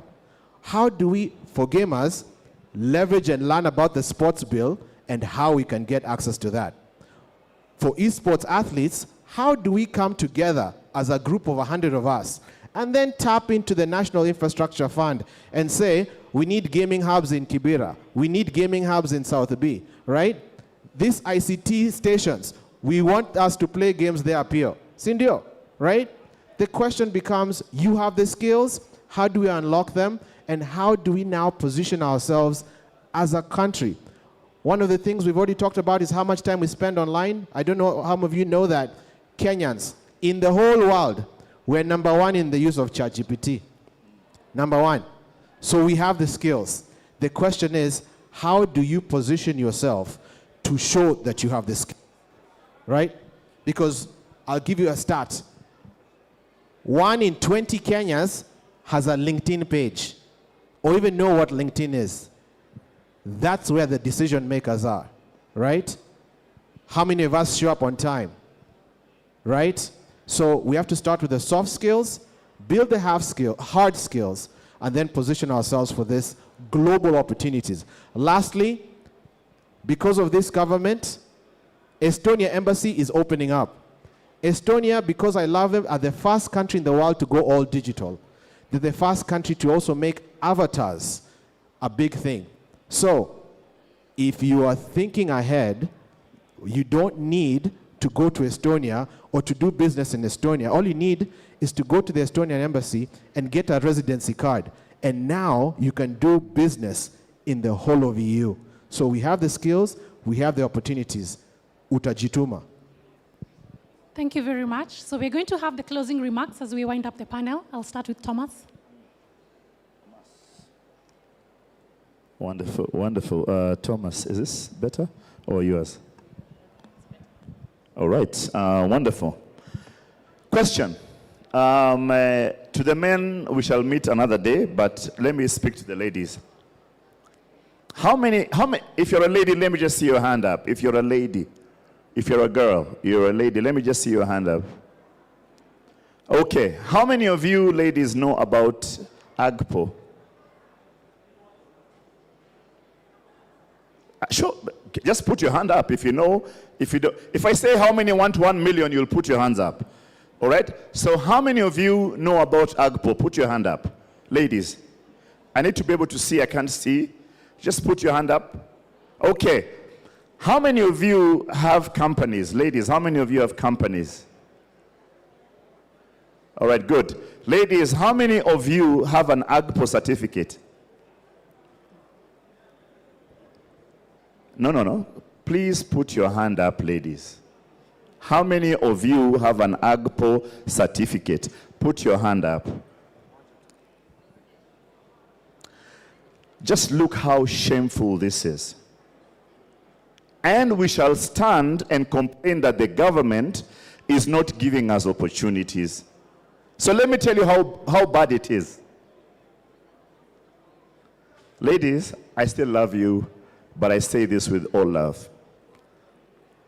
So AGPO stands for Access to Government Procurement Opportunities. And it is for youth, women, and people with disability. Why do I stay on the ladies? Because the SI unit across is ladies. Do you know how much KenGen has for AGPO? Somebody? Do you know how much KenGen has for AGPO? All right, do you know how much KPLC has for AGPO? 30 billion. And you're here complaining that the government is not giving opportunities. Now, across government, 30% has been reserved for you women and youth and people with disabilities. 30%. But mmeuziwa uoga, mkaambiwa lazima ujue mtu. Na hao wanakuuzia uoga ni hao tu wase wanafanya hizo job. Because Wakenya wanapenda kuuziwa uoga, alafu nyinyi mnaingia box na uoga, alafu wale tu masos ndio wanafanya hizo job. Women, let me give you a number. We can help you. This thing happened last month. It's called the She Economy. And they can help you create that and get access to the opportunities. Nobody's going to spoon feed you. You'll fill that thing by yourself and get it by yourself. 0725 444477. It's called the She Economy. 0725 444477. Alafu mtakuja hapa next year kwa conference, bado mseme government is not giving us opportunities. Because saa ile nasema hiyo namba, uko busy kwa Facebook na Instagram, unaangalia moshene. So it's okay. For those who took the number down, I pray that you find success, and you find it fast, and you find it big, and we shall be back here next year with our cars in the parking lot or our chopper on the roof, dressed up, ready to go to Dubai immediately after this to close another deal. Not because Kenya is not good or Kenya cannot have any opportunities. Thank you.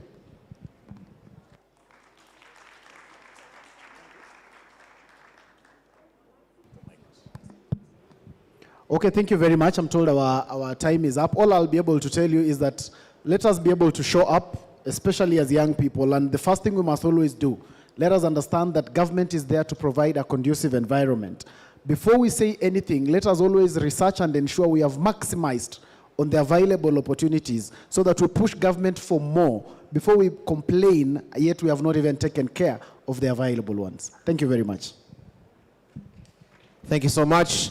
For me, I'll say I moved back to Kenya Harakopesi because I saw opportunities. Find those opportunities for yourself. Yes, Ambassador has mentioned there's a lot of opportunities, but the reality is we need to come together to get this done, right? You need a community to keep you accountable. You need yourselves to check on these opportunities, use AI to find out. And lastly, next year is the Esports Olympics. If you're a gamer, hata kama unacheza Candy Crush, BARBAH enda uone nini tunafanya. Poa.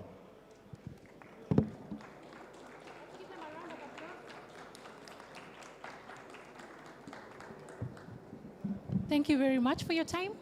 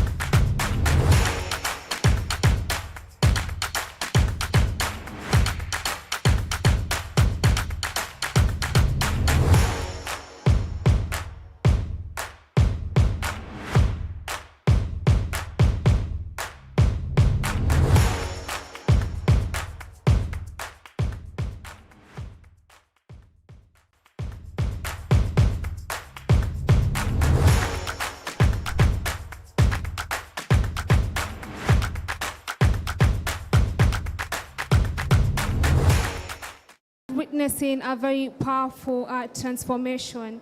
And nowadays, technology is no longer just an advantage.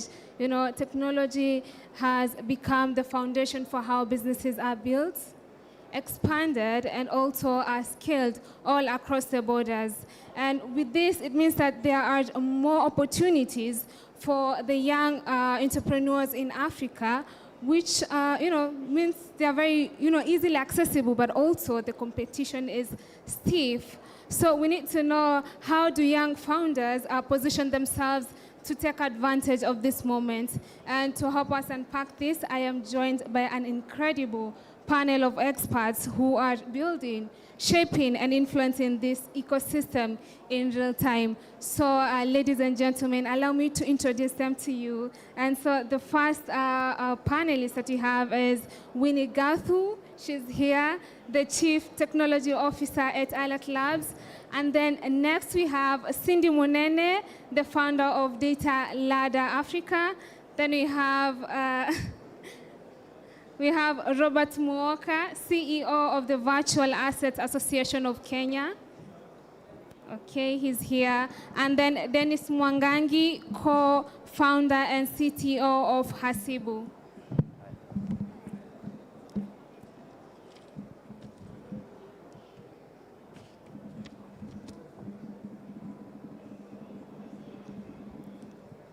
Okay, thank you all for being here. So I'm going to give a minute of introduction for you all. So we're going to start with Robert. Hello, I hope you can hear me. Hello, my name is Robert Muoka.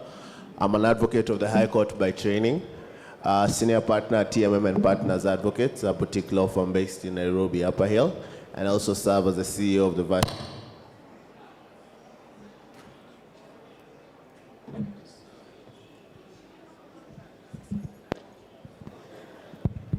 Yeah. Can you hear me?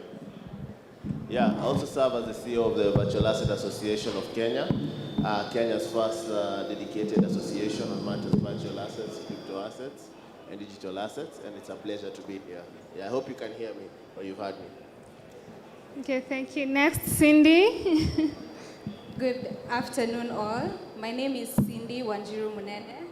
I am an actuarial science graduate who pivoted into data.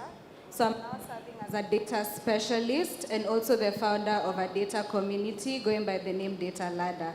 I'm happy to be here and happy to share my insights in the panel for today. Thank you. Next, Dennis. Thank you very much. My name is Dennis Mwangangi. I'm a co-founder and chief of technology at Hasibu. So at Hasibu, we build business software for the way Africa actually runs. So we work with SMEs and governments across multiple countries. Every day we get to see where technology works, where it breaks, and also what it takes to scale a product across beyond one country. Thank you. Okay, and then last but not least, we have Winnie. Thank you everyone for having me here. I happen to be with you twice in a row. So my name is Winnie Gathu. I work at Alert Labs, where we create automated solutions across different parts of East Africa. So far we're in three countries in East Africa. And I'm also an extremely passionate young STEM advocate. I advocate for young youth opportunities, and that is what led to the first panel. So I advocate for youth opportunities as well as an enabler for women in STEM. So glad to be here and contribute to the discussion. Thank you. Okay, thank you so much for the introduction, and we are gonna kick off the conversation. And so the audience, how many students do you have here? Oh, that's interesting, right? Do we use ChatGPT? The lecturers are not around, trust me, they won't judge you. Yeah, so we're going to start off the conversation with where much of this transformation begins, and that is with the artificial intelligence. And we're going to start with you, Winnie. So artificial intelligence is rapidly changing every industry. So what AI opportunities should the young entrepreneurs focus on, and what technologies will have the biggest impact over the next 5 years? So when I talk about technology and AI, so I don't think African businesses need another app or software to learn. They need an intelligence that meets them at where they're at. So for example, when we created the first automation for a hotel, we were creating a solution for people who do not have the time to start learning a new software. So what did we do? We installed it into their WhatsApp and made it possible for them to talk to it in Swahili and their local languages. So what do I mean? That how about we create, when you talk about opportunities, how about we create intelligence or services or products that meet people where they are? Let me give you another example. Amolo Agrovets. So when they started their AI company, the first thing they thought was not that we're going to have this big AI company in agriculture. They just looked at local farmers. They realized there is a problem where they're not getting the market price. So they created a platform and aggregated demand from the urban centers. What did that do? Now they took all that data and used it to optimize sales, optimize logistics, and reduce wastes. That means that they did not, their AI is invisible. So when the locals look at their company, they think it is an agriculture company, but it is an AI company because it is in fintech and it is in agritech. Another example that I'm going to give is in South Africa. The company that is currently creating small language models, they did not compete with OpenAI. What did they do? They realized there is a whole untapped market of 250 million plus people who are not served by OpenAI. And so they created their own market within their ecosystem. Not one technology will be the winner at the end of this AI race. It is someone who builds the infrastructure in which others build upon. Not a feature, not a tool, but the payment rails, the identity system, the data pipelines. If you can create the data, the infrastructure that others can build on, as a young founder in Accra, if you can create for me a system where I can trade with a Kenyan without having to go to the fintech side of it because I'm not interested, then that is what is going to come, that is what is going to win, not a tool and not an app. In terms of what industries are we looking at? How about agriculture? Because 60% of Africans' workforce is in agriculture. How about healthcare? Because we have 1 to 5,000 clinicians, 1 to 5,000. How about logistics? Because moving goods across East Africa is still harder than it is. So let us stop looking at AI as AI. AI is only an advantage if we can take advantage of the markets it's creating. It is a tool to facilitate whatever we're doing. Okay. Wow, that's a great insight into where the real opportunities really lies. And so there's this other question that is arising globally. To you, Winnie, again. So sustainability and AI, right? So recently we saw Microsoft's 1 billion data center stall because its power demands would literally crash half of Kenya's electricity, right? And the United Nations also warns that AI's water footprint by 2030 could match the basic water needs of the entire sub-Saharan population. So that's a challenge, right? So how do our young entrepreneurs build with AI when the underlying infrastructure poses such environmental demands? So I think the environmental crises are real. We cannot ignore them. But when I put them in the Kenyan perspective, Kenya contributes less than 1% of the data pollution that we're talking about in terms of environmental, less than 1%. So our current problem is that we're not taking advantage of what AI has to provide. Now, I'm not going to ignore the environmental sustainability that needs to be created, ecosystems need to be created around, but when I look at sustainability, I'm looking at, do we have the talent pipelines that we just spoke about, who can maintain these systems or these automations or these AI companies that are coming up? Do we have real economic value for young people? Do we have tools that we are creating in-house? That is part of sustainability.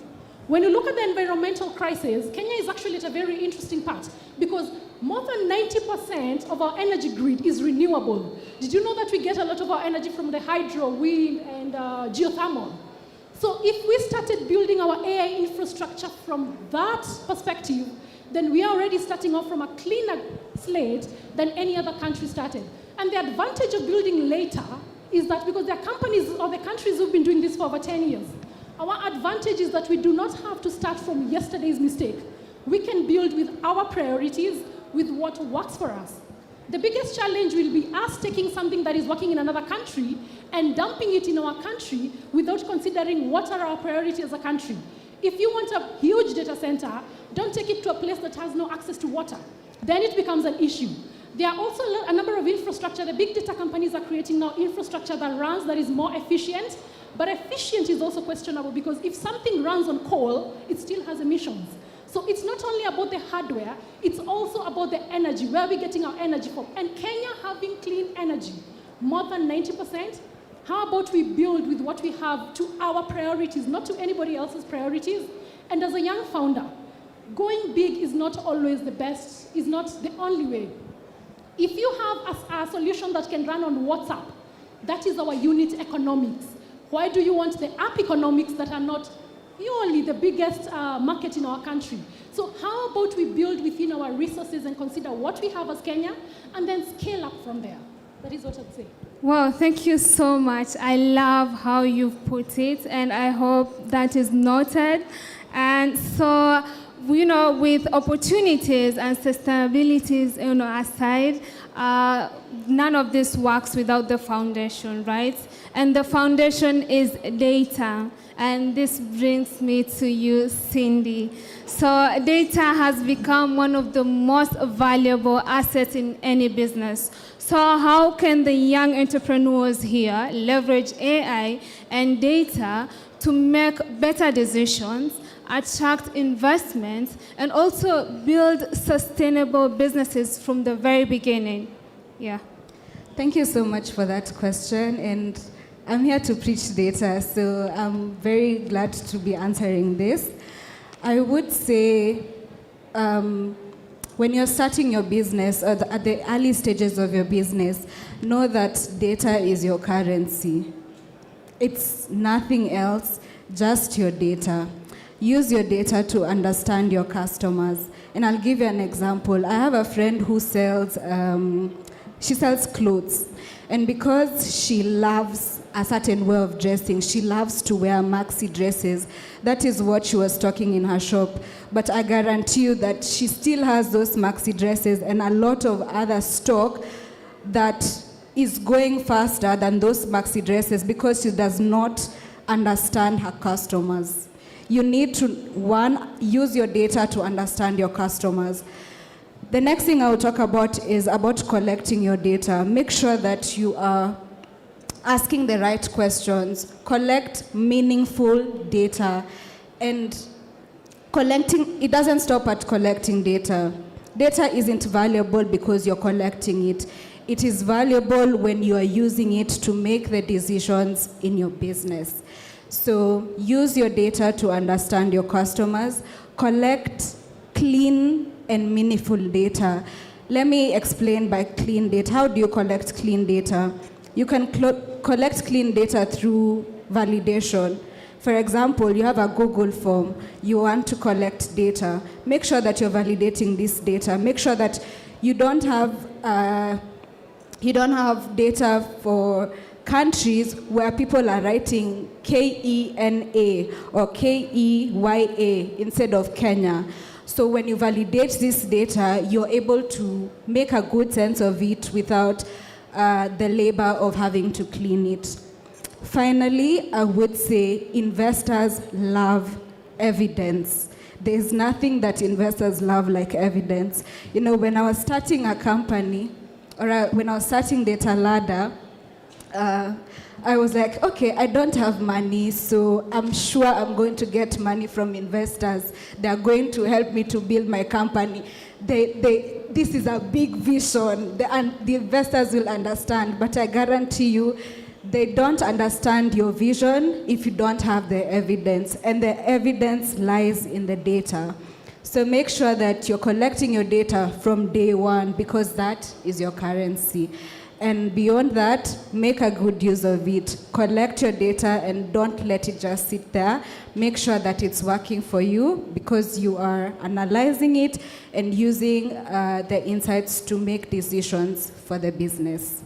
Okay, thank you, Cindy, for that. So you've talked about, investors and, investment. So we are in a global funding winter and investors are rejecting hype, just like you've said. So since startups must now prove their traction with hard math to survive, what is the first practical step for a founder with zero budget to become data-driven? Awesome, I like that question. The first step is to collect your data, and as Winnie said, stop looking for those very complicated tools to, put together and collect your data. There are simple tools like Google Forms. Create a simple Google form, have your questions there, make sure that the answers are validated, and there you go. You can collect data. Once you have your data in a Google Sheet, you can be able to analyze it, and it can help you to make better decisions for the business. Okay, thank you so much for the response on that. So in today's market, hype gets you a meeting, but only hard data gets you a check. So make sure you balance. Work on the data for your company before even presenting the pitch decks to the investors. Thank you so much, Cindy, for that. I love it. So now data and AI can only scale as far as the policy environment allows them to. So Robert, you sit right at the intersection. So you are actively contributing to the development of Kenya's Web3 and AI policies. So how can governments create policies that encourage innovation while ensuring responsible regulation? And what opportunities do these emerging technologies present for Africa's young entrepreneurs? Yeah, so that's a twofold question. Let me start with the first bit of it, the process. So I have luckily been involved in the formulation of the virtual asset policy in Kenya. So we're talking about the Virtual Asset Service Providers Act, which was signed into law on late October by the president, and now we're working on the regulations. So we started working, just to give you a picture of it, we started working on the act itself, which is the standing law, 2 years before that, yeah? So it was a 2-year process whereby we engaged directly the members of parliament, and we went section by section or clause by clause in terms of the provisions of the act. And we looked at all other jurisdictions that had enacted virtual service providers law in the territory. So I'm talking, in Africa, I'm talking about Botswana, Mauritius, South Africa, we're looking at Nigeria. Globally, we're looking at Dubai, we're looking at the British Virgin Islands, we're looking at Singapore, all those other jurisdictions. And it's one thing, so the first thing is understanding the utility of the technology. So when I'm talking about something like virtual assets, for those who don't know, it's cryptocurrencies. I'm sure, how many people in the room know about crypto? How many of the people in the room know there's a law that was signed by the president on crypto? So you see there's a huge disconnect. So essentially what we are saying is, for those who don't know what crypto is, cryptocurrencies are basically a new form of financial instrument that basically helps send money with low transaction costs. So if I was to send money, let's say I'm receiving money from USA, and let's say I'm receiving a funding check, yeah?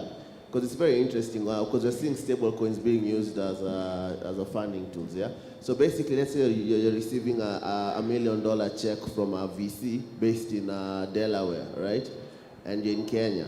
If they were to wire the money to Bitcoin, Ethereum, USDT, Tether, all these are blockchain infrastructures, and they need to be developed, especially by local engineers to localize them, yeah? Because if it's an American building on the Bitcoin or on the Ethereum blockchain, their solutions will be dollar solutions. But if it's a local, if it's a Kenyan or East African brothers, then the solutions will be, East African currencies or Kenyan currencies, making the utility more relevant to us, yeah? So that's one of the areas. And then you get paid in That's another thing. You get paid in the cryptocurrencies. So if it's USDT, Tether, that's in dollars. If it's Bitcoin, you get paid in Bitcoin. And remember, the Kenya shilling, unfortunately, it's depreciating. Not only the Kenyan, all currencies are depreciating. That's another utility of the virtual assets you're seeing. They're being used as a hedge against inflation. So even if, I saw most of you guys have AI, so as your homework, just type into it how the Kenyan shilling has depreciated in the past 10 years. You'll see what I mean, yeah? So now there are new utilities coming about in terms of virtual assets. We're seeing Bitcoin, we're seeing now a thing called tokenization of real-world assets, whereby you can tokenize real estate, you can tokenize gold. So that's more of your homework and new investment tools that are coming out. So second is startups. I'm sure we have a bunch of entrepreneurs in the room. So that's another opportunity. Starting companies that are solving these problems. If it's payments, if it's remittances, maybe someone sending cash from, let's say you have relatives in the US, UK, sending and receiving cash, or even payments, or even paying like your local bills. Yeah, so that's another solution, an opportunity for the people in the room. So they're endless. I don't want to talk for long, so thank you. Thank you so much for that. And so with good policy, create a room to build.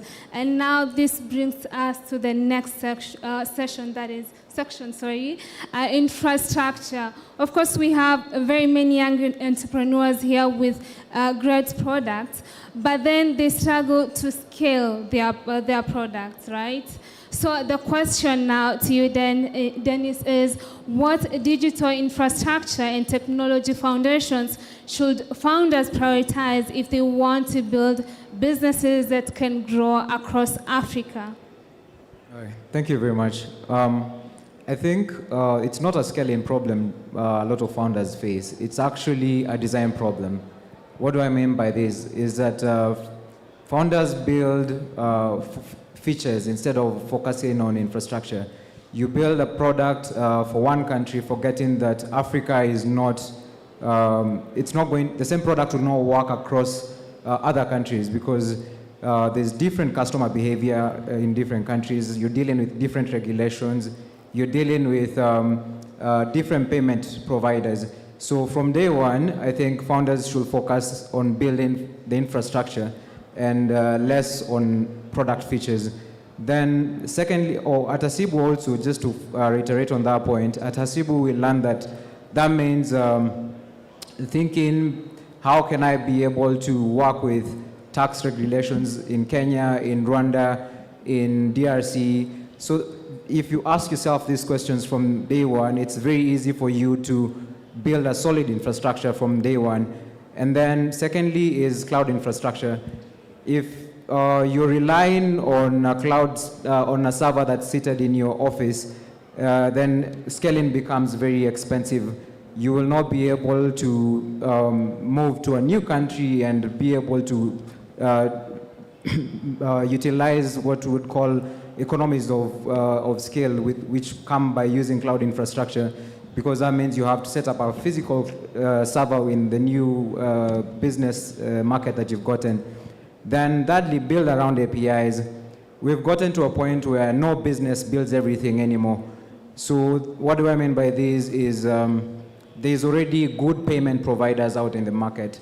There's already good logistics partners out in the market. So build APIs which connect with all these providers and then focus on the core problem that you're trying to solve. Then finally, everyone is talking about AI, but then AI is only as good as a solid infrastructure. So if your data is messy, if your infrastructure is not powerful enough, then AI is not going to solve any of that. The best thing that you can do from the word go is make sure your infrastructure is solid, and if AI finds a solid infrastructure, then your system becomes more powerful. You can be able to scale across multiple markets. Thank you so much for that, Dennis. And that brings me to my next question. Will AI replace humans, Winnie? I think he can answer that too, because we get asked this question in every situation. But to echo what he said, I tell founders, you cannot scale chaos. So you have what is working here, and you want to scale it. So when you have one product, it is just a product. You combine two things, they need to talk to each other. You combine 3, 4 things, they need an operating system. So a lot of us want to just take this and scale without the proper infrastructure. So thank you for that, Denise. So AI is not here to replace anyone, rather, because there's something that we say. A lot of the times, even on the simple ChatGPT, garbage in, garbage out. So whatever the AI needs us, where is the data coming from? From us. Where are we implying it? Where are we taking these features and using them, implementing them in businesses? We are the human beings who are doing that. So AI will make some jobs redundant, that is what I say, but it cannot replace the human judgment. AI democratizes production, it does not democratize judgment. Knowing that this application will not work in Nairobi because that road floods in April, AI will not know that, we know that. And so the competition stops being the technology, now it's in the decision making. Do you have insights about what would work in Nairobi? So AI is still there, it's a tool. We have to apply it in our own scenario, knowing that I'm not looking for the shortest route, I'm just looking for a place that I'm going to run away from Kanjo. That is insights about Nairobi City. So AI cannot replace human being, it needs us to compound on it. Thank you. Okay, thank you so much. I love the response. I hope you guys love it too. And Yeah, add something. I always say professionals who use AI will replace those who don't use it. So if it's lawyers, let's say, or if it's lawyers who will replace those who don't use AI. If it's techies and devs, because I'm sure I hang out with a lot of techies and devs, and the ones that are using like Cloud 5 and Fable 5 and everything, they always outpace the others. So AI is just like a tool that makes work easier. okay, thank you so much for that. I love that too. And so in under a minute to you, do you feel like the government or AI is moving faster than the government's regulation? Yeah, of course. Technology will always outpace regulation, and regulation will always play catch up to technology. That will forever be there. Oh, okay. Thank you so much for that, and thank you guys for the the insights that you've shared with us today. There's so much that we would have discussed, but because of time, probably next time we will. And I know the audience has some questions, so make sure you connect with our panelists here, either on LinkedIn or via Instagram. Ask them the questions, and they will, of course, respond to you. And thank you guys for joining us. Wishing you all the best, and I hope you enjoy the rest of Africa Technology Show 2026. Bye.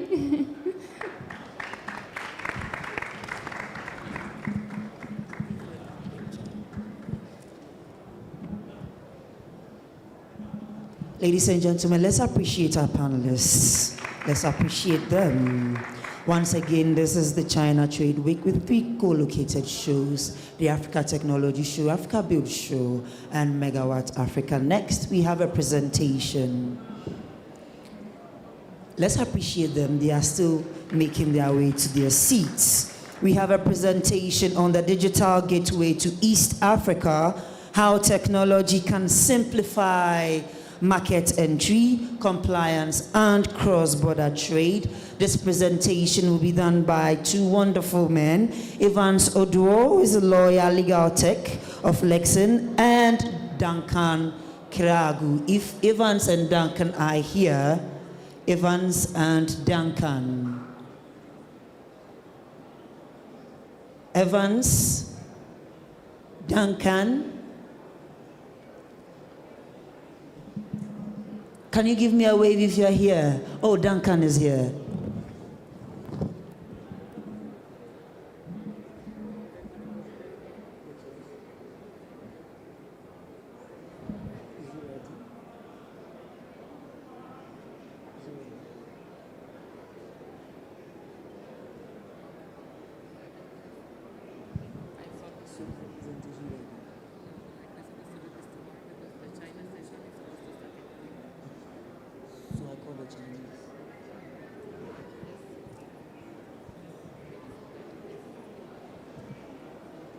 All right.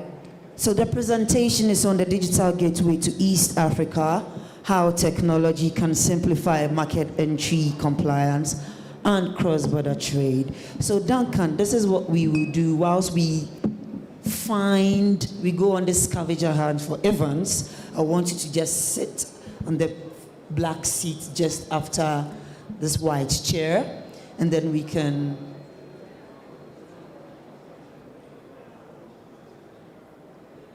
But ladies and gentlemen, please appreciate yourselves. Appreciate yourselves. You've been a wonderful audience. Appreciate yourselves. Wonderful presentations, wonderful panel discussions, wonderful keynote addresses, wonderful opening sessions. We have had wonderful presentations from government representatives.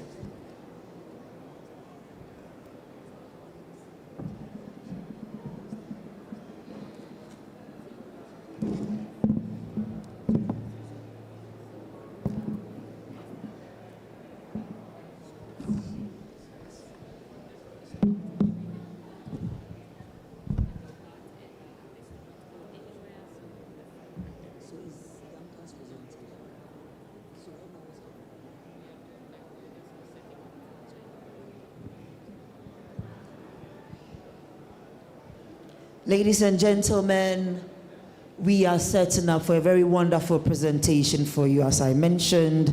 So please stay put, drive all your attention to the SANSI delegation. This will be a bilateral meeting with distinguished guests from SANSI. There will be introductions, there will be presentations for you. So this is what we have decided to do, because we know that Duncan and Evans are so wonderful people. They will come tomorrow. They will come tomorrow so that you can come and listen to them. So whilst we prepare for the SANSI delegation, this is what I want us to do. I want all of us to rise to our feet. I want all of us to rise on our feet and shake ourselves. It's been a cozy, long day. Let's shake ourselves. Give somebody a high five. If it's not offensive, give somebody a high five. Ask somebody how they've been. How are you? You look so emotional. You look so demure. Yes, ask somebody how they've been. Yes, how are you today? Have you spoken to somebody? Have you met any nice person today? Have you eaten? Talk to somebody. Talk to somebody. Ask somebody. Talk to somebody you haven't spoken to today. Talk to somebody. I don't see people talking. I don't see people talking. Say good afternoon. Good day. How do you do? Yes, I see some interactions going on. It's wonderful. Thank you, thank you, thank you. Keep talking. I see some interactions going on. We have a presentation. The Africa Technology Show, China Trade Week, Africa Build Show, and Megawatt. It's a very wonderful event geared towards driving innovation, transformation, and digital development across Africa. We've had speeches, we've had presentations. Now I want to ask a question, just a question. What was the first panel discussion about? What was the first panel discussion about? There's a very wonderful gift for you. If you know it, just raise your hand. What was the first panel discussion? You can just say it out loud if you know it. If you know it, just say it out loud. What was the first panel discussion about? And who was the first speaker for today? Are there any students here? Yes, who was the first speaker for today?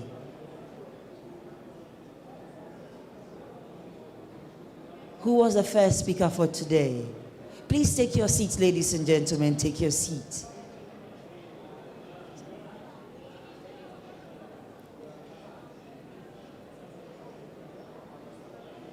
Once again, I want us to acknowledge our strategic partners, the Ministry of ICT, Ministry of Energy and Petroleum, Ministry of Investment, Trade, Industry.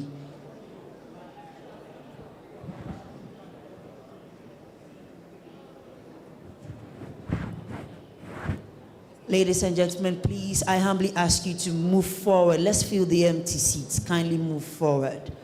I can see too many empty seats. Please move forward. Please move forward. Kindly move forward. Those in the middle seats, those on my right-hand side, those on my left-hand side, please move forward. Kindly move forward.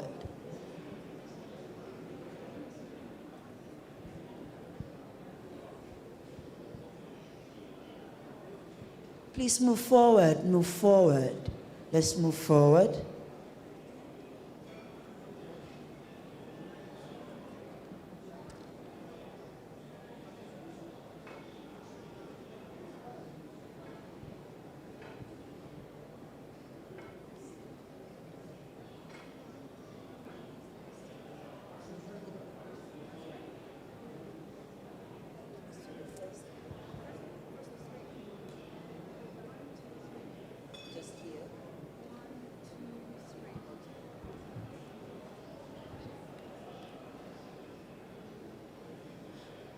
Ladies and gentlemen, we have some VIPs and guests joining us. So I would humbly ask that even though I asked you to move forward, I would want us to leave the first three seats, the black seats, vacant for our VIPs and guests.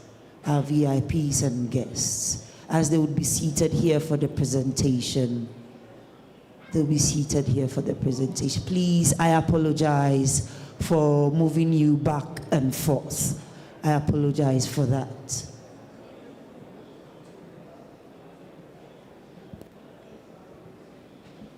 Thank you very much for understanding.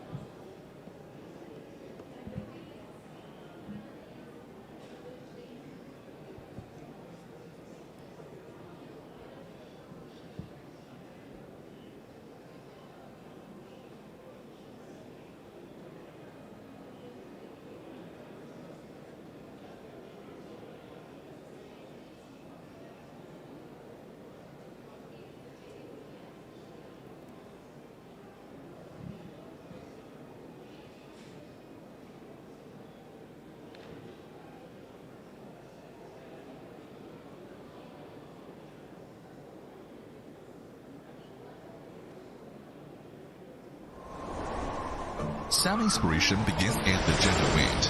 Our guests on VIP will be joining us shortly for us to start this presentation. Here in Jianye, the vibrant hub of innovation flies down the wind. Thank you so much this for is sticking with Jiangsu us. Artificial Intelligence so much for International sticking Talent with us. Innovation Part. We really appreciate This is you not just as a coordinate delegation, of visitors and convergence, but a audience highly active for and sticking magnetic with pursuit us of connection. throughout this The two zones, two parts interlock and deliver mutual empowerment. With T4 and T5 of Nanjing Alibaba Center as the core space, this 93,000 I would also like to know if space there are any continually startups grows here. Are there upward, any startups building here? a vertical innovation Can you ecosystem show by hands that if you're a goes from startup, zero if you're a to one founder, and extends into if you're a infinity. co-founder? Can you show by hands? Here, Can location you show by advantages hands? are transforming So no into founders development here. momentum. You are a The founder, win here great. is driven by the I would destiny like to it talk to appears. you after here. So Synergistic development between 7 universities and high-tech zones, with 9 major alumni associations gathered. Global sci-tech innovation resources converge here at high frequency. Hardcore tech parties spark ideas, while talent salons resonate in harmony, advancing the synergy of industry and talent. To enter Jianye is to connect with the world. This place is becoming a vital gateway for overseas talent returning to Jiangsu and China to start businesses. When the wind gathers, it becomes a storm. 14 of the top 20 internet companies in China have chosen Jianye. 218 artificial intelligence enterprises cluster here, rooted in a fertile land where opportunities thrive and revere. The LPC community and the AI SciTech innovation community provide a soil for innovation. AI plus traffic drives momentum, exploring more market segments. Ladies and gentlemen, please, I would like for you to also post about your experience here, to invite more delegates and more speakers whilst we prepare for this. Allowing the wind of innovation to merge into even grander wind field. Uplifted by the wind, imagination is pushed to greater heights. From AI space-time, leveraging artificial intelligence international community, to Zijinshan International SciTech Innovation Fund Block, and to the Jiangsu International Legal and Business Service Part. A 215 billion fund and 35 billion artificial intelligence special fund drive the integration. After 4 chains, the innovation chain, industry chain, capital chain, and talent chain. Jianye invests industry cultivation, capital empowerment, and professional services into every step of talent development. Here, the wind can also be very gentle. So gentle. It is a glimmer of light in the dead of night. So gentle. It is a simple notification on your phone.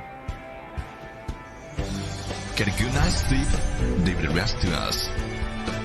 You can focus entirely and then move forward at full speed. Here, the wind carries warmth, vibrant commercial districts, sports venues, social spaces. It spawns the peaks and valleys of your work, cares for emotional ups and downs, and it helps both your dreams and life. This is the wind of the talent part, and it begins in a small corner. It is destined to blow toward brighter scenes in the future. The wind rises from the heart, lifting you to the clouds above. Sound inspiration begins as the gentle wind. But as it gathers, it finds its direction.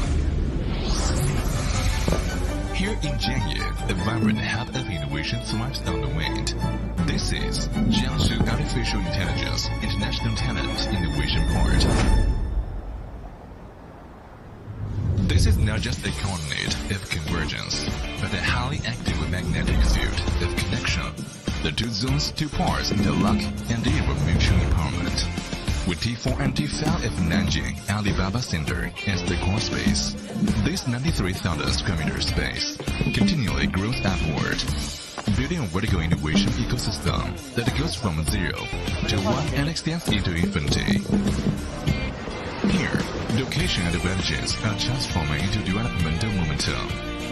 The wind here is driven by the density of peers. Synergistic development between 7 universities and high-tech zones, with 9 major alumni associations gathered. Global SciTech innovation resources converge here at a high frequency. Hardcore tech parties spark ideas, while talent salons resonate in harmony, advancing the synergy of industry and talent. To enter Jianye is to connect with the world.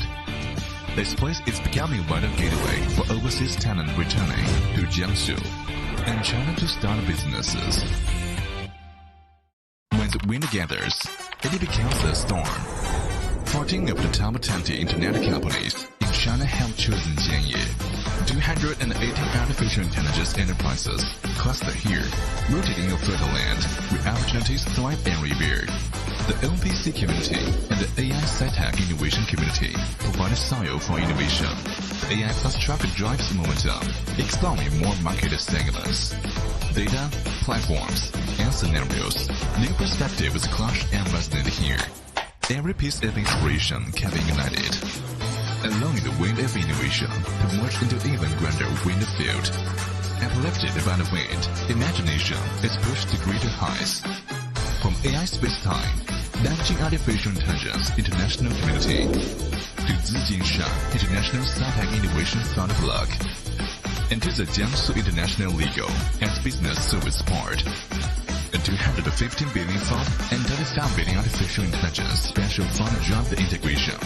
After 4 chains, the innovation chain, industry chain, capital chain, and talent chain. Jianye invests industry cultivation, capital empowerment, and professional services into every step of talent development. Here, the wind can also be very gentle. So gentle. It is a glimmer if light in the dead of night. So gentle. It is a simple notification on your phone. Get a good night's sleep, leave the rest to us. You can focus entirely and then move forward at full speed. Here, the wind carries warmth, while in the commercial districts, sports venues, social spaces.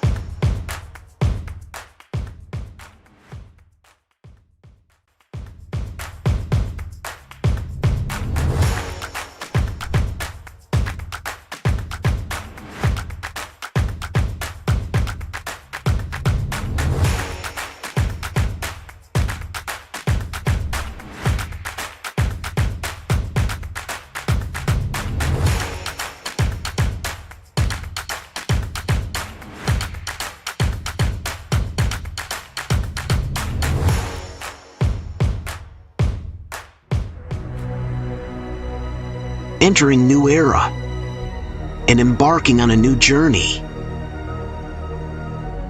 Shaanxi Transportation Holding Group, a state-owned enterprise, bears the heavy responsibility of reform and is bravely undertaking the mission of developing itself into a first-class transportation enterprise, emerging from reorganization and integration.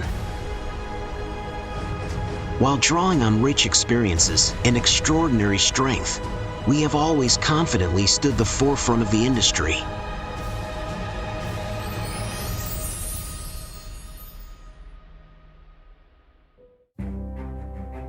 At STHG, we have deeply engaged the transportation industry, benchmarking ourselves against first-class companies and accelerating the establishment of our 8 major systems, our modern industrial, scientific governance, 3D risk control, professional talent, practical sci-tech innovation, integrated party building, diversified incentives, and distinctive cultural systems, thereby reinforcing our foundation and support, and better guaranteeing our high-quality development. We have constructed 5 core chains, continuously upgrading our transportation operations services to achieve leapfrog development in toll operations, striving to promote infrastructure investment and construction. We are forging ahead, extending the road into the distance. Taking responsibility for improving travel quality, we are providing engineering contracting and technical services that contribute to rapid social development. Focusing on highway maintenance, we maintain road safety, protecting hundreds of millions of vehicles. Vigorously expanding our services, we are creating new service business formats to offer innovative experiences, along with convenient and high-quality services to the traveling public. Continually aggregating resources, we are constructing 5 collaborative chains, deeply integrating transportation with other sectors, including road derivative economies, quasi-finance, supply chains, new energy, and the digital economy. Integration and coordinated development of numerous resources is providing new impetus to the group's development while serving as a solid foundation for its industrial upgrading. Through unceasing exploration and innovation, we have established 3 innovation chains related to high-end new materials R&D and application, artificial intelligence and equipment manufacturing, and energy-saving and environmental protection engineering and services. The great vitality this has injected into the group has begun the unfolding of the magnificent blueprint for its future high-quality development. STHG is rationally constructing a 5-5-3 modern industrial system centered on core, collaboration and innovation chains, taking 13 industrial chains as its core in order to create better business models, greater strength, improved returns, and more sustainable development. As sun rises, spectacular scenes emerge. After cresting the peak, we see the new journey ahead us. Born of reform, prospering from reform. At STHG, we are committed to thoroughly deploying the important measures of the 20th CPC National Congress on accelerating the construction of China as a transport powerhouse, fully realizing the 7613 strategic goal, and developing into a first-class integrated service provider for transportation investment, construction, and operation, while striving to promote high-quality development through steady progress. New chapters are written.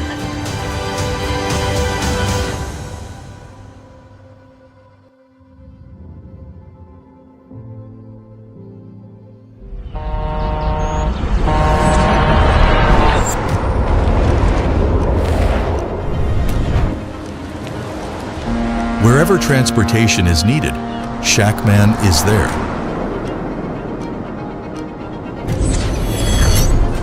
Spanning over half a century, Shackman has extended its reach across the globe, delivering millions of trucks. We are committed to providing integrated transportation solutions, connecting the world, and powering your business to thrive. At Shackman, customer needs are at the core. With over 700 models, we meet diverse working conditions worldwide.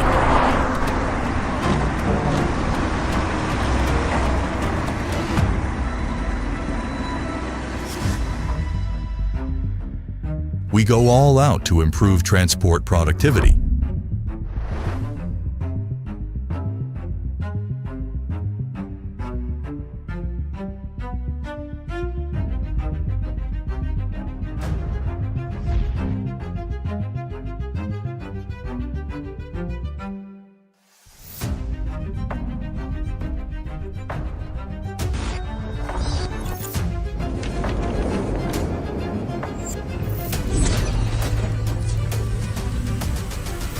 Spare no effort to reduce operational costs,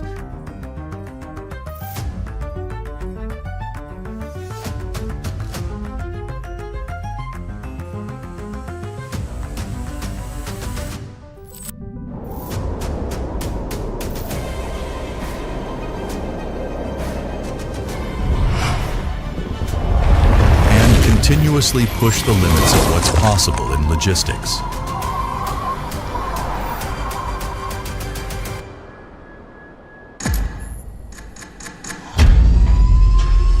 Shackman owns a fully integrated and complete industrial chain, empowering the entire industry. We follow the strictest quality standards. In our global network of intelligent manufacturing plants, every vehicle is produced with maximum efficiency, ensuring timely delivery.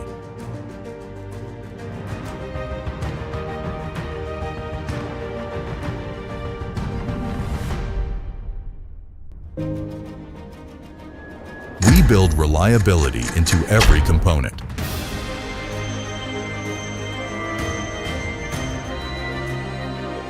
Each vehicle undergoes triple inspection and a final pre-delivery inspection to guarantee uncompromising quality.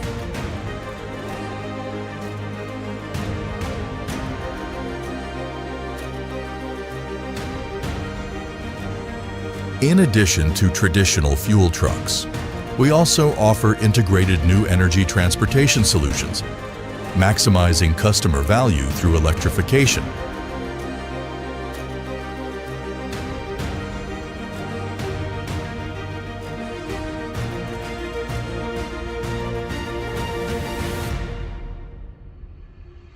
Delivery is just the beginning.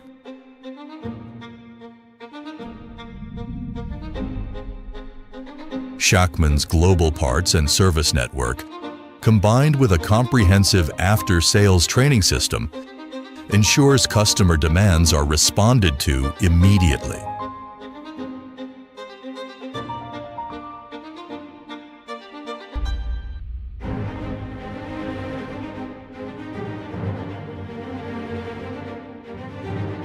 We care about the entire product life cycle and every step of your business journey.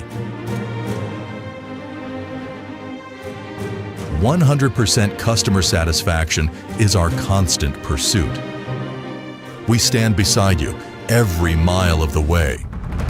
We share the joy of your success, witnessing every milestone along your path.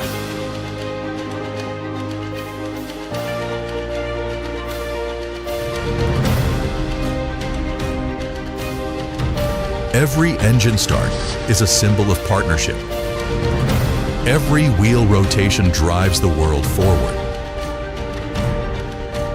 Smart logistics, autonomous driving,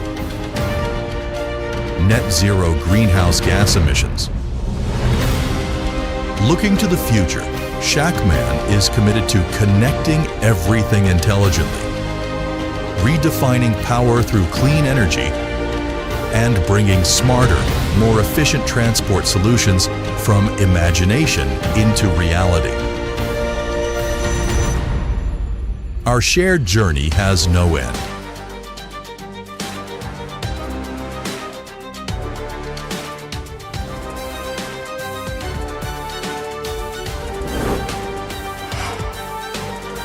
Wherever transportation is needed, Shackman is there.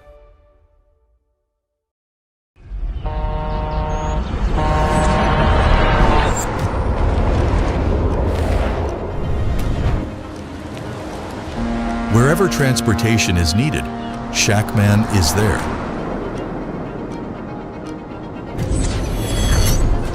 Spanning over half a century, Shackman has extended its reach across the globe, delivering millions of trucks.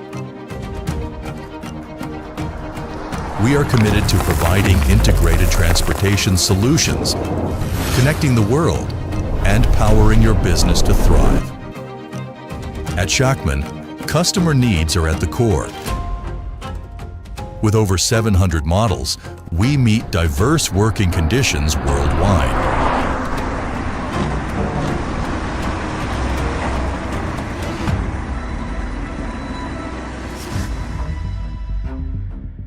We go all out to improve.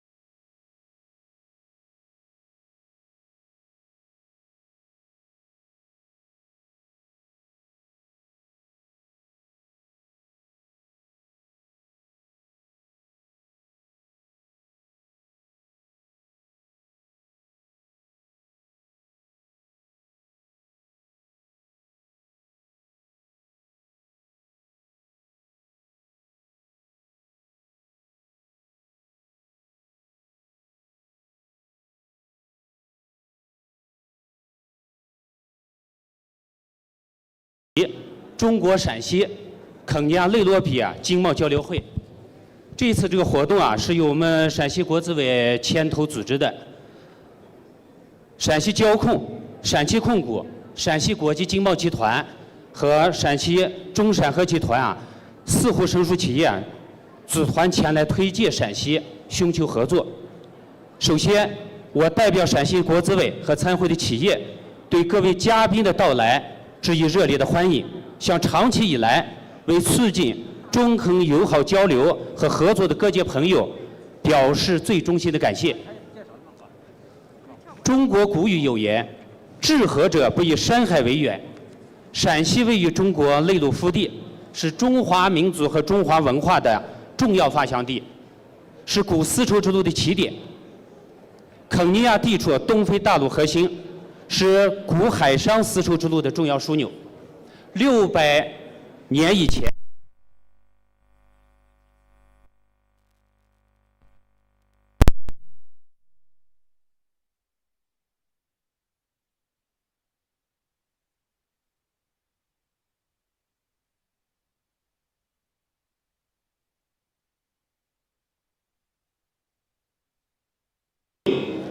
山海相隔，却心意相通。今天我们跨越万里山海，相聚内罗毕，正是雄者丝绸之路千年文脉，共同探寻互利互利共赢的发展之路。当下，陕西正在牢牢把握共建“一带一路”新时代共西部大开发双重战略机遇。依托自贸试验区、上合组织农业技术交流培训示范基地等国家级的开放载体，深度切入全球产业链、供应链、价值链，对外开放的能力持续提升。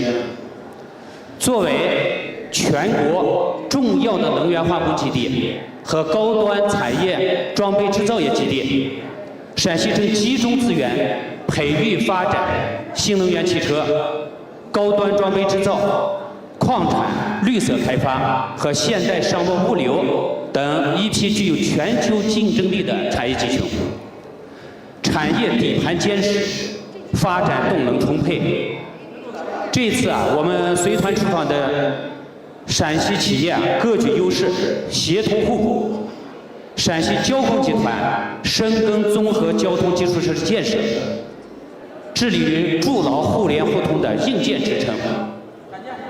陕西控股集团全系商用车远销海外，精忠实配非洲等地区工程建设，货运需求。陕西国际经贸集团打通跨境贸易全流程服务通道，赋能企业出海拓市。中陕合集团布局矿产资源、新能源、生物医药多元赛道，产业的协同优势比较突出。女士们、先生们，独行快，众行远。肯尼亚是陕西在东非市场的重要合作伙伴，双方产业优势互补优势非常突出，合作的空间非常广阔，契合度也很高。内罗毕坐拥东非最大航空枢纽，蒙内铁路贯通海港与首都，辐射乌干达、卢旺达等内陆国家，是连通整个东非的贸易门户。肯尼亚清洁能源资源富集，矿产资源丰厚，基建需求旺盛。医药和农产品贸易优势显著，与陕西省属企业的主业高度的匹配。我们期待携手开启相关领域深度合作，一是共建互联互通的基础设施，依托陕西交控成熟的公路、铁路、城市快线运维能力，结合陕汽集团的重卡、新能源客车、工程车辆成套的供给优势，深度参与肯尼亚公路升级、铁路延伸、园区配套、城市交通项目建设，助力完善东非陆路物流网络，持续放大蒙内铁路经济的辐射带动的这个效能。二是深耕绿色能源与矿产资源的协同开发，发挥中陕合在地热、光伏、风电、矿产勘探、绿色矿产的采选冶炼领域全产业链的优势，共同开发地热、风光储能等可再生能源项目，升级本土电力供给体系，联合开发矿产资源绿色勘探、开采、加工一体化的合作。三是搭建双向经贸流通合作平台，依托陕西国际经贸集团跨境贸易、海外仓、国际会展资源，打通陕肯双向贸易通道，推动陕西高端装备、新能源汽车、建材、农业技术、机电产品走进肯尼亚及东非各国，引进肯尼亚丰富的矿产资源、优质鲜花、咖啡、特色农海产品、手工艺品进入中国西部广阔市场，实现产业互补和贸易互通。借此机会我们诚恳地邀请肯尼亚各界朋友到陕西访问，登临古长城、古城墙，探探访兵马俑，感受丝路起点厚重底蕴，亲身感受陕西的魅力。让我们以这一次的对接会为新的起点，携手播撒合作的种子，共筑陕肯互利共赢之路，为两地经济繁荣、增进民生福祉贡献更大的力量。最后，预祝本次经贸交流会取得圆满成功，祝各位来宾身体健康，事业兴旺，万事顺遂。谢谢大家。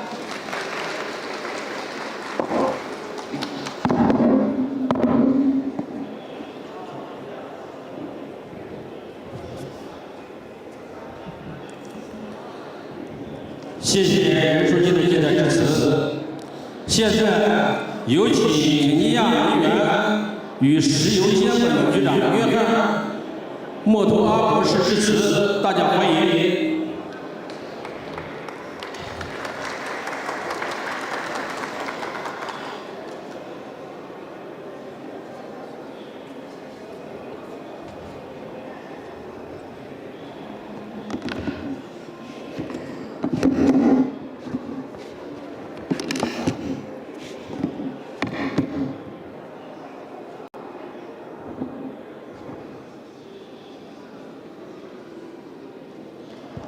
Okay, good afternoon or good evening.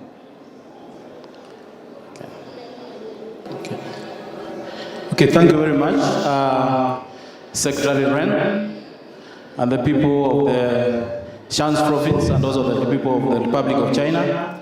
I'll be making a short presentation as a way of communicating to you, because I know it was written like a speech.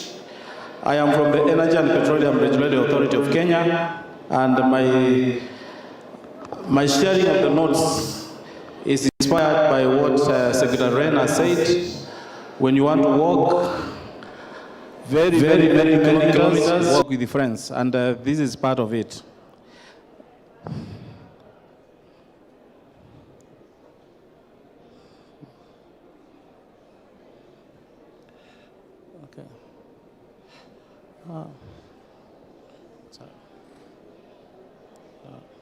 So this one? Okay. Yeah.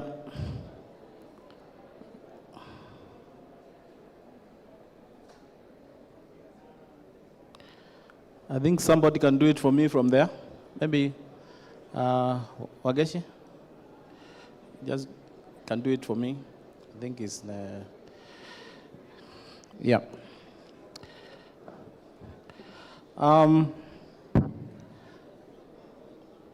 The Energy and Petroleum Regulatory Authority of Kenya is created under the Energy Act of 2019 to undertake technical and economic regulation of the energy sector.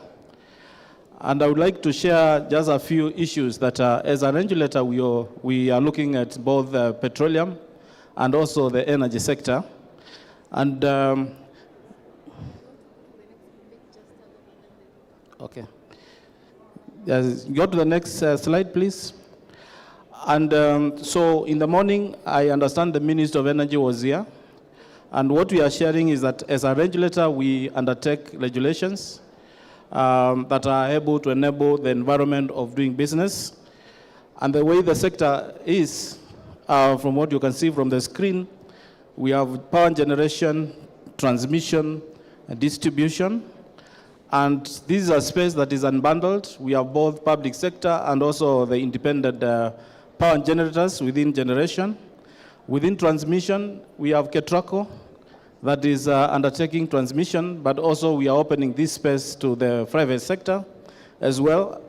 And we have recently approved the first independent transmission project by Africa 50 and Power Grid.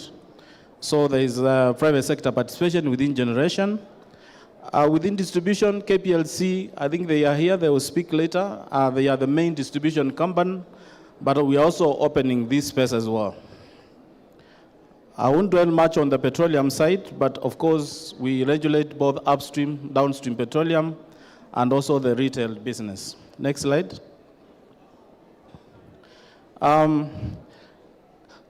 Kenya has about 3,307 megawatts of installed capacity, and geothermal power with over 1,000 megawatts is the main technology right now, giving us that 1% of the total installed capacity. Then we have hydropower at 839 megawatts, wind power 435, solar we are 210, thermal power plants 565, and of much interest is the peak demand that has grown to about 2,549 megawatts. Recently, just last week, we recorded a new peak demand. And the issue of demand has been one where the demand is increasing every month, actually, since January. And we also have captive power of about 630 megawatts. In addition, we are also importing power from Ethiopia and Uganda. We are interconnected with our neighbors. Next slide. In terms of the generation mix, 93% of our power that was generated up to June 2026 is green energy, coming from geothermal, 39%, hydropower, solar, wind, and also imports. So thermal power plants only generated 7% of the power that we consumed in our country. Next slide. This is just the peak demand, showing the way we have been moving. And as you can see from this demand, that is monthly demand, in the last 1 year, we have added about 150 to 200 megawatts. And this means that every year for Kenya now, we have to actually add about 200 megawatts every year to cope with the demand. Next slide, please. In terms of policy and the regulatory framework, we have the Energy Act, which is very robust. And this provides the better legal basis for the electricity, renewable energy, petroleum, and coal regulation. And in addition to that, we have also what we call the least cost power development plan, and also the INEP. The INEP is the Integrated National Energy Plan, and we do follow the least cost planning when it comes to guiding generation and also network expansion. Within the renewable energy space, we are looking at auctions, introducing auction so that we shift from the feed-in tariffs to competitive procurement and price discovery, especially for wind and solar. PPP framework for transmission and infrastructure PPPs is one of the anchor laws that we have to unlock private capital beyond generation. We're also looking at hydrogen. Green hydrogen is one of the areas we are looking at, and this provides a pathway for projects entry, safety, environmental compliance, and also investment coordination. And recently, the Cabinet Secretary did gazette the electricity market, bulk supply, and open access regulation that will enable participation of the private sector in a more robust way, and also opening the system, the transmission system, to other players to be able to come in and wheel their electricity, and also increase the market participation. Next. With regard to development projects in the power sector, of course, investment is shifting from generation alone towards flexibility, networks, regional trade, and the competitive market development. We do have the variable renewable energy and the BESS, because our system is getting more capacity from intermittent renewables. And with that comes intermittence, so we are also looking at having BESS, that is battery storage, and zero services. Again, in order to support the grid, services such as frequency response, voltage control, reserve capacity, and reactive power to support system stability are more variable renewable energy is also needed for integration. With regard to transmission and grid resilience, again, PPP models and network reinforcement to unlock resources in rich zones and improve reliability. Again, open access and bulk supply. We are looking at large consumers, and I think I saw some of the large consumers in this meeting. IPPs and suppliers can support competition and also new investment signals. Within the regional power, we are looking at having the East African Power Pool that has interconnection, and Kenya is like the power bank of East Africa. Because we are at the center, we are interconnected with Ethiopia, with Tanzania and Uganda, so we are able to participate in that market in a robust way. And I think what I missed out in this presentation also, to be fair to nuclear, Kenya is also planning to go nuclear. That is in line with our least cost power development plan, and that is also progressing well. Next slide.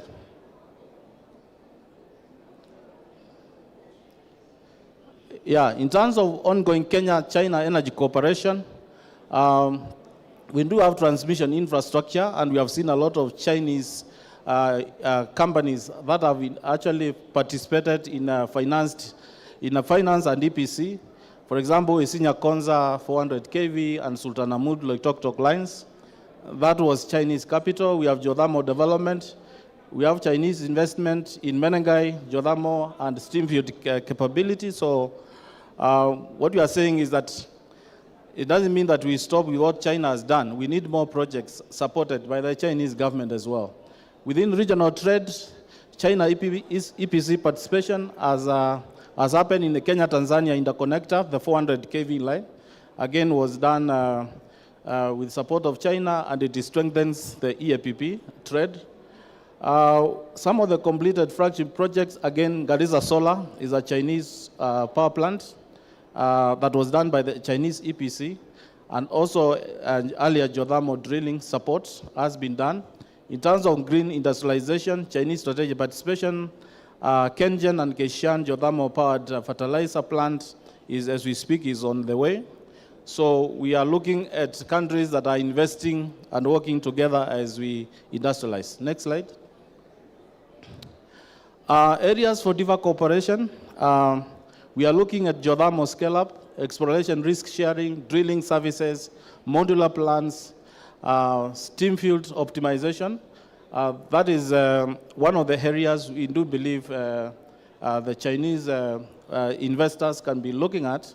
Also, we do have the grid and transmission PPPs, that is public-private partnerships, 420 kV lines, substations, SCADA, green automation, and loss reduction. Our losses are still high, so we are looking at ways of reducing that. We have best and flexible resources, storage procurement, grid codes, hybrid plans, and auxiliary services. Then in the area of power markets, open access, bilateral PPAs, electricity trading, regional power exchange, and private participation in transmission infrastructure.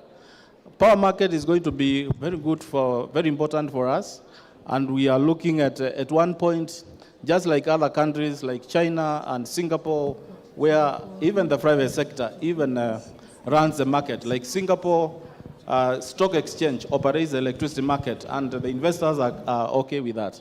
Then we have green industry, geothermal powered green fertilizer, e-mobility, value chains, and industrial parks.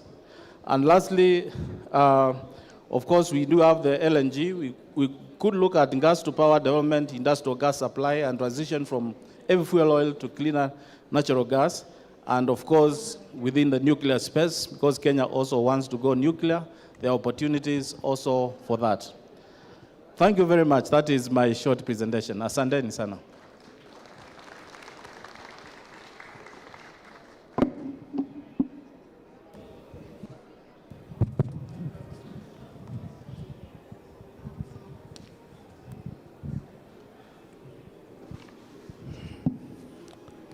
谢谢约翰·图瓦博士。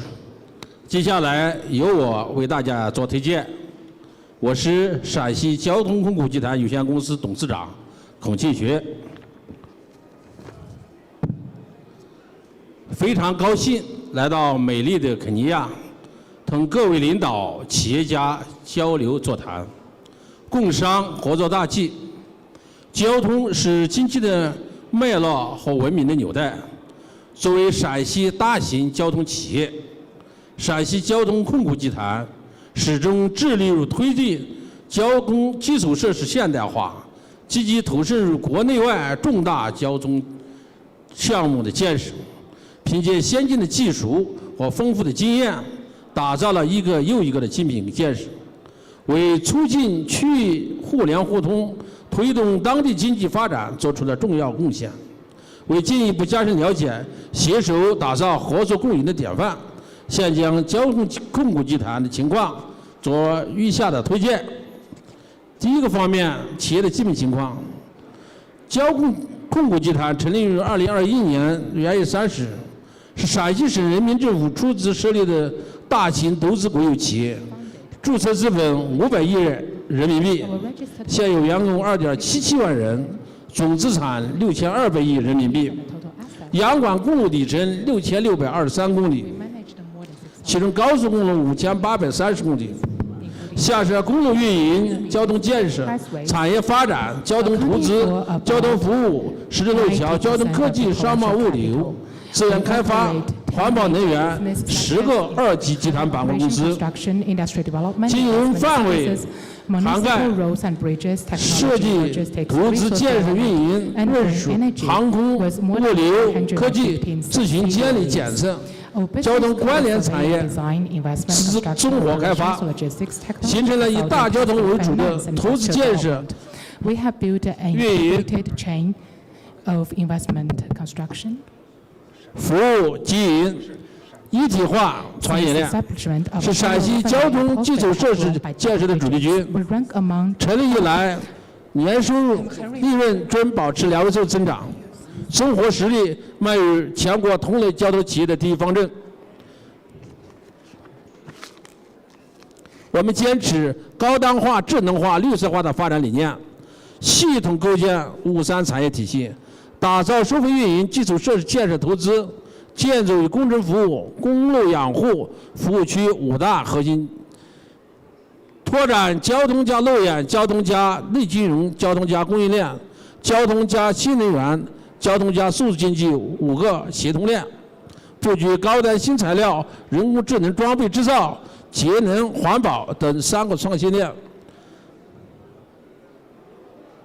2、企业优势，一个是具有较强的投资融资能力，企业被金融机构评为3A级企业，授信额度突破9000亿元，融资成本较低，目前参与了我们陕西多条3批高速公路项目的建设，投资建设了西安国道210东3环之临潼3批项目，全手企业陕西路桥集团参与了河北沧州曲港高速 BOT 项目，具有丰富的投融资建设经验，资金实力雄厚，投资能力很强。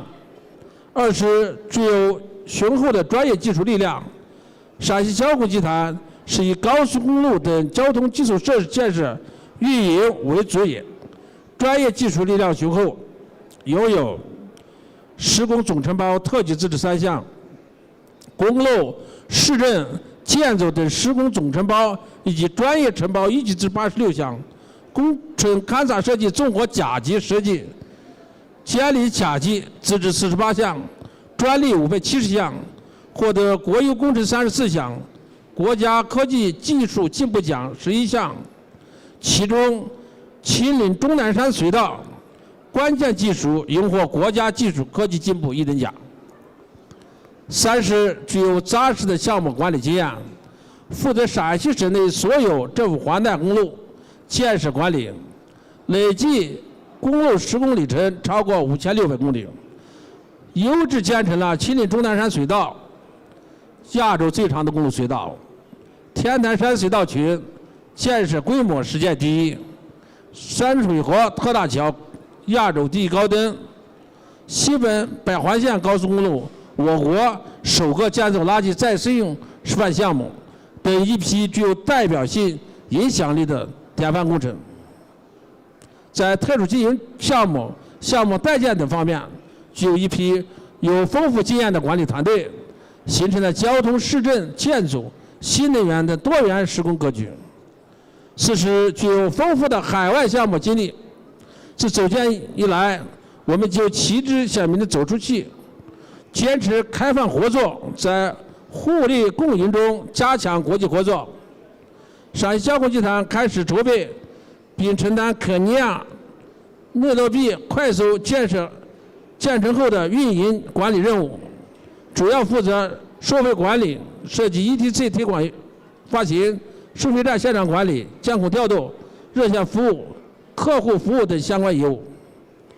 今年，我们全手科技集团高速检测公司自主研发的智能摄影压监测系统，也正式集成应用入非洲几内亚的西芒州重载铁路运输运营期的监测项目，为重载铁路运营安全提供数据保障。目前，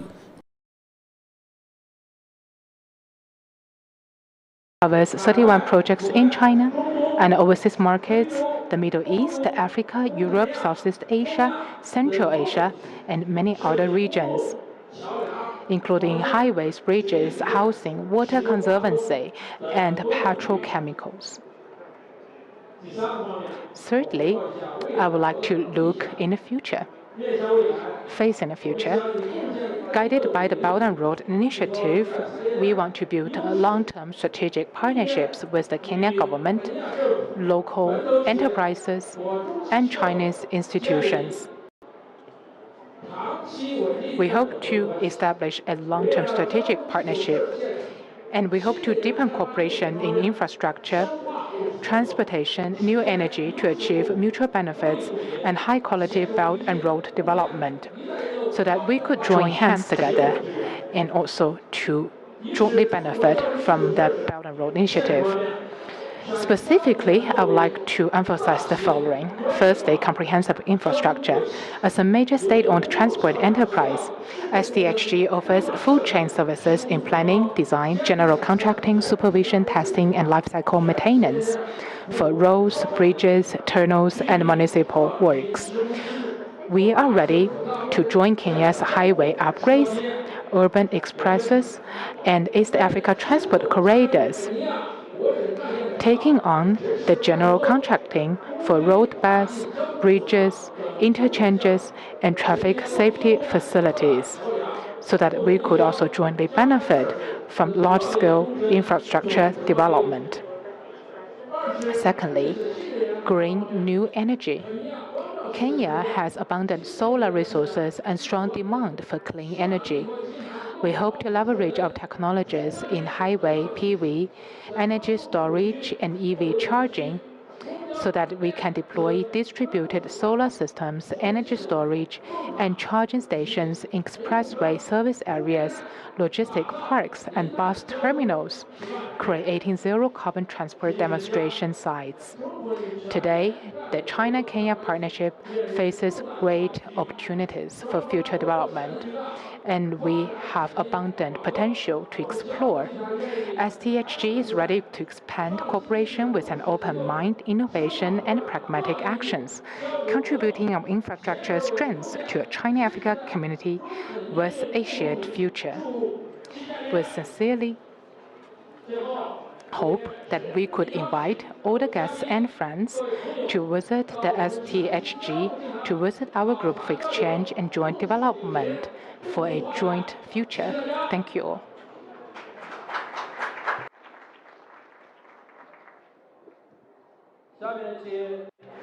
Thank you very much. Next, I would like to give the floor to Chairman Liu Yi, Chairman of the Shanxi Automobile Holding Group, for his presentation.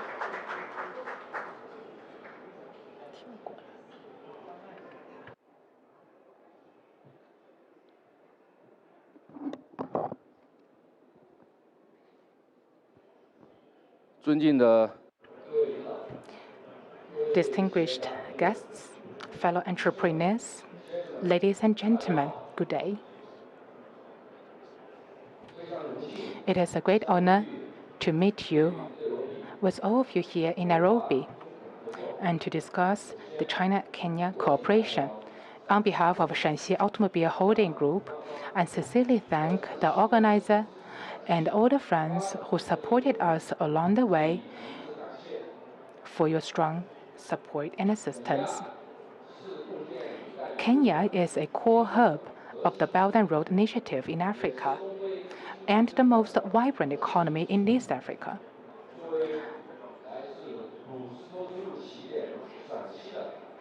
As a leading equipment manufacturer from Shanxi, the start of the Asian Silk Road, We see Kenya as a strategic core in Africa, and we are practicing the Belt and Road Initiative in our journey. We treat Kenya as our important partner here. In the following, please allow me to briefly share our practices and visions. Founded in 1968 and headquartered in Xi'an, Shanxi Province, we have built, over the past 60 years of development, 4 business sectors covering whole vehicles, special vehicles, auto parts, and aftermarket. We have more than 25,000 employees, over 100 subsidiaries, with a total asset of $13.4 billion.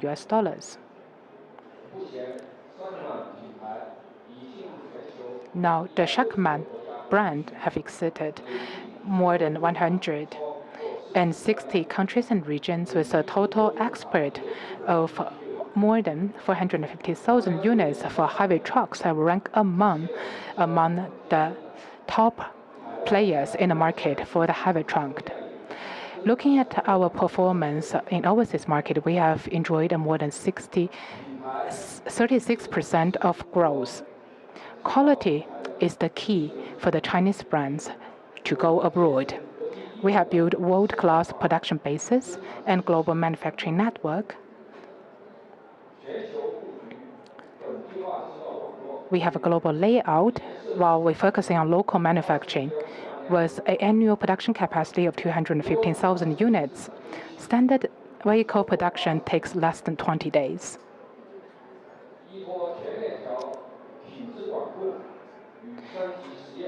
From the full value chain quality assurance and the 3-tier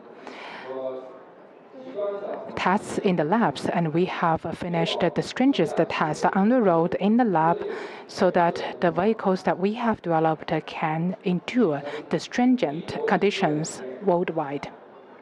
Adhering to our one country, one vehicle customization philosophy, we tailor products for local regulations, climates, and working conditions.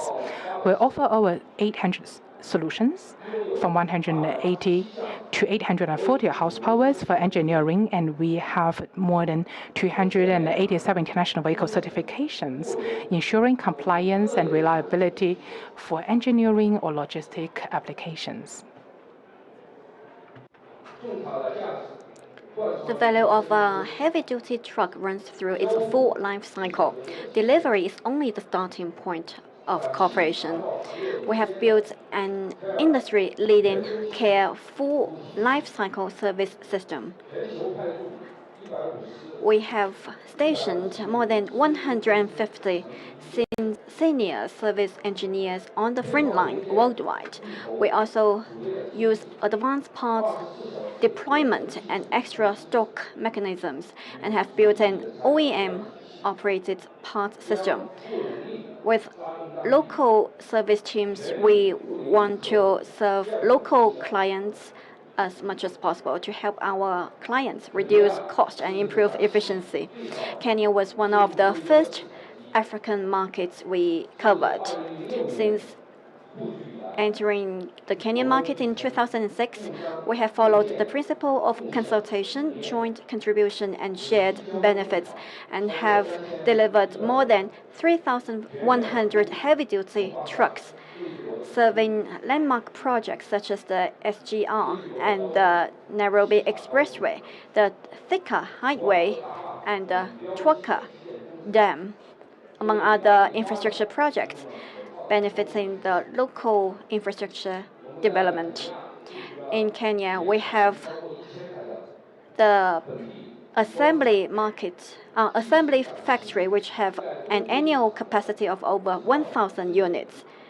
This can cover the whole East African market, and it can also help technology transfer, local job creation, and local industrial talent development.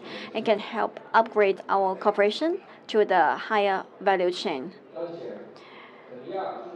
Kenya is now at the key stage of faster industrialization and urbanization, with huge potential in infrastructure, logistics, and resource development.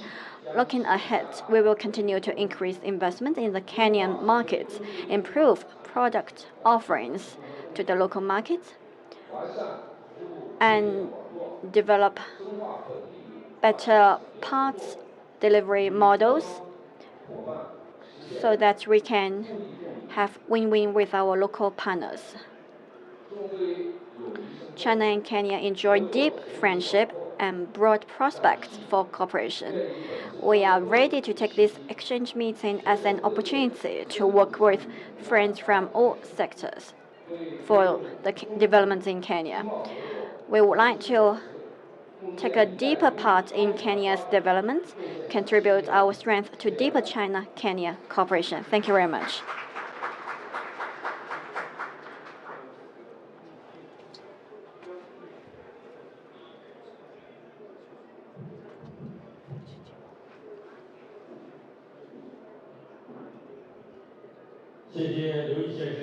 Thank you very much, Mr. Liu. Let me give the floor to Mr. George Muir, GM from the GDC, to address us.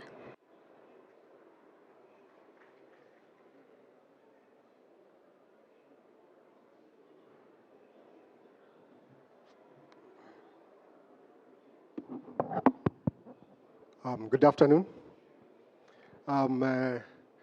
Michael Simi from Geothermal Development Company, currently in charge of projects. So I'll just give a brief on what we do.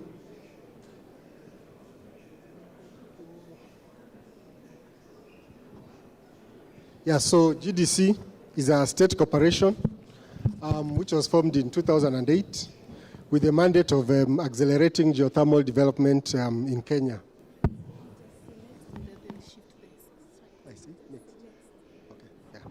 Yeah, so GDC was formed to accelerate geothermal development.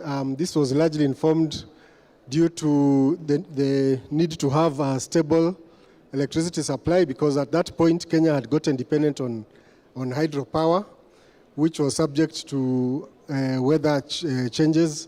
So GDC was formed to take care of that. So GDC is a state entity which is designed to take upfront risks associated with geothermal development.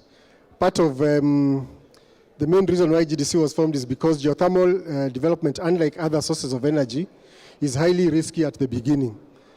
So that is why GDC was formed. Next. Yeah, so our mandate, we have number one, to undertake geothermal resource development. That is to develop steam fields within Kenya. Number two is also to manage those steam fields, because again, unlike other sources of energy, this is a renewable source of energy, but you have to manage the steam field. Then we are also looking at not only electricity generation, but also what we call direct uses. That is using the thermal heats from the ground for different applications, which we shall show a bit later. Then another reason why the company was formed was also to support the government in resource mobilization. So being a state entity, GDC is able to get concessional funding at good rates and therefore make the projects competitive. Then another mandate is also to encourage private sector participation, because being the risky venture that it is, most private people prefer to come in after the steam field is already developed. Next. So how does GDC operate? So we operate by making projects bankable for power generation. So we start with what we call scientific studies. That is before you do anything on the ground. You have our techniques on how we are able to site places where geothermal development can take place. Then we go through the usual processes of licensing and registration of land. Then most of our projects are in what we call greenfield areas. That is areas where there is no roads and infrastructure. So one of the first things that you must do is develop the roads. Then geothermal drilling also utilizes water. So we also have to develop a water supply system. Then after that, you're able to now commence your drilling operations. That is drilling of the geothermal wells. And from there, you're able to then connect those wells to our power plant. So in the case of GDC, we normally leave the role of power generation to either another state entity, that is KenGen, or to IPPs. Next. Yeah, so this is just a map of Kenya showing the Rift Valley. Most of our geothermal resources are located in the Kenyan Rift Valley system. We have about 14 high temperature sites, which we intend to explore. Some of them you're familiar with, like Olkaria, which was developed by KenGen. But we also have others in Menengai and in the northern part of Kenya, in the prospect we call Baringo Silari prospect, and then others in Suswa, amongst others. So next.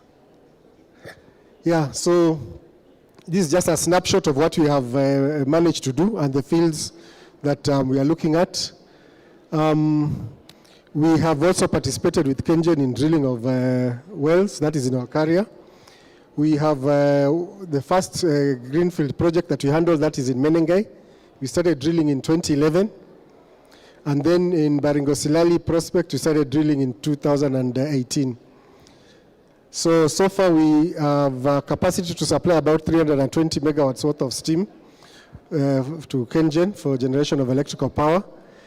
In Menengai, we have 3 IPPs. I'll give the status later. Then we also have Paka steam field, where we have also drilled. And then we have the other Korosi, Silali, and Suswa fields. Next slide. So this is our first greenfield project, and I'm glad to say that it is a project that is now a success. We have the first IPP, that is Independent Power Producer, which is associated Menengai Geothermal Limited, which is, has been generating power and supplying to the grid from 2023. And then we have All Power 22. This one managed to reach full commercial operation in March this year. And then we have the third one, that is Globelec, who are currently commissioning, and we expect by first week of August, they should be able to achieve full commercial operation. One thing that is also relevant to today's convention is that these 2 power plants you see there, the Sosian and the Or Power, are actually Chinese power plants using technology by Kaishan. And it has several advantages, including ability to handle steam that is not of a very good quality. So it's one of the flagship projects for that Chinese company, Kaishan. So next slide. Now, we also have what we call direct use. So direct use is where instead of generating electrical power, you now use the heat directly. So this is good because electrical power, you normally use steam of very high quality, probably above 150 degrees, but for steam that may not be of as high quality, it still has a lot of applications. So we are talking about things like grain drying, greenhouses, heating of greenhouses, ponds for fish, that is aqua ponds, milk pasteurization, and laundry. So this is an area in which small-scale industry can be able to tap into easily. So these demo plants are all there at Menengai. If you visit there, you can be able to see the demo plants. Next slide. One of the other projects that we're looking at is the project by Ndovu Cement. So they are planning to utilize steam to generate about 4 megawatts. And in addition to that, they will be using the brine to heat some of the they'll be using the brine for heating within their power, within the plant. So that is one of the projects that we are also looking at and supporting. Next slide.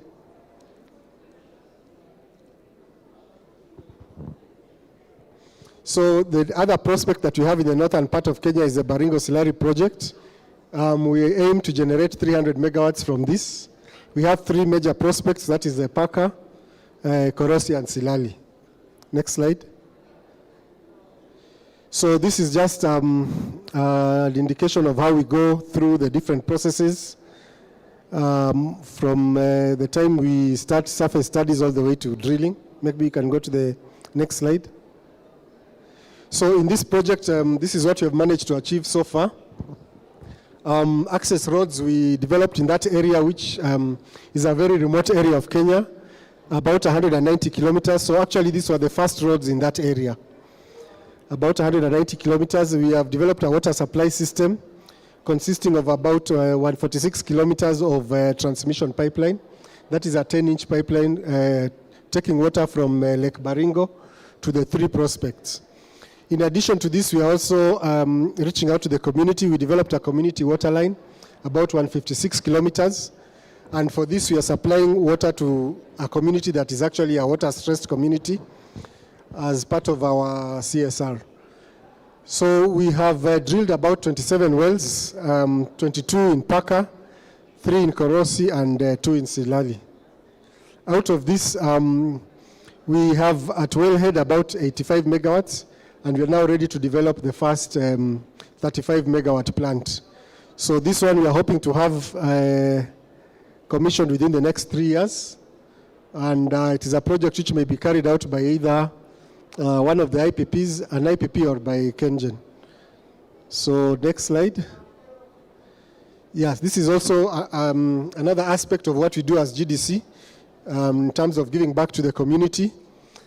These are indigenous communities, and one of the things we are doing is a school for the community as part of our CSR. Next slide. Yeah, just go one slide back. Yeah, so the other project that we are now embarking on, the latest project, that is Suswa. Suswa is located within 2 counties, that is Kajiado and Narok. And the prospect that we're looking at is at that caldera, at that Mount Suswa. So next slide. So, so far we have deployed a few resources to carry out development of the infrastructure, that is the roads. We already have the design for the water system ready, and we are now commencing on the first parts of laying the pipeline. We are also in the last stage of moving a rig there, and we are hoping within the new financial year, that is before June next year, would have started drilling in Suswa. So that is where we are with the 3 projects that we have. Thank you.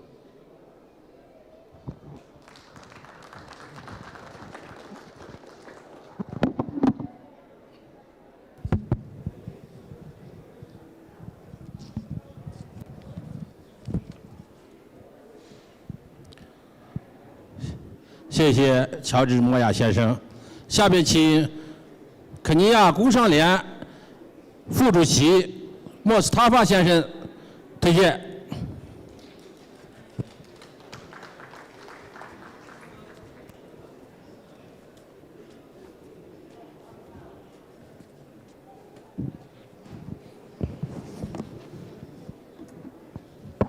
Okay, so good evening, everyone.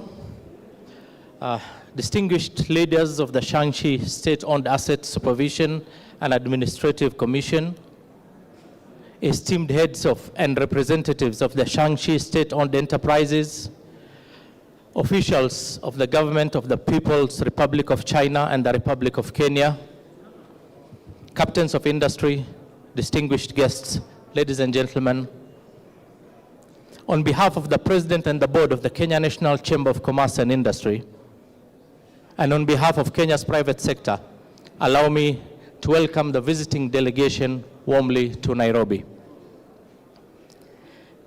There is a particular meaning in receiving a delegation from Shaanxi. Your capital, Xi'an, was the eastern gateway of the ancient Silk Road, the point from which merchants first set out to connect distant civilizations through trade. More than 2,000 years later, that same spirit brings you here to Nairobi, along a new road of partnership. It is fitting that the journey continues to Kenya, where the Belt and Road meets the coast of East Africa at the port of Mombasa and the rail that runs to this very city. Shanshi's name is not new to us. Your trucks, your machinery, and your engineering already move goods on Kenyan roads and across our borders. Today, we have the opportunity to turn that presence into deeper, more deliberate partnerships. The foundation is strong. China is Kenya's largest trading partner, and Kenya is China's leading trading partner in East Africa. A relationship built over more than 6 decades of friendship and anchored today in a comprehensive strategic partnership. But friendship of this depth must also be a friendship of balance. Our shared ambition is not simply trade, but trade that flows both ways, that builds industry here, creates jobs here, and adds value here in Kenya. Our two countries are already deeply intertwined. China is Kenya's largest single trading partner, and Kenya is China's largest trading partner in East Africa, with bilateral trade reaching approximately $10 billion in 2025. Just this year, following the Framework Agreement on Economic Partnership for Shared Development, signed by President Ruto and President Xi Jinping, Kenya secured zero-tariff, quota-free access for 98.2% of our export goods into the Chinese market. Effective from May 2026, our tea, coffee, avocados, macadamia, and horticultural produce can now reach Chinese consumers duty-free. This is not a symbolic gesture. It is a deliberate, structural opening that we see as the business community must move quickly and boldly to fill. I say this candidly, as friends should. Our trade relationship remains unbalanced. Kenya's imports from China dwarf our exports, and closing that gap is not China's job alone. It is ours, working together. That is precisely why gatherings such as this ones matter. Trade balance is not achieved through statements. It is achieved through joint ventures, technology transfer, local manufacturing, and long-term investment commitments, the very things your enterprises are positioned to deliver. Looking at the composition of your delegation, I see a near-perfect match with Kenya's development priorities. In infrastructure and transport, Shanxi Communication Holding Group brings the expertise directly relevant to our standard gauge railway extension to Malaba, our expressway network, and the ongoing expansion of Jomo Kenyatta International Airport, all active, funded projects seeking experienced partners. In equipment and manufacturing and automotive, Shanxi Automotive Holdings Group heavy vehicle and machinery capabilities align with Kenya's growing construction, logistics, and mining sectors, where demand for reliable, cost-effective fleet continues to rise. In trade facilitation and cross-border commerce, Shanxi International Economic and Trade Group and the Shanxi International Economic Trade and Exhibitions Group can help Kenyan producers, particularly our SMEs, plug directly into Chinese distribution networks, exhibitions, and the new zero-tariff channel we have just secured. In energy, China Shanxi Nuclear Industry Group's experience is relevant as Kenya diversifies its energy mix to power industrial growth, from our manufacturing corridors to our data and logistics centers. And in agriculture, an area close to my own heart and to KNCCI's mandate, Shanxi's strength in modern agricultural technology, cold chain systems, and value addition offers exactly the kind of technical partnerships that can help Kenyan farmers move up the value chain from raw produce to processed, branded exports. And on this, I'm pleased to say that we will be sending a delegation as the Chamber of Commerce to Shanxi, particularly to visit the Yangli demo farms, where we have seen an impressive 50 tons yield of potatoes per hectare. We are developing 150,000 acres at the coast of Mombasa in Tana River and Lamu counties, where we are going to grow sugarcane, yellow corn, soya, and experimenting with various varieties of fodder. So it is going to be an interesting experiencing visiting the demo farms, and we look forward to more collaboration, and I am sure we will be buying equipment from China. These are not abstract synergies. They map directly onto the sectors named in your own delegation's mandate: infrastructure construction, equipment manufacturing, transportation and logistics, agriculture, and cross-border trade.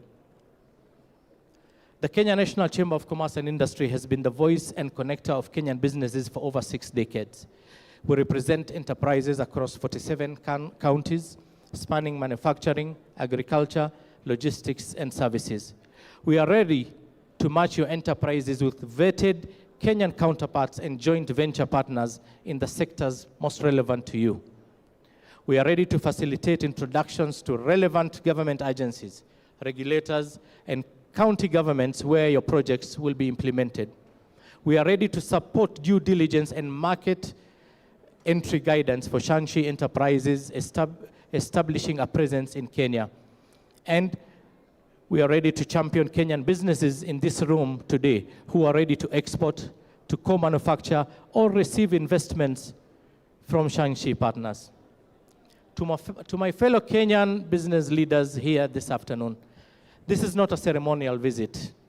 It is an invitation. The zero tariff window into the Chinese market is now open. The infrastructure projects underway need capital and technical partners now.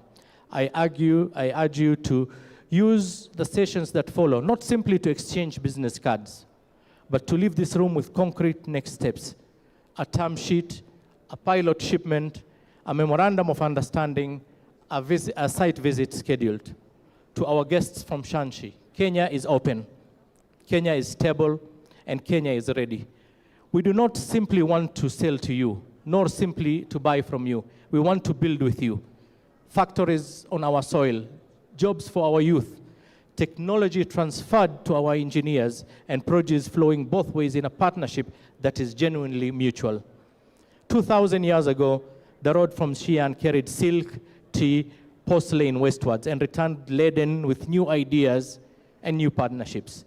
Let this conference mark the moment we deliberately extend that same road in both directions between Shangshi and Nairobi, not just as a metaphor, but as a working corridor of trade, investment, and shared prosperity. On behalf of the Kenya National Chamber of Commerce and Industry, I welcome you once again to Nairobi. I wish this conference every success, and I look forward to the partnerships that will be born in this room today. Thank you. Asanteni sana.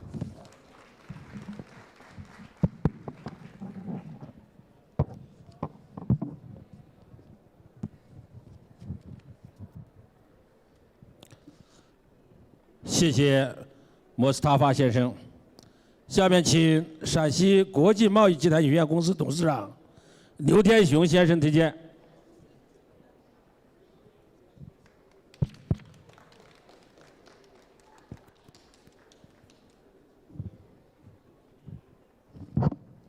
女士们、先生们、肯尼亚的朋友们，大家下午好。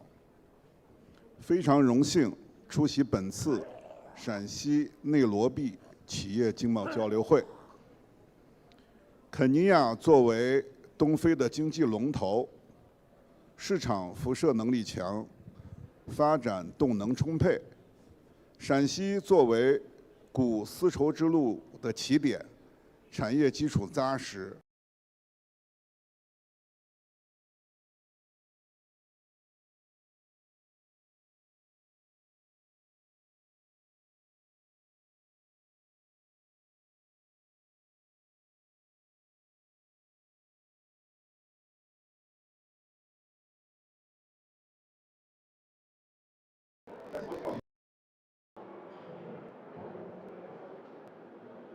是陕西唯一以国际经贸为主业的省属国企。is Shanxi's only state-owned provincial enterprise focusing on international trade and economic cooperation. Targeting global trade in goods and services, we have built core sectors: international trade, trade services, foreign economic cooperation, exhibition operations, and trade logistics. A total of 5 core business sectors, which covers import and export, human resources, overseas businesses, international foreign asset-owned hotels, and many other fields. In trade and services, we do business with over 50 countries in areas like used cars, agricultural products, minerals, and chemicals. Leveraging mature trade channels, we help Shanxi's quality products and capacity go global. For trade services, we operate the Shanxi International Trade Single Window, which features categories and functions across customs, logistics, finance, and data, servicing 23 categories and 384 functions for over 30,000 enterprises. At the same time, our newly built Shanxi SOE platform has served over 400 companies integrating project construction, raw material purchasing, and property transactions online. Through this platform, we explore overseas mining opportunities, organize professional mineral expos, and extend our overseas engineering services to mine development, boosting China-Kenya mining operation. We also provide overseas services, for example, the consulting, matchmaking, risk assessment, and financial support, backing Shanxi enterprises going global. For exhibition operations, we are the permanent service provider for the Silk Road International Exposition and the leading enterprise in Shanxi's exhibition sector. Beyond hosting major expos, we organize Shanxi enterprises to participate in global exhibitions, such as many international expos to connect enterprises globally. This year, we have organized delegations to the Uzbekistan Fashion Textile Exhibition, Japan Hydrogen Energy Exhibition, Hong Kong International ICT Expo, and many others, achieving solid results and helping enterprises connect globally to deep dive into the global resources and deepen economic and trade exchanges. For foreign economic corporations, we have over 30 years of experience in foreign aid international contracting. We have built landmark projects like the Cameroon Cultural Palace, the Central African Radio Station, the Chinese Embassy in Myanmar, and many other landmark projects. It is a window for the Chinese, and as a consulting member of the Chamber of Commerce and Exhibition Association of China. We also have domestic and international qualifications, sending over 20,000 talents to Asia, Africa, and Europe. Currently, we have already two-way label channels open with countries like Uzbekistan and Azerbaijan. In terms of logistics, we operate Xi'an's International Port and Hogos comprehensive industrial parks and are developing the Joy Station in Kazakhstan. We're building a route of Xi'an consolidation, Hogos transfer, and Joy distribution, supporting Shanxi products and companies entering Central Asia and Europe. Distinguished guests, entrepreneurs, as one of the organizers of this event, we have built today's platform for exchange and matchmaking. More importantly, we hope to be a long-term service provider and driver of Shanxi-Kenya cooperation. Kenya has a broad market and a young consumer base. Shanxi has a complete industrial system, mature agricultural technologies, and strong trade service platforms. The two sides are highly complementary, enjoying great and promising future for cooperation. We are ready to be a reliable, rich, and practical partner, and to deepen cooperation with Kenyan companies in port and in import and export, infrastructure, modern agriculture, human resources, exhibitions, and cross-border services. I sincerely invite you to visit Shanxi, see our industrial parks, agricultural bases, and logistics ports, and feel what we can offer. As an organizer, we will provide follow-up matchmaking and support and create convenient conditions for cooperation between companies on both sides. Finally, wish this conference a complete success. Thank you very much.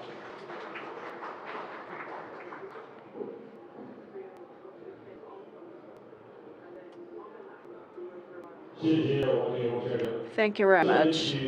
Let me give the floor. Let me give the floor to Mr. Patrick, Deputy General Manager of Kengen. Kengen, please.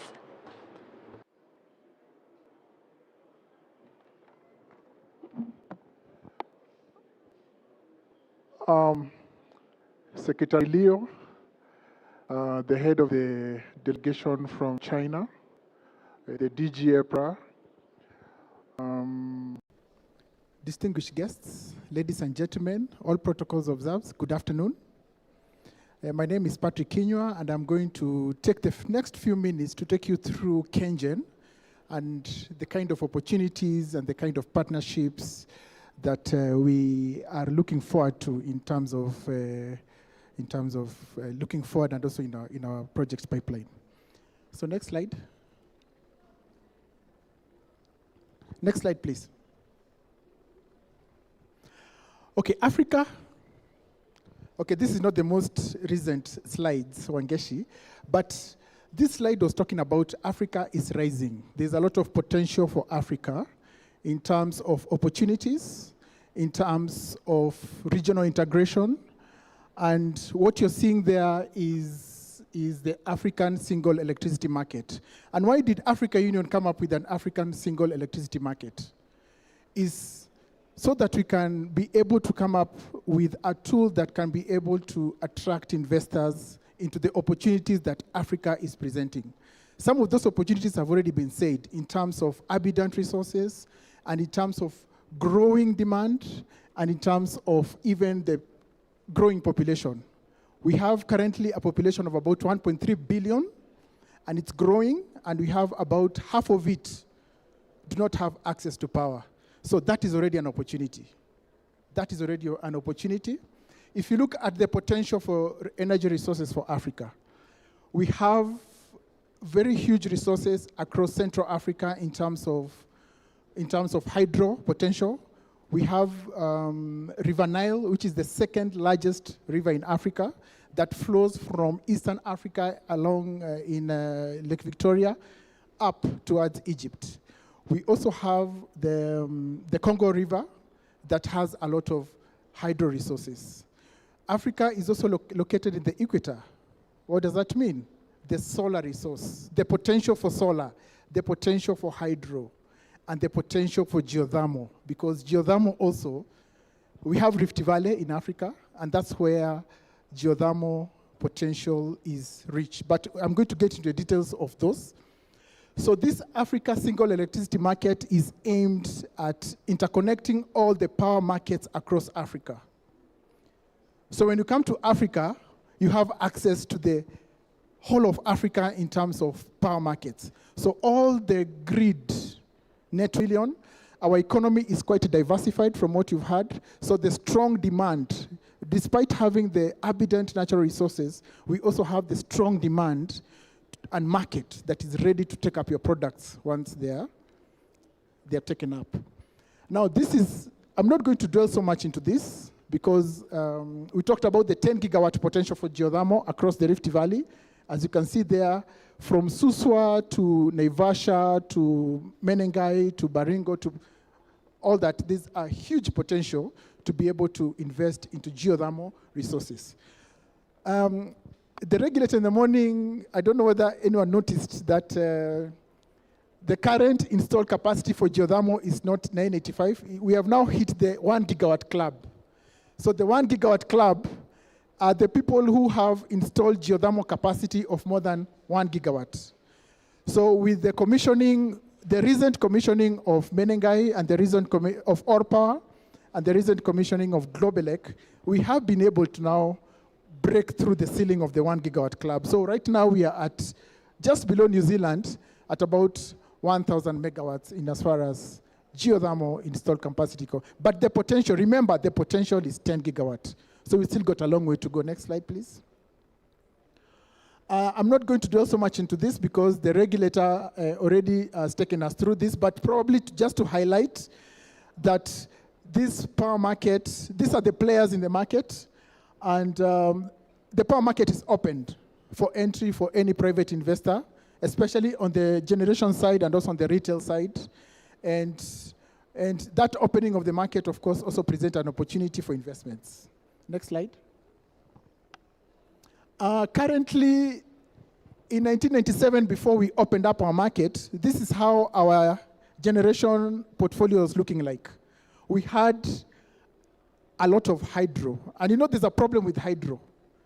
The problem with hydro is that when there is drought, then you're not able to generate. So we had a lot of problems in as far as ensuring that there is reliable electricity when we didn't have a lot of diversified generation sources. But after opening up the generation side of the market, we managed to attract a lot of private investors. Those are the IPPs.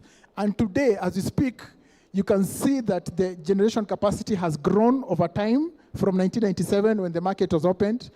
That was about 785 megawatts with a peak demand of about 680 to currently about 3 gigawatts. And you can see we have diversified from hydro, which is very, very sensitive to the climate change, to now we have geothermal that is very firm and stable. It's not sensitive to the climate. We have wind that is about 435 megawatts, and solar, which is variable renewable energy. So, and the peak demand is about 20. Then around 2025, it was about 2360. With an installed capacity of 2960. Of course, the reserve margin is quite thin, and that's why we have imports that are able to plug in on that, and also the off-grid stations. On the other side, it just talks about the generation, the market share for KenGen, which is currently at 60%. So we have IPPs that have actually caught up with us in terms of investing, and this actually means that the investment climate in the energy sector is quite positive, because we've managed to attract IPPs, which are currently about 20 of them, into the power generation. Most of the IPPs are, in fact, solar. The 435, 210 megawatt of solar is, and also the 435, about 410 megawatts is actually IPPs. The 310 megawatts and also the 100 megawatt for Kipeto and the Electrocana wind. So this slide just talks about how Kenya is investor friendly in as far as investing in power generation in Kenya is concerned. Next slide. This one talks about KenGen, okay, no, the sector. Out of the installed capacity, we have like last year, in 2025, about 14,700, 400 gigawatt hours of energy was produced by all those power plants across the generation, and most of it, as you can see, is geothermal. So geothermal, we have installed about 30%, but 40% is what it generates. And this is because thermals, in as far as 18% is installed, but when you get to operate them and run them, we run less because of the climate concerns. So that other slide talks about where the power goes. So most of the power goes to the commercial and industrial sector, which is about 39% of it, and of course 21% is losses. So, and I know there are initiatives to ensure that we actually reduce the losses, both transmission losses and also the commercial losses in the system. Next slide. Oh, next slide. So about KenGen, Our vision is to be the market leader in providing the renewable energy solutions. And in order for us to achieve this vision, we need a lot of partnership and strategic cooperation with China. Our mission is to deliver competitively priced electricity, and we have the values of ensuring that there is team spirit, professionalism, integrity, and safety culture. Next slide. This is our strategy, basically the 2034 strategy for KenGen, which is in order for us to deliver that vision of being the market leader in the provision of renewable energy solutions, we have four pillars that actually support that, and the foundation that is basically the organizational health to be able to support the achievement of those of the strategic vision by 2034. Pillar 1 is about increasing power, increasing generation capacity by about 1,500 megawatts until 2034. We need to secure a lot of financing. We need to grow our diversified revenues to move away from power generation to new innovation in terms of electric mobility, in terms of green hydrogen and electrolyzing, and of course to strengthen stakeholder management. And I think these areas presents areas where we can actually forge partnerships going forward, strategic partnerships going forward, in terms of securing financing, in terms of building our power plants, in terms of drilling wells. In the past, we've had China, Great Wall Company of China. We've partnered with the Great Wall Company of China, and we sought financing from the China Exim Bank that managed to drill about 89 geothermal wells. 89 geothermal wells in Olkaria. And out of those wells, we managed to get about 450 megawatts. So those are great partnerships. Currently, under the increasing of power plants, we have a company that is called SEPCO, which is a Chinese company that we've partnered with them to provide consultancy services in developing of the Olkaria 1 rehabilitation, which is going to be commissioned by the end of this year. And also currently, in terms of growing future revenues and diversifying our revenues, we've signed a contract with Kaishan Company that have actually hit the ground in Olkaria in building electrolyzing capacity so that they can use the green energy to produce hydrogen and the hydrogen to produce fertilizer, and the fertilizer that can be used to actually support the agriculture. Agriculture is the mainstay of the Kenya's economy. So there's that partnership with Kaishan in as far as the diversification of revenues is concerned. In terms of KenGen being a market leader, we are able to, this is how currently KenGen has installed about 1,738 megawatts of generation capacity. And out of it, 48% is from hydro, and geothermal is about 41%, which is about 710 megawatts. But of course, after coming online of the Olkaria 1 rehabilitation, then this number is going to move by 60 megawatts to about 800 and about 710 megawatts. Out of the installed capacity, we are able to generate about 8,482 to the grid. That is the energy that we injected, which is about 60% of the energy.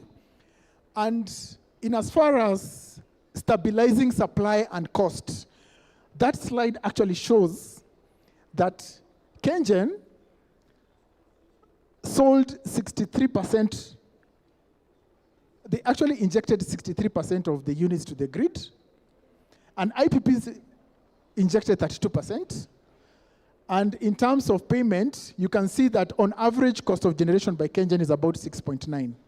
So we actually stabilize the cost of generation compared to IPPs. IPPs, the average cost of generation is about 18, but for KenGen, we are able to stabilize that to provide lower cost to the consumers, about 6.9 compared to the 18 shillings for the IPPs.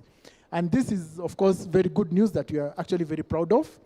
And you can see that on average, the cost of generation is about 10 shillings. So KenGen is way below that, the average cost of generation, which is 10 shillings compared to the IPPs. Next slide. This just shows the story about our geothermal story from where it started in 1985. 1985, that's why we had Olkaria 1, which is 45 megawatt. And over time, it's been building. We had Olkaria 2, 105 megawatt that came around 2010. We had Olkaria 1 AU, which is about 300 megawatts. That's Olkaria 1 AU and Olkaria 4. That was commissioned about 2014. Our installed capacity went from 150 to about 450. Around 2017, we installed our wellheads that moved installed capacity from 450 to about 533. In around 2019, we commissioned our Olkaria 5 that ramped it up to about 713 to now currently about 800 megawatt.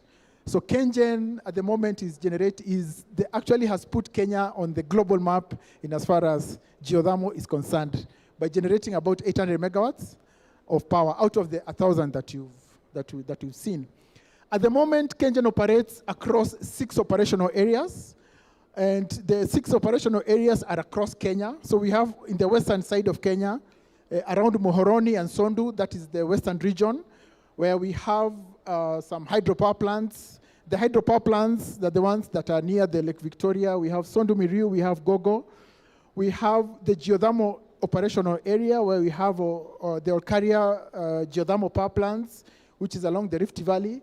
We have the Eastern Hydros, which is along, the Eastern Hydros is along the Tana River. So the Eastern Hydros is along this Tana River that comes from the Central Highlands and drains into the Indian Ocean. And then we have Kipevu. Kipevu, we call it the Thermo region in Mombasa. Mombasa is also a city, the second largest city after Nairobi. And in Mombasa, since we don't have a lot of renewable energy resources, then we have the thermal power plants, which is next to the port of Mombasa. Next slide. So in terms of just statistics about what KenGen is all about, we've just seen that we have an installed capacity of about 1783 megawatt. We have sold about 8,482 gigawatt hours. Currently, our employees are about 2,400. Our total assets about 506 billion Kenya shillings. 506 billion Kenya shillings. And of course, our revenue and profit after tax, you can see the profit as a percentage of revenue is 19%, which is quite good in terms of return on investment. And of course, in the year, you can see our installed capacity went down in 2023-2024. It actually dropped from 1904 to 1726. And this is because of the decommissioning of the thermal power plants, that is Kipevu 1 and Muhoroni, and of course the rehabilitation of the geothermal power plant, which is going to come online. In terms of our projects pipeline, that's how our projects pipeline looks like. And this is my last slide. And from this slide, you can see that these are the areas where we can forge partnerships in as far as capacity building is concerned, as far as technical assistance is concerned, in as far as construction of power plants, drilling of wells in Olkaria, in as far as the wind is concerned. We have a very huge wind corridor in an area called Marsabit in northern Kenya. And from that Marsabit wind, we are now currently in feasibility so that we can be able to bring this power into the grid. So going forward, as you can see, we are going to have our first solar power plant, which is at 7 Socks, which is at 42 megawatt. And we're also going to be the pioneers in as far as the grid scale battery energy storage is concerned, which will be about 200 megawatt hours that is going to be installed around our Susua substation. Thank you so much. I think that's my last slide.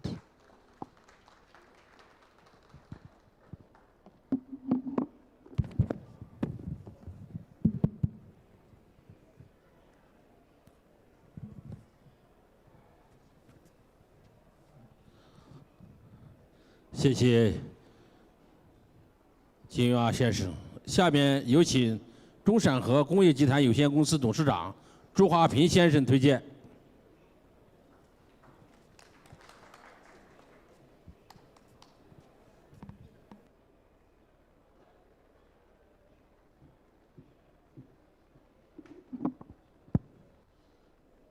各位领导、各位企业家们、女士们、先生们，大家下午好。非常荣幸能在这片美丽的东非热土与各位新老朋友相。City in Africa, and to join you here in Nairobi. First of all, on behalf of the nuclear group, I would like to thank the organizer for creating this high-level platform for us to discuss cooperation and friendship and for joint development. Today, I would like to take this opportunity to introduce our group to you.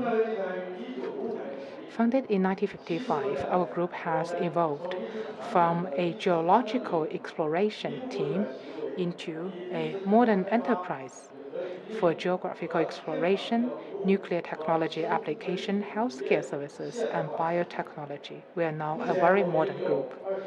We have 28 subsidiaries. For over 23 billion yuan is our total asset. We have more than 15,000 employees, nearly 8,000 specialists and researchers. We host R&D platforms, academician workstations, and postdoc bases, which are all very high-end R&D platforms. Facing the future, we have made globalization a core strategy for our 15th five-year plan to integrate into global industrial supply and value chains. Our key products include the following.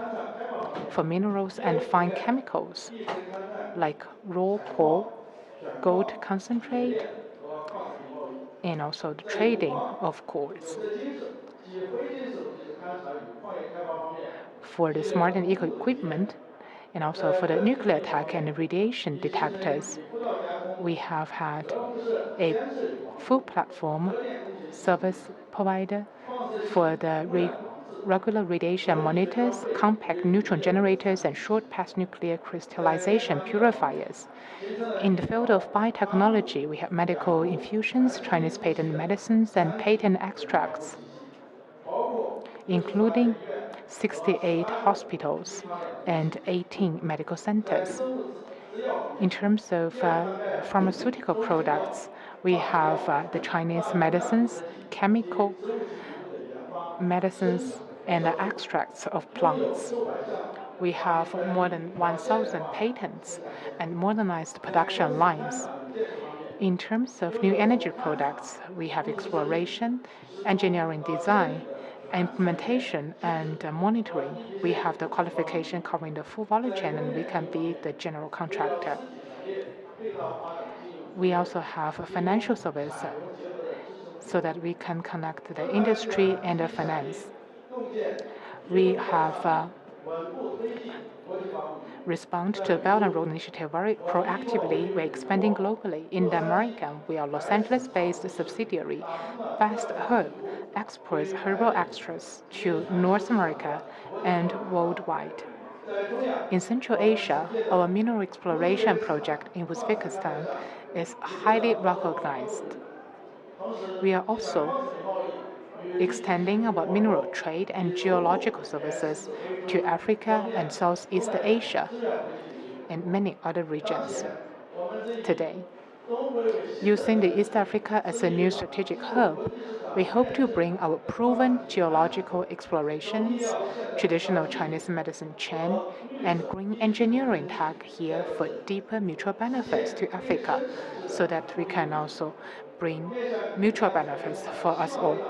Facing Kenya, a land of cope, we focus on three major areas for cooperation, and we look forward to our joint collaboration in the future. Firstly, mineral exploration and trade.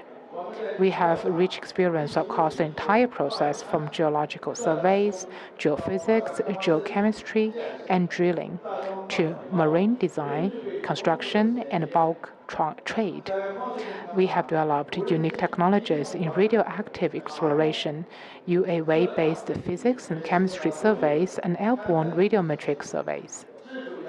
Our smart drill rigs and big data target selection system are widely used in many countries, including Russia, Kazakhstan, and Uzbekistan. Kenya, situated on East Africa Rift Belt, hold world-leading titanium reserves and huge potential in rare earths like fluorite and gold. We would like to work with the Kenya Investment Authority and local mining firms on joint geological surveys and resource evaluation, helping Kenya mineral integrate into the global supply chains while protecting the environment, contribute to resource conservation and environmental protection. Secondly, traditional Chinese medicine and plant extracts. In biopharma, we have built a complete chain from GAP-compliant planting, extraction, modern R&D to medical and elderly care services.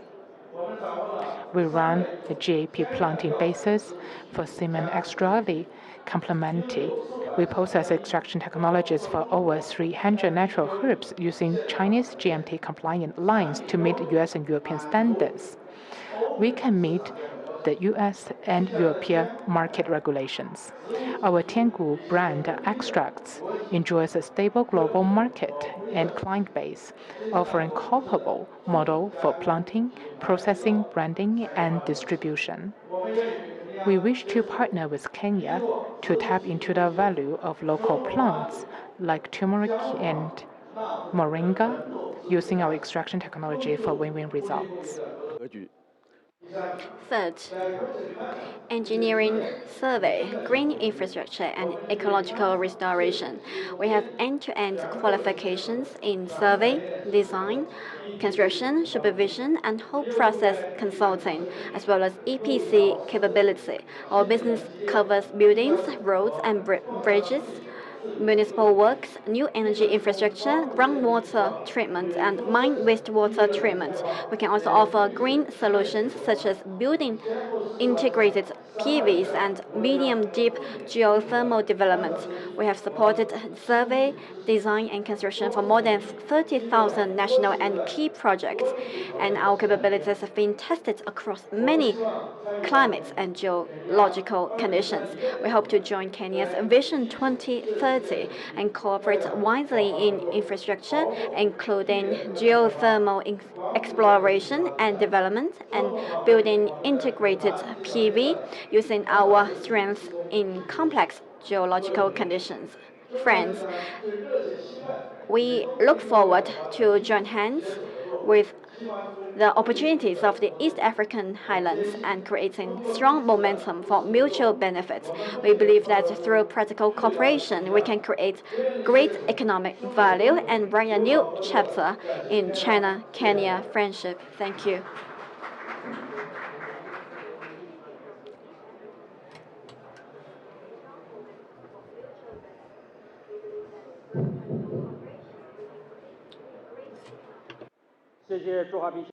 Thank you very much. Let me give the floor to the MOU signing ceremony. First of all, let me give the floor to Mr. Ren, John Mutawa, Edwin Masiwo, and Mr. Dr. John, Mr. Edwin to come to the stage to witness the signing. Please witness the signing ceremony.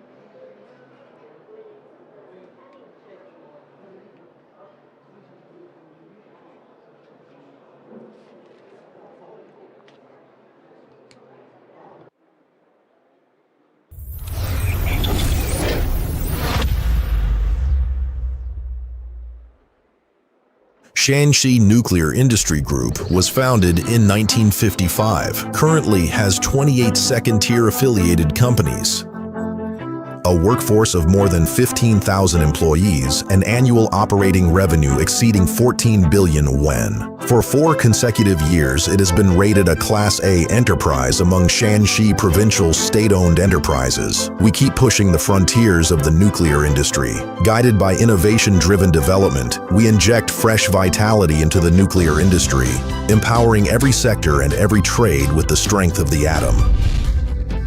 In the field of geology and mining, We have built a full industry chain footprint spanning exploration, mining, beneficiation, smelting, and trading, breaking free from the constraints of traditional single-target exploration, successfully overcoming a range of technical challenges, leveraging airborne geophysics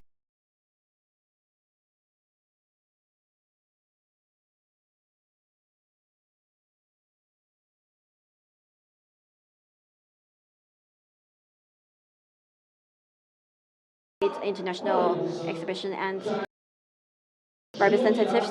And let me also give the floor to Shanxi Foreign Economic and Trade Exhibition and also Shanxi Nuclear and Industry Group and Marula Mining of Kenya to the stage for signing MOUs.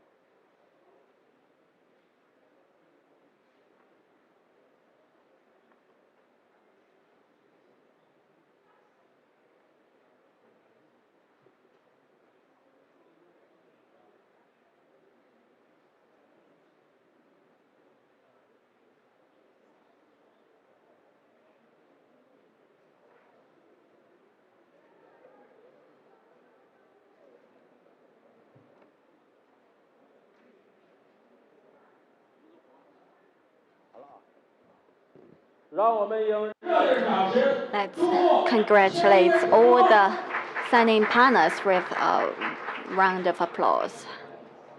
This is the end of the conference. Thank you very much for your participation.